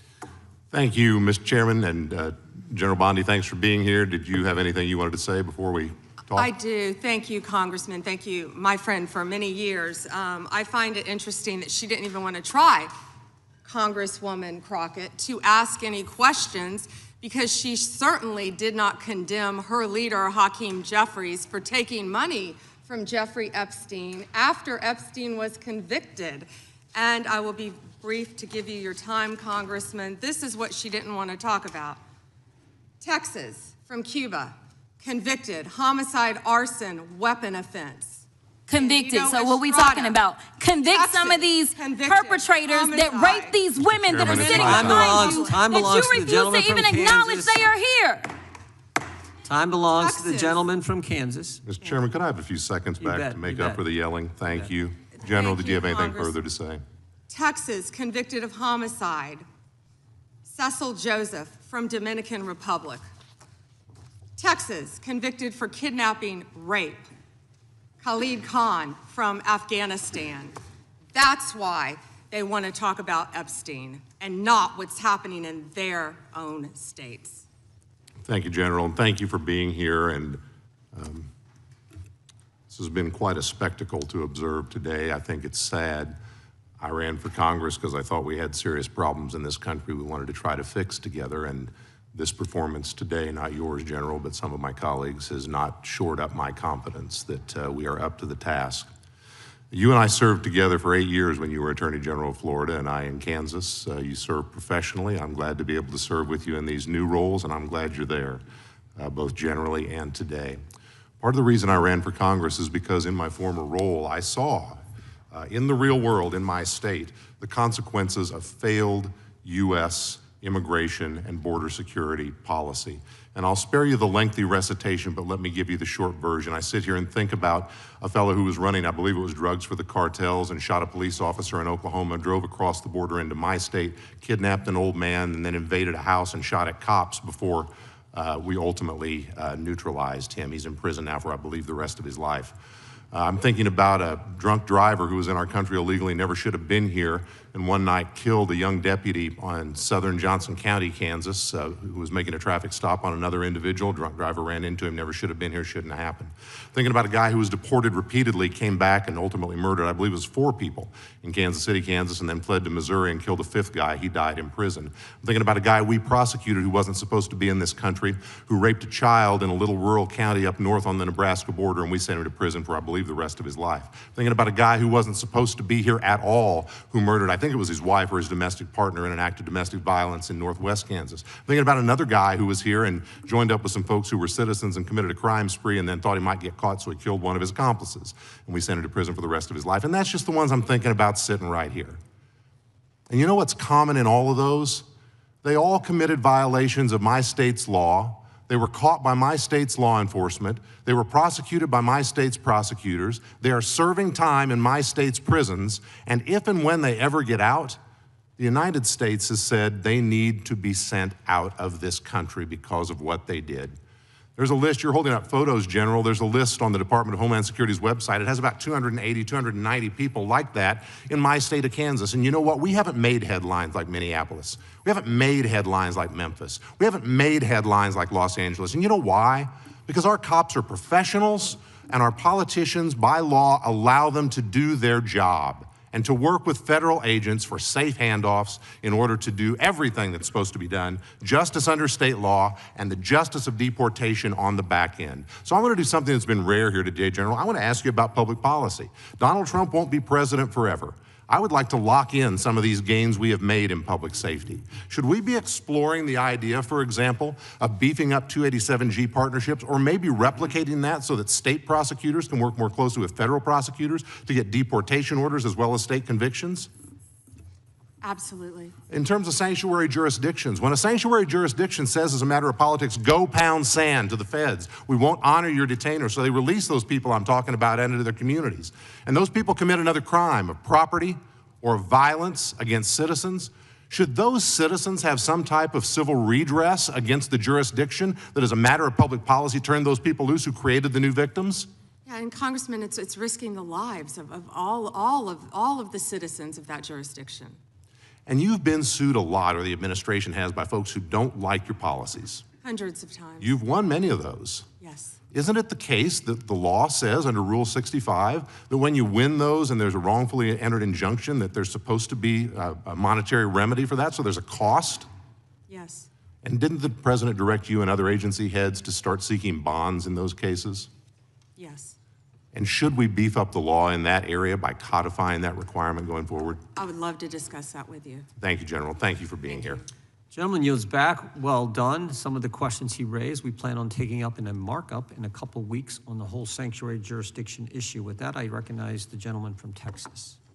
Thank you, Mr. Chairman, and thank you, Madam Attorney General, for taking the time to speak with us.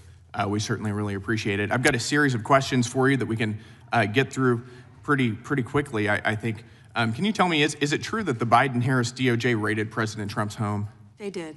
Did the Biden-Harris DOJ allow Jack Smith to spy on over a dozen Republican members of Congress? Absolutely. Did the Biden-Harris DOJ seize the phone of a sitting Republican congressman? Yes. Did the Biden-Harris DOJ and Jack Smith pay at least $20,000 to confidential human sources to provide information on President Trump? At least. At least. Did the Biden-Harris DOJ and FBI fail to apprehend the suspect who placed pipe bombs near the Capitol ahead of January 6th? Yes. Did the Biden-Harris DOJ target parents as domestic terrorists? Absolutely. Did the Biden-Harris DOJ target pro-life Catholics, going so far as to interview a priest and a choir director? Yes. Did the Biden-Harris DOJ send FBI SWAT teams to arrest pro-life advocates with no criminal histories? Yes. Did the Biden-Harris DOJ use the FACE Act to target pro-life advocates while it allowed anti-life agitators to vandalize, destroy, and firebomb pregnancy resource centers and churches? Multiple times, I believe. Multiple times. Did the Biden-Harris DOJ ever determine who leaked the Dobbs decision? I can't discuss that. No, under Biden-Harris. Got it. No. Did the Biden-Harris DOJ and FBI target whistleblowers for revealing waste, fraud, and abuse within the department to Congress? Not to my knowledge. Did the Biden-Harris DOJ refuse to say whether it coordinated with Alvin Bragg, Fani Willis, and Letitia James in their lawfare against President Trump? They refused.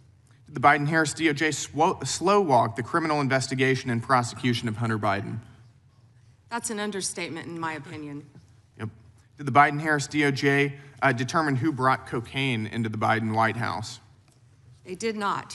They did not. Did the Biden-Harris DOJ cover up the extent? As far as we know, they did not. Right, that's right. Did the Biden-Harris DOJ cover up the extent of the Russia collusion hoax? Absolutely, in my opinion, yes. Did the Biden-Harris DOJ seek leniency from a federal court for an IRS contractor who leaked sensitive tax information on over 7,600 Americans, including President Trump? Yes. Did the Biden-Harris DOJ sue Texas because the state wanted to secure its own southern border? Yes. And finally, did the Biden-Harris DOJ attack SpaceX for hiring too many Americans? I believe they did. Yep. Unbelievable. It is unbelievable, and I appreciate that a lot of this is being cleaned up under your leadership.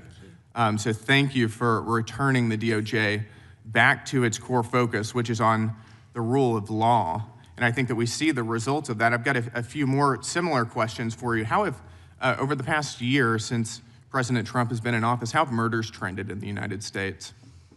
Since President Trump has been in office, the murder rate has dropped to a historic 20% drop in the national murder rate, lowest since 1900.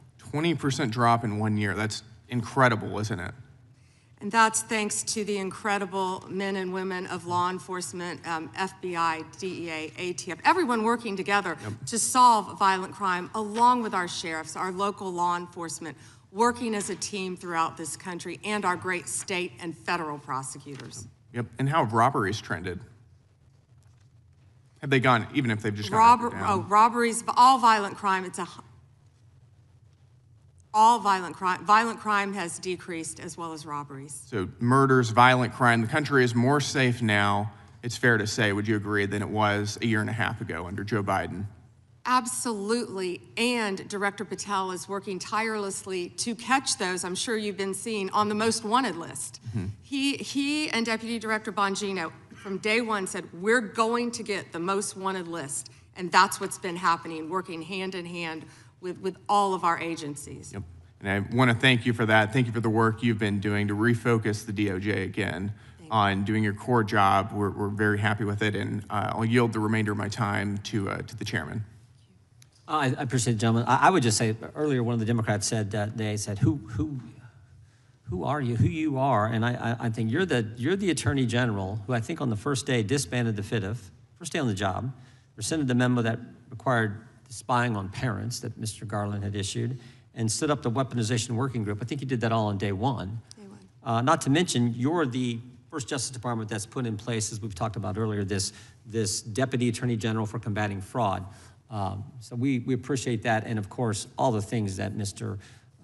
Gill pointed out with the crime stats that have went down. So our last question of the day, but not the least, the gentleman, I'm sorry, we're going to have two more. We got Mr. Onder and then Mr. Baumgartner. So Mr. Baumgartner, well, let's go that way since you're here. You're ready to go. Mr. Baumgartner, and then we'll come back to Mr. Onder. Thank you, Mr. Chairman, and thank you, Attorney General Bondi. You know, being a freshman on this committee, you always get a bit surprised, I guess, even 1 year into my term here, how theatrical days like this can be. But I think you've performed well today and answered the questions well today, and that's a credit to you and appreciated by the American people. You know, the Epstein issue is certainly important and is important for the victims. I think both I and the American people have a little bit of trouble taking the Democrats super seriously on this issue when they have been so uncurious about President Clinton's relations with Jeffrey Epstein. And even myself, I had no idea that there was actually a sitting Democrat congresswoman who had taken substantial campaign donations for Mr. Epstein, only when that came to light on the floor with the potential resolution. And you would think there would be more outrage on those types of things if they were going to be taken credible. But we do know the performance value of what goes on in this committee.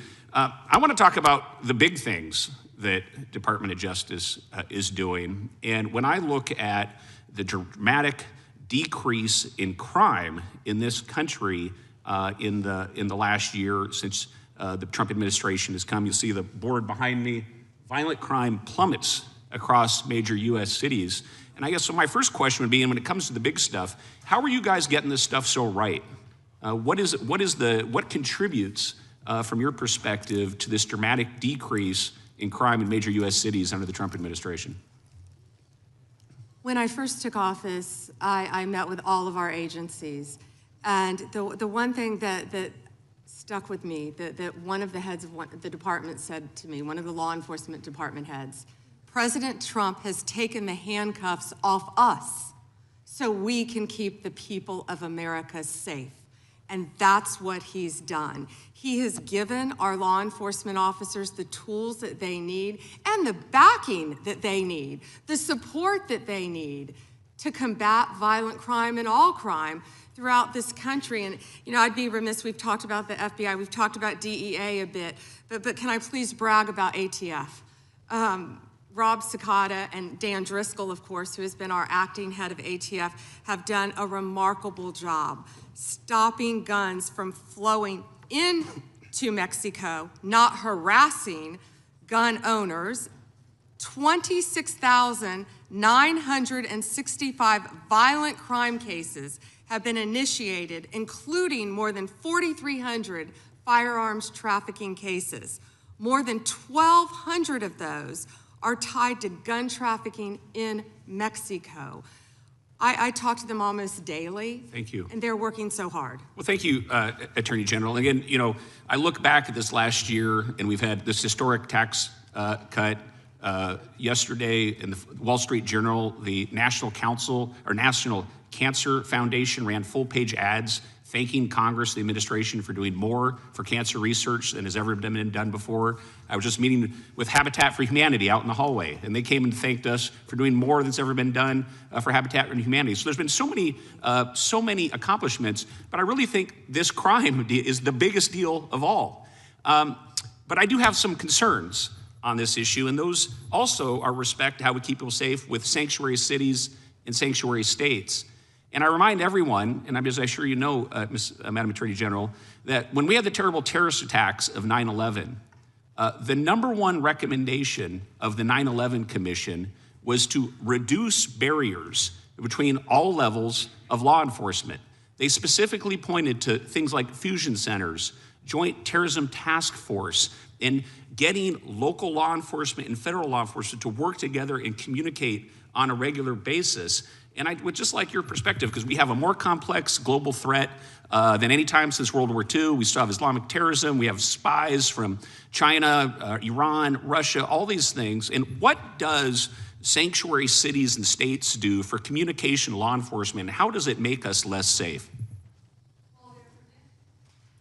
Sanctuary cities and states are attempting to prevent communication among all the law enforcement agencies. And of course, that's keeping all of America less safe, especially when the violent criminals are fleeing to those jurisdictions because they believe they're protected. But with all of our joint task forces, I see it every day, Congressman, how well, despite what these liberals are trying to do, Donald Trump's administration is working tirelessly to protect all of Americans, and all of our agencies working hand in hand to keep America Well, safe. you guys are getting the big stuff right. You look at that decrease in crime across the country, you ought to take a victory lap. Well done. Gentleman yields back. The gentleman from Missouri is recognized. Thank you, Mr. Chairman, and thank you, Attorney General Bondi, for being here on this long day. And I want to thank you most of all for your leadership in your whole career defending victims. And now I want to take a moment to talk about you protecting victims from a different kind of child abuse, that medicalized child abuse that goes under the banner of gender-affirming care, that far too many of my Democrat colleagues enthusiastically support and unapologetically support. Shortly after returning to office, President Trump signed an executive order directing HHS to review the clinical evidence and determine whether sex-rejecting interventions caused more harm than good. HHS reached the same conclusion that the UK and Finland and Sweden reached, that the risks are serious and that imposing this so-called care on minors was not appropriate. This executive order also directed you as Attorney General to, quote, work to draft, propose, and promote legislation to enact a private right of action for children and the parents of children whose healthy body parts have been damaged by medical professionals practicing chemical and surgical mutilation, which should include a lengthy statute of limitations.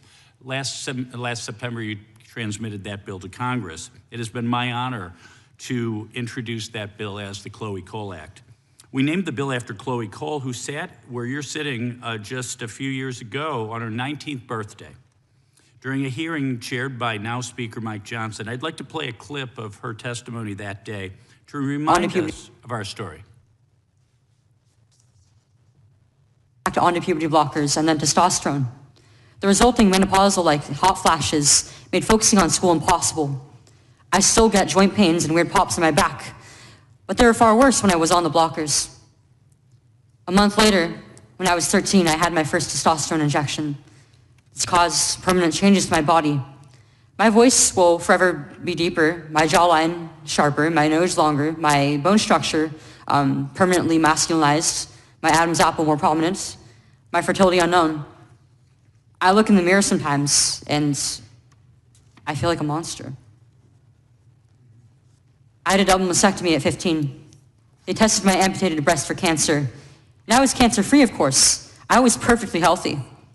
There was nothing wrong with my still developing body or my breasts, other than that, as an insecure teenage girl, I felt awkward about it.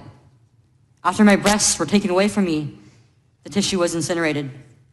Before I was able to legally drive, I had a huge part of my future womanhood taken from me. I will never be able to breastfeed. I struggle to look at myself in the mirror at times.